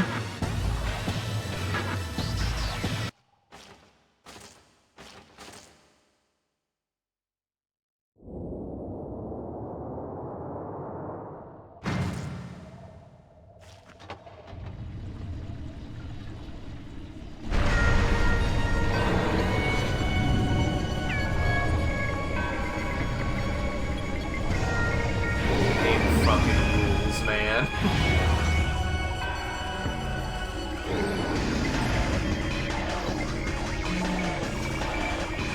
Metroid Prime, the core essence of Metroid Prime. Scans indicate that the Phazon energy form of Metroid Prime is invulnerable to all conventional weapons. Only attacks from a Phazon-fused arm cannon will damage it. It generates pools of Phazon when it attacks. Use these to fuel your suit's Phazon systems. The entity can also spawn Metroids to assist it in battle, rendering itself invisible when it does so. That's really cool. Yup. God. It's so fucking... The pump fake, whenever he gets close, he was like, ugh. So good. It's all the things of a spider and a scorpion. The previous version. Now, the one thing that makes all of your visors actually worth something. Hyper mode. What is happening? So, he's invisible right now, and I have to use my X-ray visor. Not like that. But you have to switch between your visors to figure out which visor actually works on him. You actually have to use your visors in combat in a way that feels active, and I like it. Mm-hmm. I don't remember if you ever really... I don't know if you ever really see... So I need to get that thing. Oh, Metroid-ass Metroid stuff.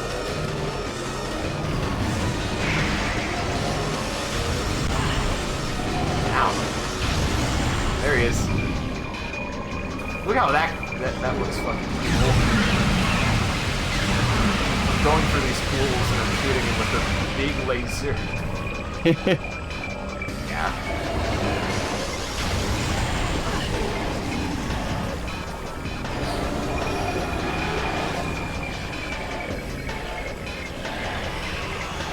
Oh yeah, you do fight him. Okay. It's like, I don't remember. Surely you do. Get away from your pool, you dick. Like, now I do this.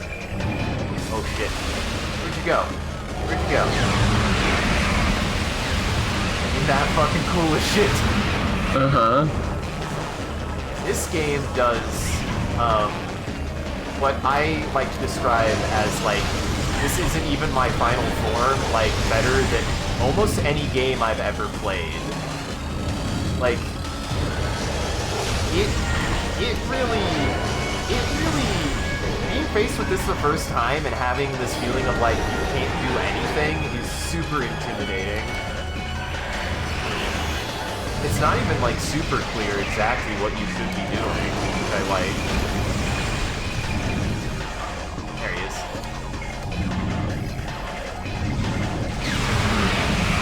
Up, kiddo. Juice.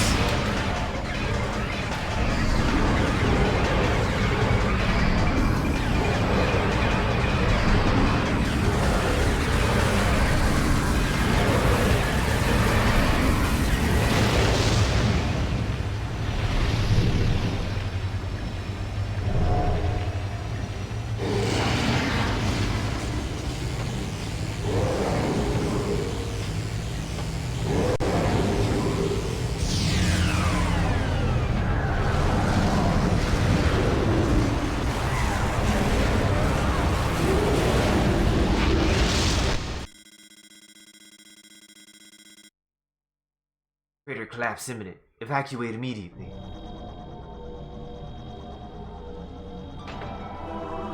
That Metroid game doesn't have a time segment where you have to escape an exploding thing. That Yeah, I really at the thought that beginning that's of what the was about to game. happen.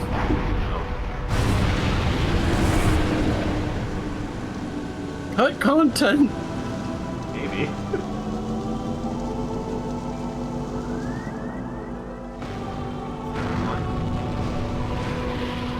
I appreciate the choice to put like respectful somber music over watching the temple crumble.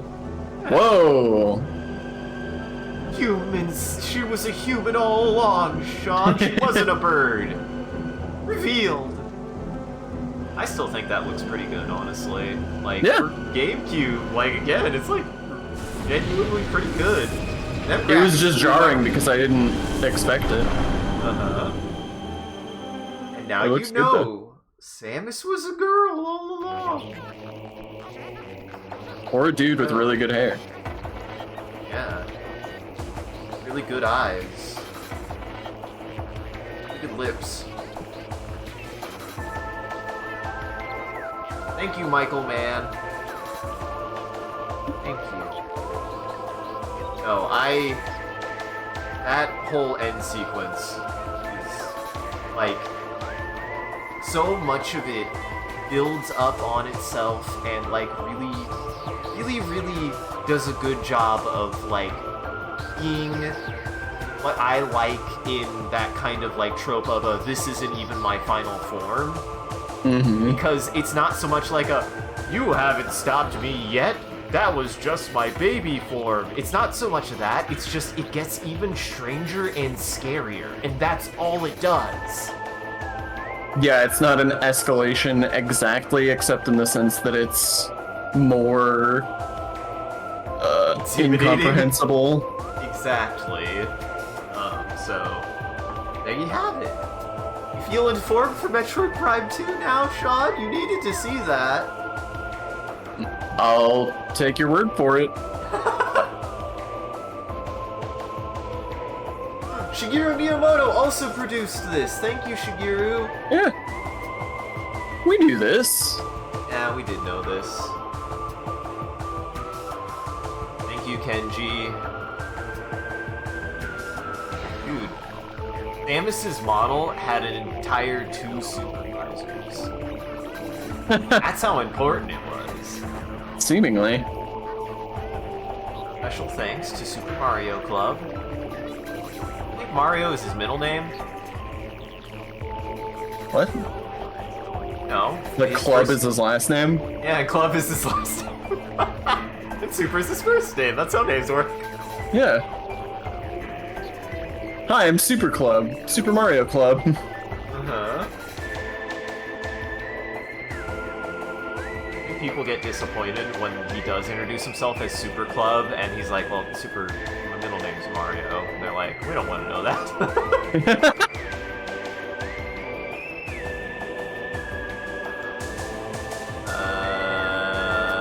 Gunpei Yokoi! Oh, rest in peace. I did not know you did not live to see this game. I did not know that. Shit. Thanks, Rick, Mary, Big Brother. Thanks, Ben. I love this kind of shit. Mm-hmm.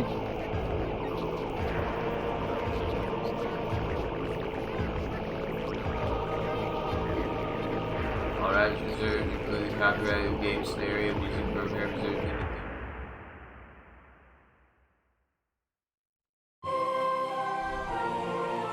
I do. I do. Bad ending. Get 100%. 88%. 9 hours. Hard mode activated.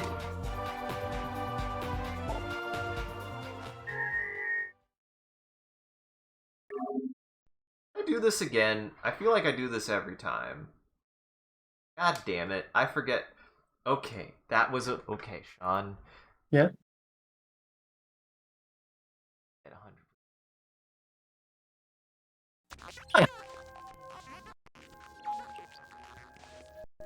Go on YouTube. I'm sorry, is the important context you felt like I needed something that you wouldn't even see without getting 100% completion?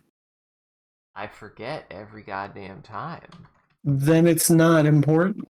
I mean, I'll watch it, but It's kind of important. I disagree.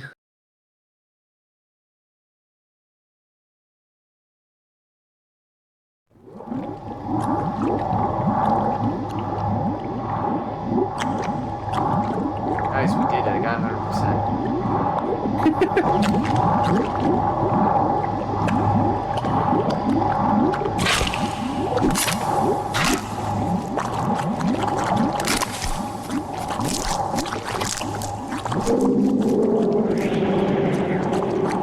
But Prime ain't dead, buddy.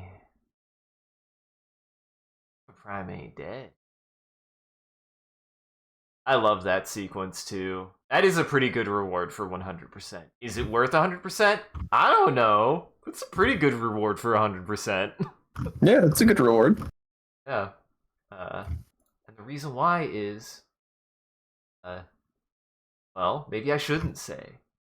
You need to see that, I think, going into Metroid Prime 2.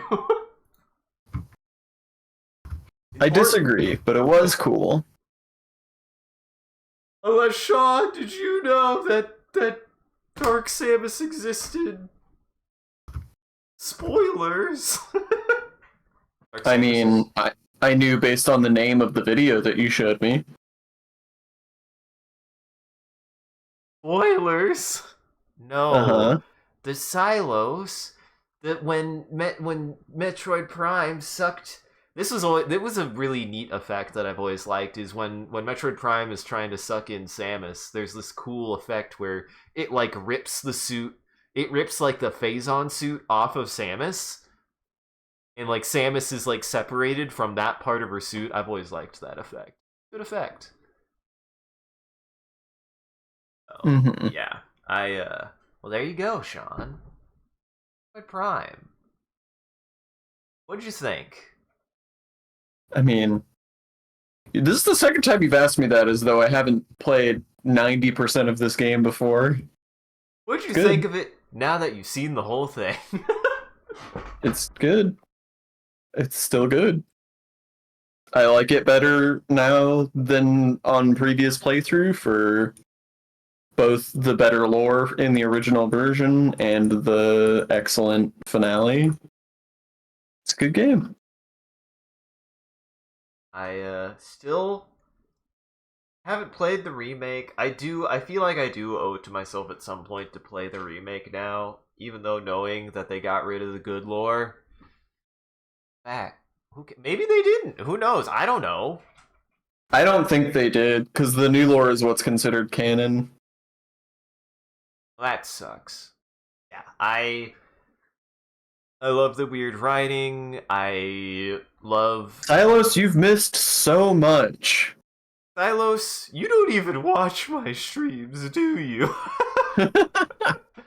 No. And I will be curious to see what you think of 2, because I think if you like a lot about, like, 1, I think 2 takes its tone a lot heavier in a way, and it does some interesting things with, like, the kind of, like, continued, like, almost dark sci-fi that it goes with, that Metroid Prime kind of has. But Metroid Prime very much feels like to make Metroid a 3D Metroid is what Metroid Prime is, and Metroid Prime Echoes is really them doing their own unique thing with Metroid, is really what Echoes is. And I think you'll really like it, because it is really unique in a lot of ways. It's a very strange game. I'm excited. So, I'm excited too. I haven't seen it in a very long... I haven't seen it since probably college was the last time I played it. So... yeah. Ah, gotcha.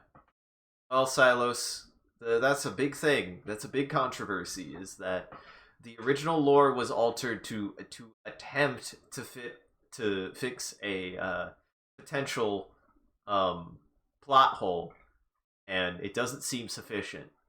And it just fundamentally changes the lore in a way that makes it a lot less interesting. A lot less interesting. Yeah. The original GameCube version's lore is great. The Wii version had all of the Chozo lore rewritten. Some of the rewrites are like lateral moves, but on the whole, most of it is noticeably worse. Either less flavorful, or it just changes the characterization of the Chozo in a way that's kind of baffling and a lot less interesting. And generally is just lower quality writing. Yeah. Hey. I'm stoked. I'm excited. I'm glad we could do this. Game is one of my favorite games of all time, and I love it.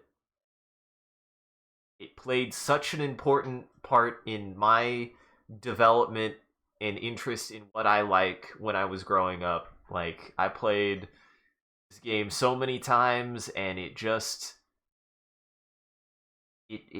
real good. Now we gotta play Morrowind, because Morrowind is your Metroid Prime, right, Sean? Okay. But we'll do Metroid Prime 2 first. But yeah, it's great. Glad that I You should click on the link I put in Twitch chat. saw it. Done.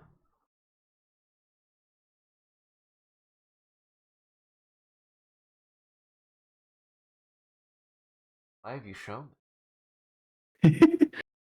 So you can have context for what I'm sorry, John is.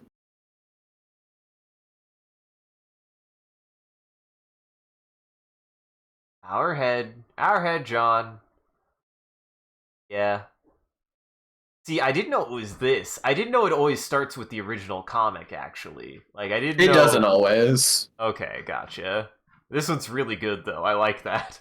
Mm-hmm. I could see that being, like, just they took an actual frame from the original comic and then fucked up the rest of it. Garfield is in and of itself kind of to be described as an amorphous creature of continually growing want. It doesn't really understand humans, but it does try. A creature of great unknowing. Well, I think that's probably gonna call it there, Sean. Probably. So Yeah, definitely. thank you for joining, everybody. I hope you had a good time and you enjoyed the show. If you're able to join the live show, thank you for stopping by and chatting and watching. If you're watching this in the future, time to go and back read pod. We appreciate it. If you're out there and you enjoyed this and you want to see more what we're up to, I recommend scrolling down below and following or clicking any of the links. There's a link to an Instagram, a Facebook, a Twitter. Post when we go live on any one of those. We're up to, and just generally time on the Discord. Which, a shout out. John, is my mic being weird? That my mic is being weird? Seems fine. You're concerning me. I'm concerned. Go back and re-listen to this and be like, what are you talking about? Yeah, somebody was saying that earlier, too. Huh. I wonder if I'm getting too far away and my noise gate is cutting in and out? That better not be the case. Maybe. Well, I didn't realize. Well, I guess I'm gonna have to futz with my mic again, guys. My Metroid Prime streams are cursed. I don't know why. I remembered having a mic problem the first time I played this game, where I half of a stream and didn't realize my mic wasn't plugged in all the way. At least that hasn't happened in a really long time. Also, shout out to our community and everyone who follows. You guys are a wonderful audience and we appreciate you. If we do anything particularly entertaining or noteworthy, feel free to click it on the internet. Just make sure to also hashtag it with MCCanary or link it back to the stream. Find more of the good stuff we do here. Also, stick around to the very end. We usually do a bit of a closing bit and we do raid after every stream, so that way the vampires in our chat can keep watching. Everybody else, make sure you've locked your doors and windows out there, because it's lunchtime for vampires. And as always, a huge thank you to Boat Shrimp and all of our supporters. You guys, your generosity allows us to continue to expand the stream, as well as take on more projects, and the stream would not be made possible without viewers like you. We thank you. If you want to see your name added to this list, as well as a couple other benefits you could get, you could always subscribe directly on Twitch or check out the Patreon page here. It'll show you everything that you can get, and any amount is always appreciated. Once again, thank you. And thank you to Mods, you do a wonderful job of holding back the robot army and for any of them becoming famous. Thank you, Sean, for playing through Metroid Prime with me. I had a good time.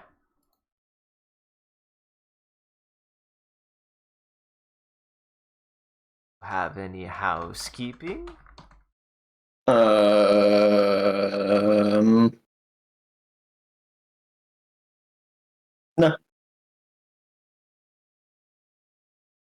Go check out Sean and the rest of my... Wow, my animals are fighting each other.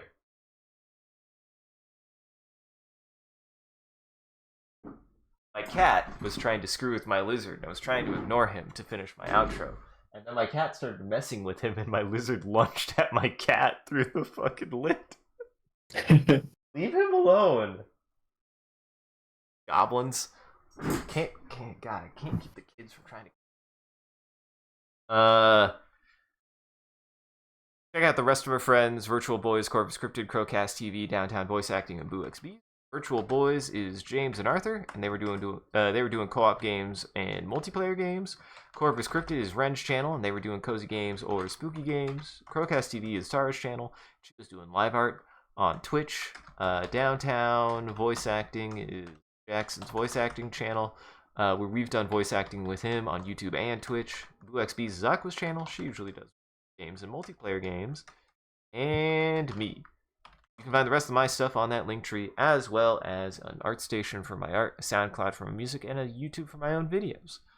Go check everybody out. Goblin Entertainment. Alright. We'll be heading to... Heading to... one. I think we should do... live right now, and she's playing called Sulaco? I think I've heard of this game. This game looks interesting, honestly. I'm kind of interested in this game. You heard of Sulaco, Sean? It looks neat. Yeah, that's the that's the FPS made in the build engine, right? Yes. And it looks really good. It does look really good. So, she's another VTuber. Nice and have fun. Oh no, what are those? Did you just post did you post a 2-step verification into chat on accident, Silos? What the hell does that mean? Anyways, you guys are heading over to Vumu, so have fun with that. Otherwise, oh, that's how much. Geez, so close. He's 100,000 away. I'm gonna have to figure that out, aren't I? Yeah, bud. Alrighty, well, take it easy, everyone. Have a good evening. Oh, is there anything you'd like to tell the audience? Never forget you're only one Metroid away from becoming a horrifying spaghetti monster. Maybe I just wanted to get tricked.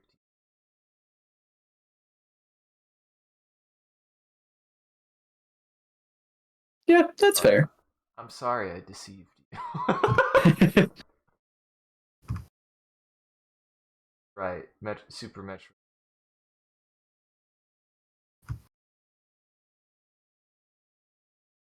Except Hollow Knight is better. Right. I mean, it's not Metroid. It's Metroid-like. Also Animal Well. Don't get a frisbee, and there's no dog. There really aren't any dogs. They didn't do one dog alien. You're a dog alien.